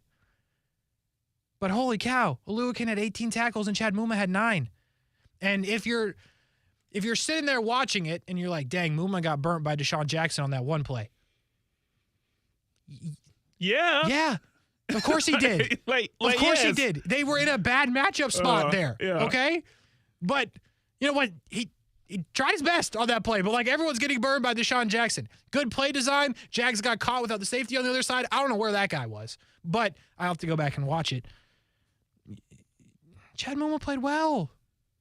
He almost had that fumble recovery if like half his leg wasn't out of bounds. You remember that? Yeah. So that was listen. And they figured that, I'll give it to you in a second. They figured that out in the bye, right? They said they were going to make some changes. They assessed that situation. They figured it out, and there's no doubt about it that their defense played better after figuring that out. I don't know if I can just attribute that to figuring out that you want to play Chad Muma, most of the game. Again, coming off of a bye week, and we said this back on Friday, or at least I said that to you and Brent when you guys were at the 1-to-1 Financial Ballpark watching the soccer match. Yes. This team, number one, is good at adjustments. We've seen that in a lot of the games where they come out in the second half, and when they get the ball, they can score. They've done that in the majority of their games. And they've been prone to having fast starts. Didn't have a fast start here. But that shows me that the coaching staff, they're like, okay, this ain't working, but we see this, and that, so let's try this. And more times than not, they've had more success when they do that.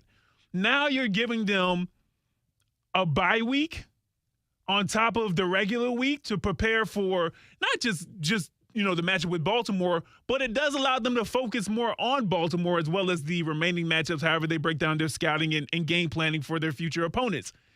So, yeah, one of the moves was Muma. Do I think Muma was the catalyst of the defense playing well? I don't think he was the catalyst, but I think that it was a part of it, or playing better than what we're used to. Because, again, Muma being on the field didn't, help increase that pass rush. No, and I'm not knocking, and I don't want anybody to think I'm knocking Chad Muma. I'm just saying, so yeah, I think that was one part of it, and whatever else they kind of did to change things up. And again, at a certain point, Kasey, it is just execution too. At a certain point, yes, it's like, you know what? It's not like the coaches draw up things and they're incompetent and they can't figure out how to, try to do things to stop other players on the other teams. That happens, but I don't think that's what we got going on here in Jacksonville. This team executed enough times in order for us to win the game. And so ultimately, good job to Muma, good job to the defense. The things that we need to work on, we'll work on some more. But ultimately, man, we ended up with the win, and that is something that we just got to be able to build upon. Is the most important, yeah. Now, to your point, right, I'm not trying to sit here and tell you that Muma saved everything. They still gave up 27 points, right? There were still things that were not good. But I think Muma gave Aluakin the freedom to do his thing, and that's what they didn't have. So I think that that's a huge part of this. Now, the evolution of that is, can not only Aluakin, but can the guys up front, the pass rush, can they get more free off of that somehow, right? We'll have to see that evolution of it. And there's one thing that we haven't really talked about today. This was a good matchup for what they have struggled with, and that's the other corner position. The Ravens don't have those outside receivers that make big plays on the outside for the most part, right? So whoever they had out there, opposite Tyson Campbell, which, by the way, they didn't go at Tyson Campbell at all. They figured that one out pretty quick. Whoever's going to be that outside corner was not challenged much, right? They had Tavon Campbell out there a little bit. Buster Brown, I believe, was out there a little bit. So that wasn't something that the Ravens were going to be able to exploit that well. Again, the big play from Deshaun Jackson came on the inside. The Josh Oliver play was on the inside, or the tight end spot, obviously. So that'll be something to watch next week, because as weird as it sounds, the Lions are going to have a better opportunity to exploit that. Oh, yeah. On the outside, they have a guy that we know named DJ Chark, good player. Amon-Ra St. Brown's going to be inside mostly, yes, he will, which is going to be an interesting matchup for Darius Williams. Time to earn your money. So we'll have to see how that part of it plays out going into next week. But I think the Muma being in there, the communication with Aluakin, it helped. It definitely helped. There's no doubt about it. What happens with Devin Lloyd, we'll see. He still has a role, obviously. He's a first-round pick. He's still going to develop. He's going to be a good player. And I want to see him rush the passer, to be honest with you. To go off of the pass rush problems that they've had, I want to see him do it a little bit. And then to the point, the pass rush. I actually thought Josh was pretty good. I think their right tackle was just, there were times that I wasn't sure what was happening there. It felt like he would just stand in there. And Josh would just blow him by him. Trayvon Walker, I didn't think we'd be at this point right now, but he drew a big hold. Yeah. It's not a stat, but it counts for something. The hold that he drew was a big one in the moment. It's important. It's important.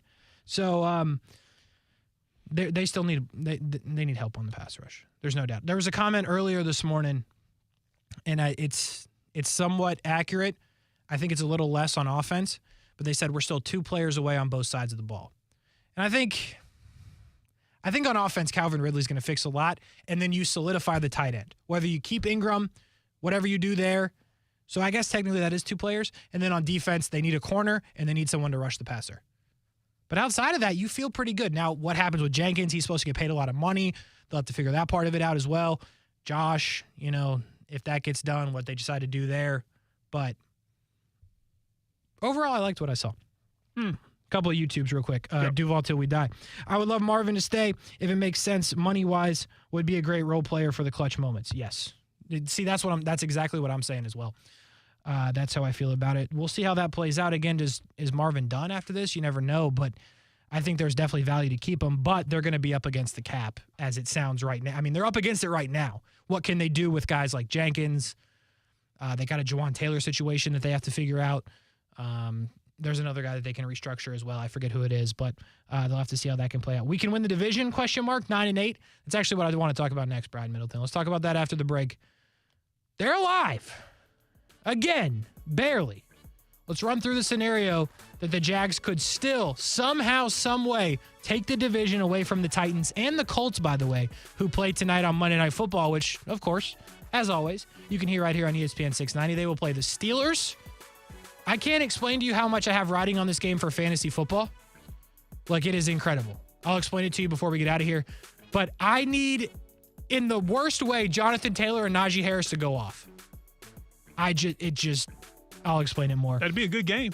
It will. As we go. If they went off. Yeah, it would be great for me. Anyway, let's talk about the scenario that the Jags can somehow, some way make the playoffs. We do that next. Overtime with Kurtz and Middleton. We'll be right back.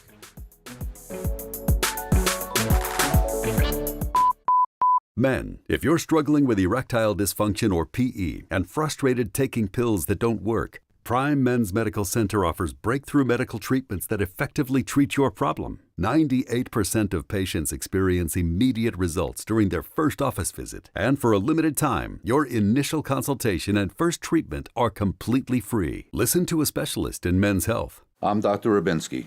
The physicians at Prime Men's Medical Center offer the most advanced treatments that eliminate ED and PE. Now men are lasting 30, 60, 90 minutes or longer, regardless of age or medical history. Guys, to eliminate your frustration in the bedroom, call Prime Men's Medical Center now to take advantage of this exclusive limited-time offer. Your initial consultation and first treatment are totally free, and you'll see instant results right in the office. Call now, 904-664-8214. 904-664-8214. That's 904-664-8214. ESPN 690 is home for the Florida Sportsman Fishing Show hosted by Captain Rick Riles. Tune in every Saturday morning from 7 to 9 a.m. to find out what's biting now. Fishing so fresh, you can almost smell it. First Coast Acura Dealers is increasing inventory to meet demand during the season of performance. Shop holiday deals with $1,000 in down payment assistance on the 2023 Acura MDX SUV. FirstCoastAcuraDealers.com. Shop appreciation loyalty offers. Exclude site S model. Hi, this is Mal Washington. The Malavia Washington Youth Foundation provides after-school and summer programs for youth in Jacksonville's urban core. Learn more about the foundation at malwashington.com. Want to offer hope and change a child's life? Please consider joining the Malavia Washington Youth Foundation once a week to mentor a child. Visit malwashington.com to learn more. Want to change a life but don't have time to volunteer? Consider sponsoring a child today. It's your serve. Visit malwashington.com to learn more. Tomorrow on Fox. Wow! Oh my goodness! The Stars and Stripes must come out strong in a huge World Cup group stage clash. And he just rifles this home. Christian Pulisic once again leads the U.S. Young Guns. And that is magnificent! As they take the field for a crucial showdown against Iran. A moment of magic! USA, Iran. Coverage begins tomorrow at 1 Eastern on Fox and the Fox Sports app. Victim of a slip and fall? It takes one phone call to take back control of your life. Anajar and Levine will fight to get you the compensation you deserve. Call me, Mark Anajar, for a free consultation. 1-800-747-FREE. That's 1-800-747-3733. Main office, Jacksonville. American Window Products offers free low-E coating on select windows at an affordable price that can help reduce your energy usage with 24 months zero-interest financing. Visit AmericanWindowProducts.com for a free estimate. American Window Products, the window professionals. It's time to turn on the savings, even on used. Toyotathon is on at Arlington Toyota Pre-Owned. That's over 400 pre-owned on the lot. All makes, all models, ready to test drive, save big, and take home today. Plus, Arlington's 30-day exchange program comes with your purchase. That's 30 days to love your purchase or exchange it. What are you waiting for? Get Toyotathon savings at Arlington Toyota Pre-Owned today. Shop in person and online at arlingtontoyota.com. Visit arlingtontoyota.com/Toyotathon for full details. The Northeast Florida Marlin Association announces the Don Combs Annual Wahoo Roundup. 2 kickoff events this year, Thursday, December 8th and Friday, December 9th, all at the NEFMA Clubhouse, Comanche Cove Marina. 2 Captain's Choice fishing days between Sunday, December 11th through Sunday, January 29th. Early entry fee is $400. Enter today. Visit the Northeast Marlin Association website at nefma.com. The Don Combs Annual Wahoo Roundup.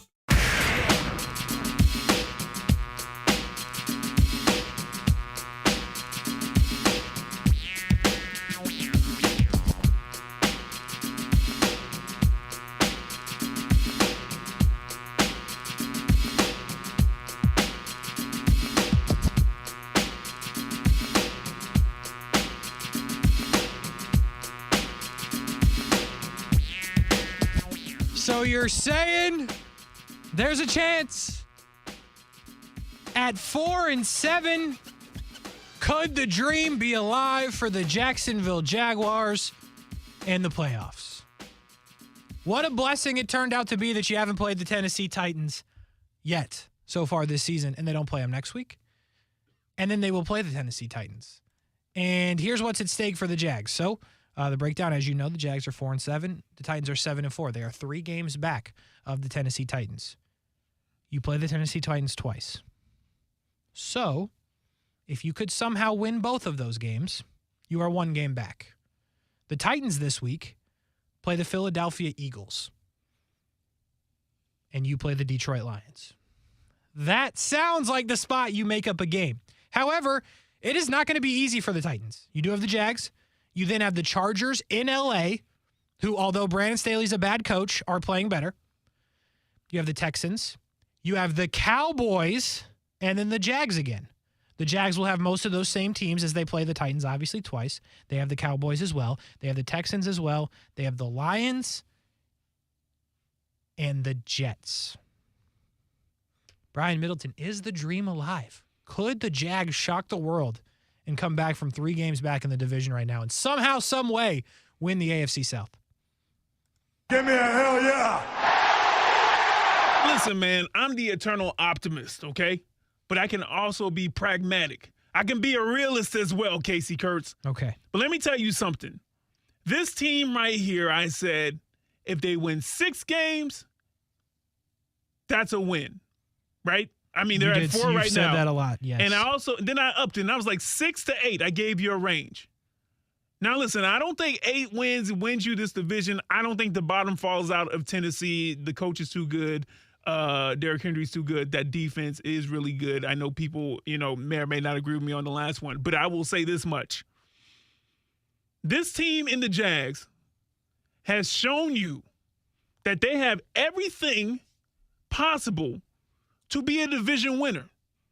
They just haven't put it together at the same time. Mm-hmm. The offense is clicking. Sometimes it's the quarterback. Sometimes it's our dynamic tailback. The defense can be a problem until they're not. But either way, they've turned a corner proverbially, I think. And so, Kasey, I think there is a chance. I do think there is a chance. Yeah.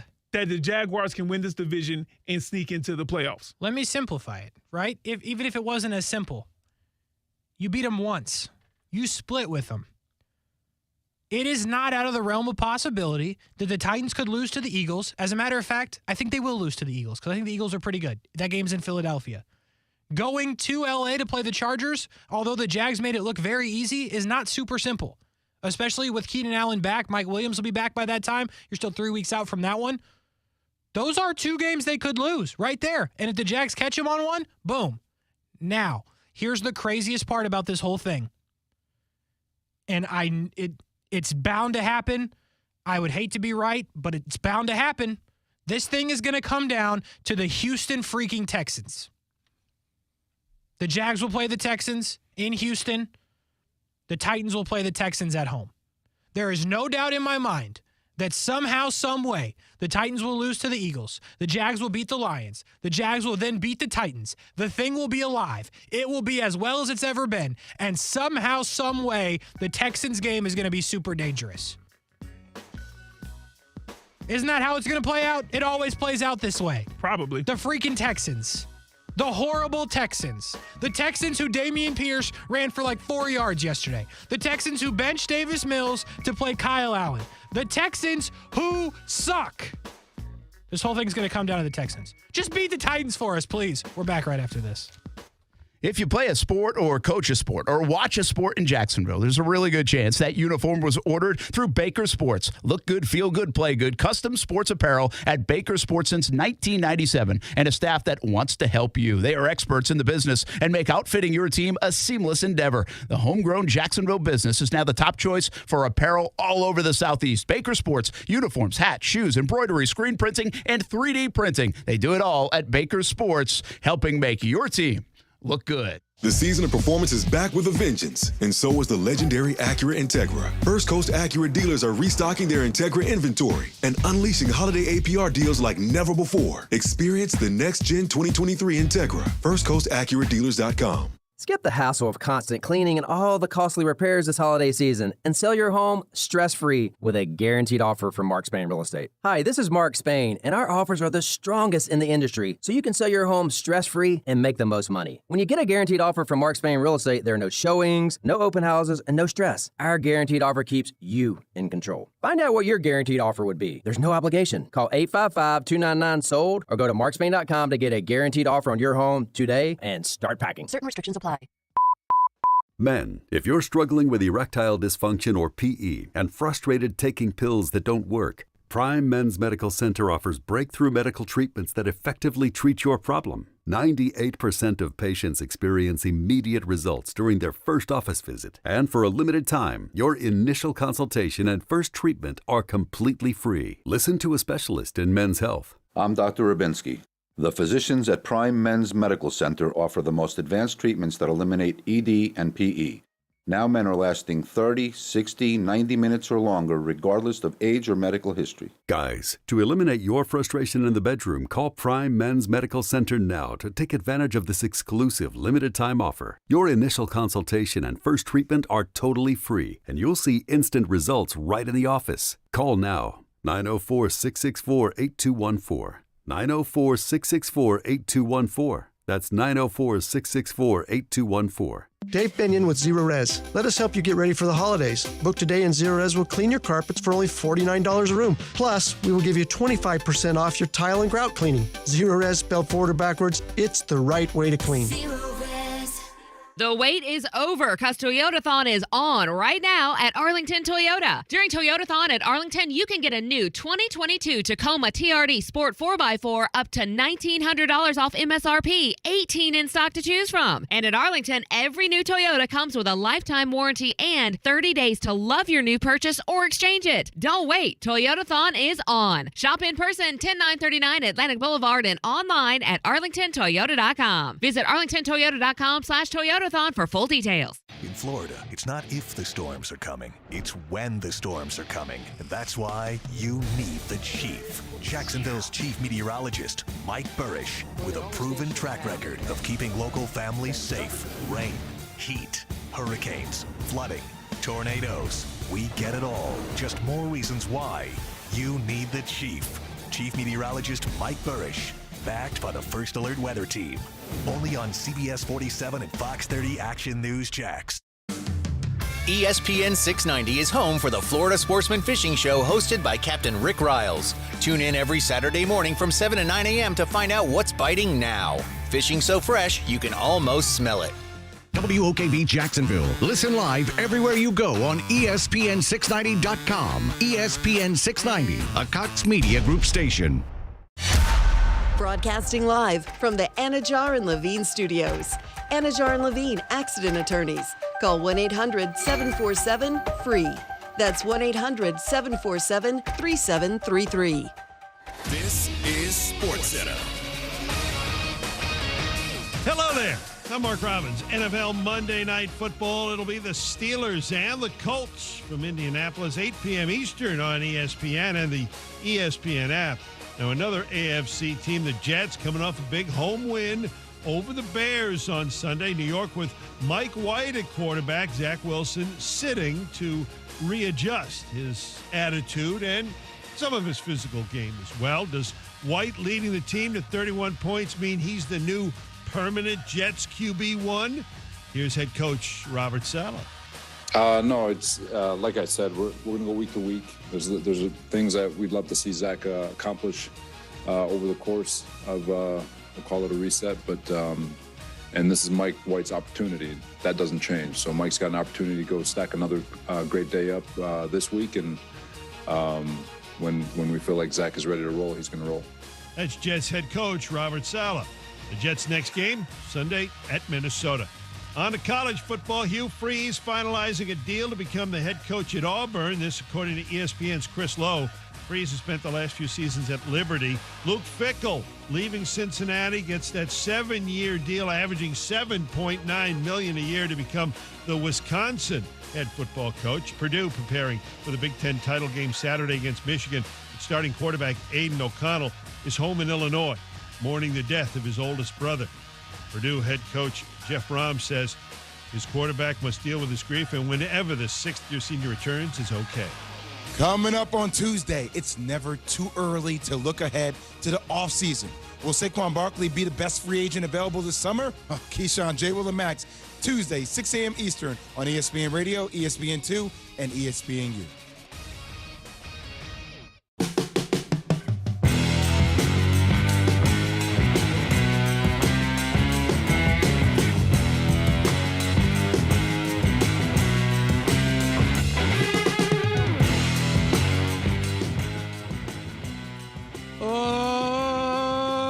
Power half hour overtime with Kurtz and Middleton. ESPN690 is the channel. Brian Middleton is on the ones and twos, and Kasey Kurtz with you as well. We take you up until Monday Night Football. That'll be the Colts, and that will be the Steelers. And by the way, on the playoff scenario that I just gave you before the break, we also need the Colts to start losing because they have that tie, by the way. So that could throw a wrench in all of this. So ideally, just lose to the Steelers. That's simple. I don't think that the Colts will actually get in that conversation, but, just to throw it out there, they do have the tie. That is the tiebreaker right now. Anyway, Brian Middleton, Kasey Kurtz, we take you up until the start of coverage of that game on Westwood 1. You can hear it right here. Steelers and Colts, Kenny Pickett, small hands, Matt Ryan, I assume normal-sized hands, Jonathan Taylor, Najee Harris, Michael Pittman Jr., Deontay Johnson, TJ Watt. Good matchup. Maybe not, but listen to it. ESPN690, starting at 7:30. So we have another half hour, and we talked a lot about the Jags in the first hour, as you would expect, and what a win it was for the Jags over the Baltimore Ravens. But you know what else happened? A lot on Sunday. A lot of other things happened in the National Football League, and they all start and end with Mike White. Mike White is back. The madness is here. Mike White, 31-10 over the Bears. Now, granted, the Bears are not very good, especially without Justin Fields. But Mike White madness is here. Brian Middleton, does Zach Wilson play again for the New York Jets? Never. And hear me? Never, ever, ever again. Don't you got a drop for that? Never. You know what? I think, Kasey, look. Never, never, never. I went through the drops today because I was looking to see what I could use. Sure do. Hey, go to the Action Sports page. Yeah. And there's one in the bottom right, and it says, the Jags. Play that one. Okay. We lost to the Jags! The Jags! The Jags! That was Wee Hoopin'. You know him? The Ravens fan on Twitter, on TikTok? No idea. That was a live video after the game, and that was his response to losing to the Jags. For him. You love to see it. You love to see other people's misery when it comes to the Jacksonville Jaguars beating your team. You got to love it. Anyway, Mike White threw for 315. Some tutties as well. Did you see that locker room celebration from the Jets? Boy, Zach Wilson got to be as low as can be. And there's a smile on my face, but I'm not smiling at Zach Wilson's demise. Yeah. Yeah, where he's at right now. But boy, That's got to be semi-cringe for just Zach Wilson. And maybe, I don't even know, the head coach he ain't cringy. He's not cringy at all. But I tell you what, boy, that. Oh, I love the head coach. Oh, man. Robert Saleh, good Saleh. coach. Good coach. I tell you what, good man. team. Jets are good. I've been trying to tell you the Jets are good. That's first and foremost. I wasn't going to say any team is good without a quarterback. Now hold on for a second now. Okay, listen. Who's good without a quarterback? Listen, Mike White. Ain't nobody. Mike White had a good game, and you've been a fan of Mike White. I mean, Since I've heard you say last the year. name, but you're also a fan of Sam Darnold. And granted, that's exactly where I'm going next, by the way. But I'm not going there with you. I'm saying we've seen what Sam Darnold has done in Carolina. We've seen it, okay? And it hasn't been good. I'm grateful that he was able to lead the team to a victory yesterday. But Are you? Because they're ruining the draft position. Can we hold? Well, it is what it is. Can we just hold off for a second on Mike White? I know even I said Zach Wilson's not getting that position back. And that might be very true if he keep playing like that. But can he show us for, I don't know, 2 games in a row, 4 games in a row? That's the question. Before we just don him the new number 1, and Zach Wilson will be the highest picked backup in recent memory? I mean, Baker Mayfield was the number 1 overall pick, but yeah. But Zach Wilson came But afterwards. Baker Mayfield at least had a run. Like, he played a bit. Zach ain't really played. He's been hurt twice. He's not good when he has played. Mike White, the madness is alive. Now, to your point, they play, I believe Aaron said they play the Bills and the Vikings. So he's going to be tested these next couple of weeks. It was a feel-good weekend, right? You feel good for Mike White, and you said it. Sam Darnold. They done let everybody play quarterback ahead of you. Rightfully everybody. So. And rightfully so. I don't know about that. Now he's had his chance. Now he's had his chance. Now rightfully so. And he leads the boys to a 13-point victory. You got to feel good for Sammy D. Over the Broncos too, man. Defense isn't too shabby. The Broncos defense is good. Not mad at that. Shout out to Sam Darnold, man. I'm happy for him. Now, I like him. Obviously, you guys know that. But, man, I'm happy for Sam Darnold. Good for him. And what's it going to amount to? Absolutely nothing. I mean, I guess he'll get to play again. Yeah, maybe. But, listen, Kasey, I'll see your Mike White and Sam Darnold, and I'll raise you a whole Josh Jacobs.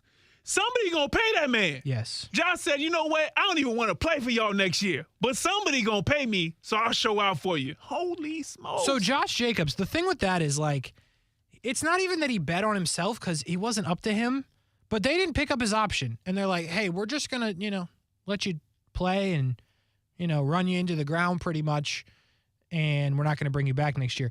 He said, all right, cool. 1,100 yards, 9 tutties, 325 receiving yards. I mean, this guy, 1,400 total yards. Somebody's going to pay this man. And there's a lot. We did this earlier in the show. A lot of running backs available in free agency next year. Miles Sanders is one as well. Mm-hmm. This guy, Josh Jacobs. And I'm telling you, it's a feel-good weekend for a lot of people. Like Josh Jacobs is likable for my money. No, absolutely. Came out. He was great as a rookie. They loved him. And then, here's the crazy part. He went 1,100 yards as a rookie. 7 tutties. He then went 1,065 yards and 12 tutties his second year. His third year, 872 and 9. 872, not great. I understand it. Yeah. But, and then this year, he hasn't been a bad player at no point in time. He has 37 rushing touchdowns in 54 games. That's not bad. True. That's quality. It is. And they're like, nah, we good. That's a wild thing. Good for Josh Jacobs, earning his money. I hope somebody pays him. Somebody is going to. How old is he? You got him pulled up. I do. Josh Jacobs is, come on, mouse. What is happening here? This mouse is glitching. He is 24. Oh, yeah. Someone's going to pay him for real. I thought you were going to say 27. I was going to be like, 24? Crazy story. Josh Jacobs was born after me. And I know that's not a big accomplishment for most of you listening, but this is weird for me. This doesn't happen a lot. Just barely. I was born September 97. He was born February 98. Yeah. Just barely, but still. Good for Josh Jacobs. I don't know. I'm just in a good mood, I guess. But, I'm happy for Sam Darnold. I'm happy for Mike White. I'm happy for the Jets. I'm happy for Josh Jacobs. I'm with you. Are you happy for the Chiefs? I've been calling them the number 1 team for a long time. Hey, Kasey, let me ask you this question. Yeah. Question and comment, and then you answer, okay? Sure. Here's the question. Mm-hmm. Your thoughts on the Denver Broncos. I got some. Face-to-face confrontation with the defensive tackle being visibly audible. Yes.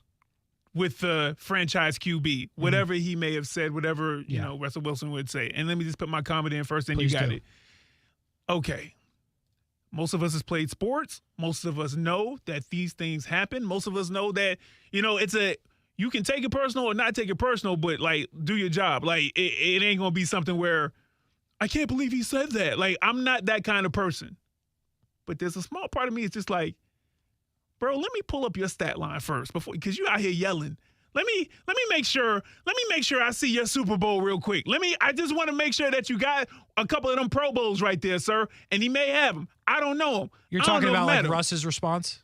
No. I'm talking about the defensive tackle. Yeah. This is what Russ should be saying to him, like, hey, hold on, check your credentials before you check mine type thing. Yeah, if he wasn't, going to do things the right way. But he is. In this case, he is. I got to be real with you. This piling, it feels a bit like piling on. I know Russ and that offense is not doing well, but is this the guy?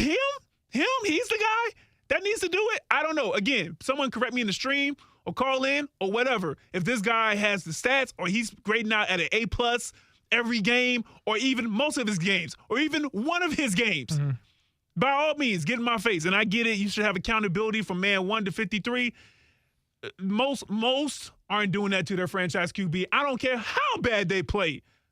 Get out of my face, man. What's wrong with you? Knock it off. So your thoughts? I disagree with what you're saying. Okay. I will tell you the person that got in Russ's face goes by the name of Mike Purcell. Oh, he sounds like he might be good. Here we go. I didn't say that. He has 3.5 career sacks in like 8 years. He's a run stuffer. Good for him. Okay. Now, here's where I disagree with you. And I understand, like, hey, who are you to call me out? Well, I'd say, Russ, here's the difference, dog. They're paying me $2 million. We traded away all of our first-round picks and paying you $30 million. So I'm going to check you because this is unbelievable. You can't be doing this. You know what? Build a time machine and become a quarterback. Mike Purcell. Like, you're mad at the wrong thing. You're mad at the market at this point. Like, nah. But I'm sorry, I cut you off. Go ahead, Kasey. I'm sorry. Well, I would say we're doing our job. That's what Mike Purcell is thinking. Well, that's fair. Sorry. That's fair. They're doing their job. Because when I look at this, you give up 16 points or 19 points, I'm sorry, you should win. 16, you should win. 17, you should win. I mean, the Broncos are horrible. Russell Wilson is a full-blown disaster in Denver. I'm not mad at the guy for getting in his face because Russell Wilson at least comes off to me. He gives me very Zach Wilson vibes in the sense of he hasn't done this publicly, but it feels like, to me, I could be very wrong, that Russ is the guy that's like, it's them, not me. Like behind closed doors, Russ is like, I'm doing my thing. These guys aren't good enough around me. That's how I see it. I could be dead wrong, but Russ does not give me leader vibes, and his teammates are sure as hell not rallying around him. I got to tell you this much. That may be true. Again, I don't know it as well. I will tell you everything. When you say Zach Wilson vibes, we've seen Zach Wilson not be able to handle stuff on the field or the stuff off the field when it comes to press conferences. And I don't care who was the leader of the team in Seattle. We can say that we've seen Russ do both. Mm-hmm. Handle it on the field and handle things off the field by the way that he handled that press conference right there. I tell you what, a part of this seems, again, it's easier to pile on. Again, the defense in Denver is doing their thing. They're doing a good enough job. Doing a great job. If the offense can meet them even like a quarter of the way, not even halfway, they would not just have 3 wins on the season. Mm-hmm. But if the moment that switched around, I would get it if it was an offensive lineman. I would get it if it was someone on the offensive side of the ball. I hear you. But the moment this switches around, I don't even think that the franchise QB is going to get the amount of slack that this guy is, that Purcell is. And maybe some people are killing him. I doubt it, though, because most people like I think there's a bit of jealousy going on when it comes to Russell Wilson on top of everything else. He hasn't been playing well. Oh, by the way, he's a franchise quarterback. Oh, by the way, he's been a star, superstar, but he's been a star. Oh, by the way, his wife is Sierra. Oh, by the way, it's easy. He's getting paid a lot of money. He should be able to do this. He should be able to take this. I'm just saying, if the shoe was on the other foot and he went over to the defense and started talking crazy, I think I would have a problem with that as well. I'd be like, bro, I get why you upset. Because he's got nothing to say, though. You're saying if the offense was good and the defense was right, good. Okay. right. I think it was a bit out of pocket, but not because of the yelling. Yeah. If it was an offensive lineman to him, I'd be like, I get it. Yeah, he's like, yo, tighten up, dog. We blocking or we need to get this thing going. But that's a fair point. This guy, 3.5 sacks in 15 years in the league, But I think you've also got a guy, right, who's on defense, and I think that's a really good point that you made. But he's looking at this saying, well, damn, we were 7-7 with Teddy Bridgewater, and we brought you in, and we're worse somehow? If Teddy was back there, we might have a couple more wins. Well, he's not getting paid no either way. Whether they had 8 wins or whether they got 3 wins, he's submitted to where he's at. Calm down. And I don't want to knock him because I don't want to meet him in real life. I don't want to meet him in real life and be like, what'd you have to say? Like, no. Just a radio guy. I got no problem with you, Mr. Purcell, sir. Here's the problem. You cannot complete 58% if you're Russell Wilson. Yeah, that's true. 58%. I'll be real with you. If I'm Denver, I don't care what it takes. You got to get out of this. Wow. I don't know what you have to do. If it means trading for Kyler Murray, I guess you got to get out of this. Because if you didn't believe me 6 weeks ago, believe me now, Pete Carroll got it right. Because this guy is not working in Denver. Also, the coach, not working. Not working at all. I don't know if Sean Payton's interested, but call. I don't know if Jim Harbaugh's interested, but call. Who else we got? Well, Matt Rule just signed in Nebraska, but I doubt. That was wild, huh? Like $80 million. You did your whole boxing analogy for the other stuff, right? Who was going to coach in Nebraska? And Matt Rule was like, you don't even got to do all that, Kasey. I'll sign up. We'll talk about more about the college stuff tomorrow. Matt Rule just got paid like $80 million to coach Nebraska. Good for him. As much as I was roasting him earlier, good for him for hustling like that. But the Broncos is a disaster. Why do I always say Oakland? Vegas is a disaster. Denver's 35 times worse. They also cut their best running back recently. Right? The Rams did that. That was a move from the Rams. Or I guess actually the Broncos did it first. It's a wild thing that's going on in Denver, but I get out of it. Trade for Zach Wilson. You got to do something. Just get out of the Russell Wilson thing. It is a disaster. Holy cow. Anyway, do you believe me on the 49ers? I know we got to go to break, but remember when I told you the 49ers were good? They out here shutting teams out? Yeah, they're good. 49ers will be in the Super Bowl. Somebody in the playoffs can score more than 13. I mean, can score more than 13 and points. I believe that San Francisco, if they needed to score more than 13, they would. I don't think so. I think they were trying to score more than 13 points yesterday. Nah. Yeah, no, they didn't get the 13 to stop. They were trying. Yeah, they didn't get the 13 to stop. They're like, the chips are down, they'll be able to do it. I got to be real with you. The question is, who are the 49ers playing in the Super Bowl? That's the question. Philly on line 1, Dallas on line 2, Minnesota on line 3 and 4. Okay, first of all, Minnesota don't be calling nobody because what happened against Dallas, you still shouldn't be talking.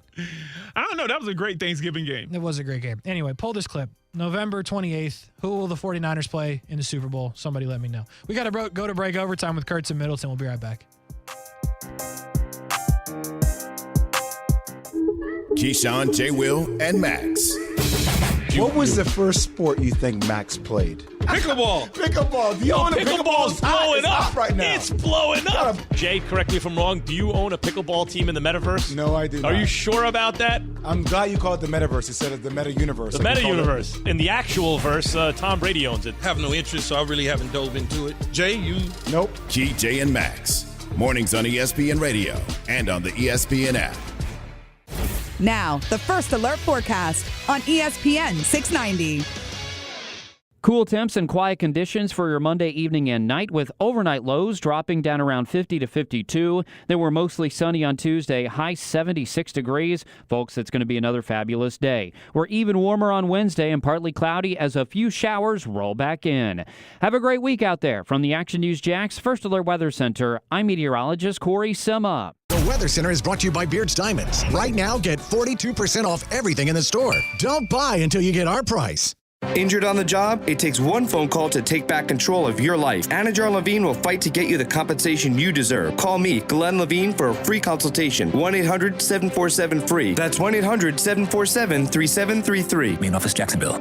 All offers with approved credit and not in conjunction. See dealer for complete details. Black Friday sales event. Celebrate new roads ahead and a fantastic holiday season with the new car, truck, or SUV you've been dreaming of at Jacksonville Chrysler Jeep Dodge Ram Arlington. Our selection of new Ram trucks can't be beat. We've got what you're looking for. Make no payments for 3 months. Trade in whatever you're driving now and get the deal you've been waiting for. Jacksonville Chrysler Jeep Dodge Ram Arlington. 9600 Atlantic Boulevard. Across from the Regency Square Mall. Highlighting female entrepreneurs, sponsored by Indeed. Julissa Prado is the founder and CEO of the hair company Rizos Curls. She says it took a personal journey in order to build her brand. Learning to love my hair, which was the quality that I hated most about myself, was the first step towards learning to love myself and every part of me. So happy that I was able to then begin sharing it and helping other people. We get it. A single hire can make or break everything. Indeed lets you schedule and conduct virtual interviews, all from one place. Start at Indeed.com/credits.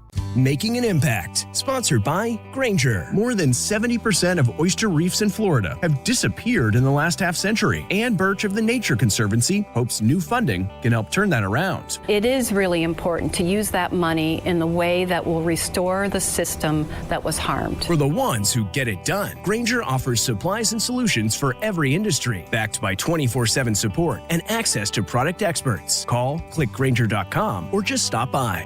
It's time to turn on the savings, even on used. Toyotathon is on at Arlington Toyota Pre-Owned. That's over 400 pre-owned on the lot. All makes, all models, ready to test drive, save big, and take home today. Plus, Arlington's 30-day exchange program comes with your purchase. That's 30 days to love your purchase or exchange it. What are you waiting for? Get Toyotathon savings at Arlington Toyota Pre-Owned today. Shop in person and online at arlingtontoyota.com. Visit arlingtontoyota.com/Toyotathon for full details. Without the ones like you, who work tirelessly to keep things running, everything would suddenly stop.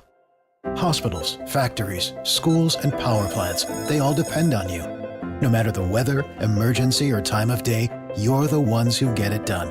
At Grainger, we're here for you 24/7, with supplies and solutions for every industry, and access to product specialists ready to help. Call, click Grainger.com, or just stop by. Grainger, for the ones who get it done. Action Sports Jacks. Watch, listen, subscribe. You can watch us on CBS 47 and Fox 30. You can listen right here on ESPN 690. And you can subscribe to our YouTube and podcast, Action Sports Jacks on ESPN 690. Action Sports Jacks. Watch, listen, subscribe.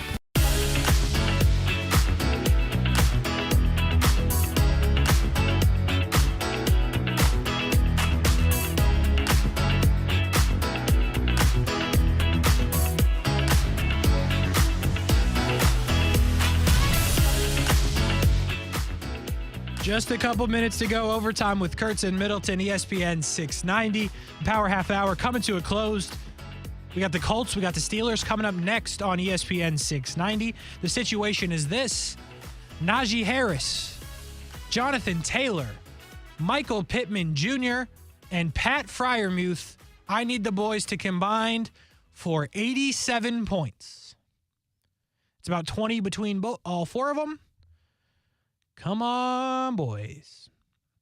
Also, Najee Harris, I need points in another league with the playoffs start next week, and it's going to be very, very close if I get in because we got a lot of people with the same records, so I need points, and I'm drilling this guy this week. I have like 160 points. If Najee could give me a 20 spot, I get up to 180. Woo, I'd be in. Because, bro, I was trying to figure out when you said it earlier that you needed Najee Harris and you needed Jonathan Taylor to show up. And I was like, wait a minute. Different you got leagues. him more. What league you in, bro? A league of one? Who did that? Yeah, Different okay. leagues. I got you. Different leagues. Oh, no. That is the same league. Let me tell you about this. I have Some Najee in a cheating different. going on. No, this was crazy. Oh, This okay. was crazy. Dude offered me, after ETN had the explosion game, this was nuts. Dude offered me a trade. He traded me Jonathan Taylor, Michael Pittman Jr., and Chris Olave for ETN. So I said, obviously, yes. Do you drug test in your league? It's not my league. It's somebody else's league. I'm just playing. Do they drug test, man? They should. Do they send a memo? They should, because they were mad. And here's the thing. I'm now all of a sudden making a playoff run because I got 3 good players for 1. You need a commissioner in there to stop trades that are just that one-sided. You got to. By the way, the 3 games since that's happened, the Chiefs game where ETN had no running room, the bye, and then yesterday. How you pulled that one off? I'll never know. Build different. I guess so. Anyway, it's coming up on the station. Hey, Brian, it's a big day tomorrow. We're talking soccer. Oh, okay. It's a big day. There we go. All right. Well, checked out. Go ahead. Do you think the boys can do it? Win, and they advance. Sure. For the United States They're men's playing national Iran, team. right? They're playing Iran? Is Yes, that right? Yeah. they are. Okay, yeah. Good. A team that beat Wales, who they didn't beat. It's going to be exciting. 2 p.m. To this day. Let's go. Okay, I like Sorry. that. No, I like it. Sorry. If you're fired up, I'm fired up. Yeah. To this day.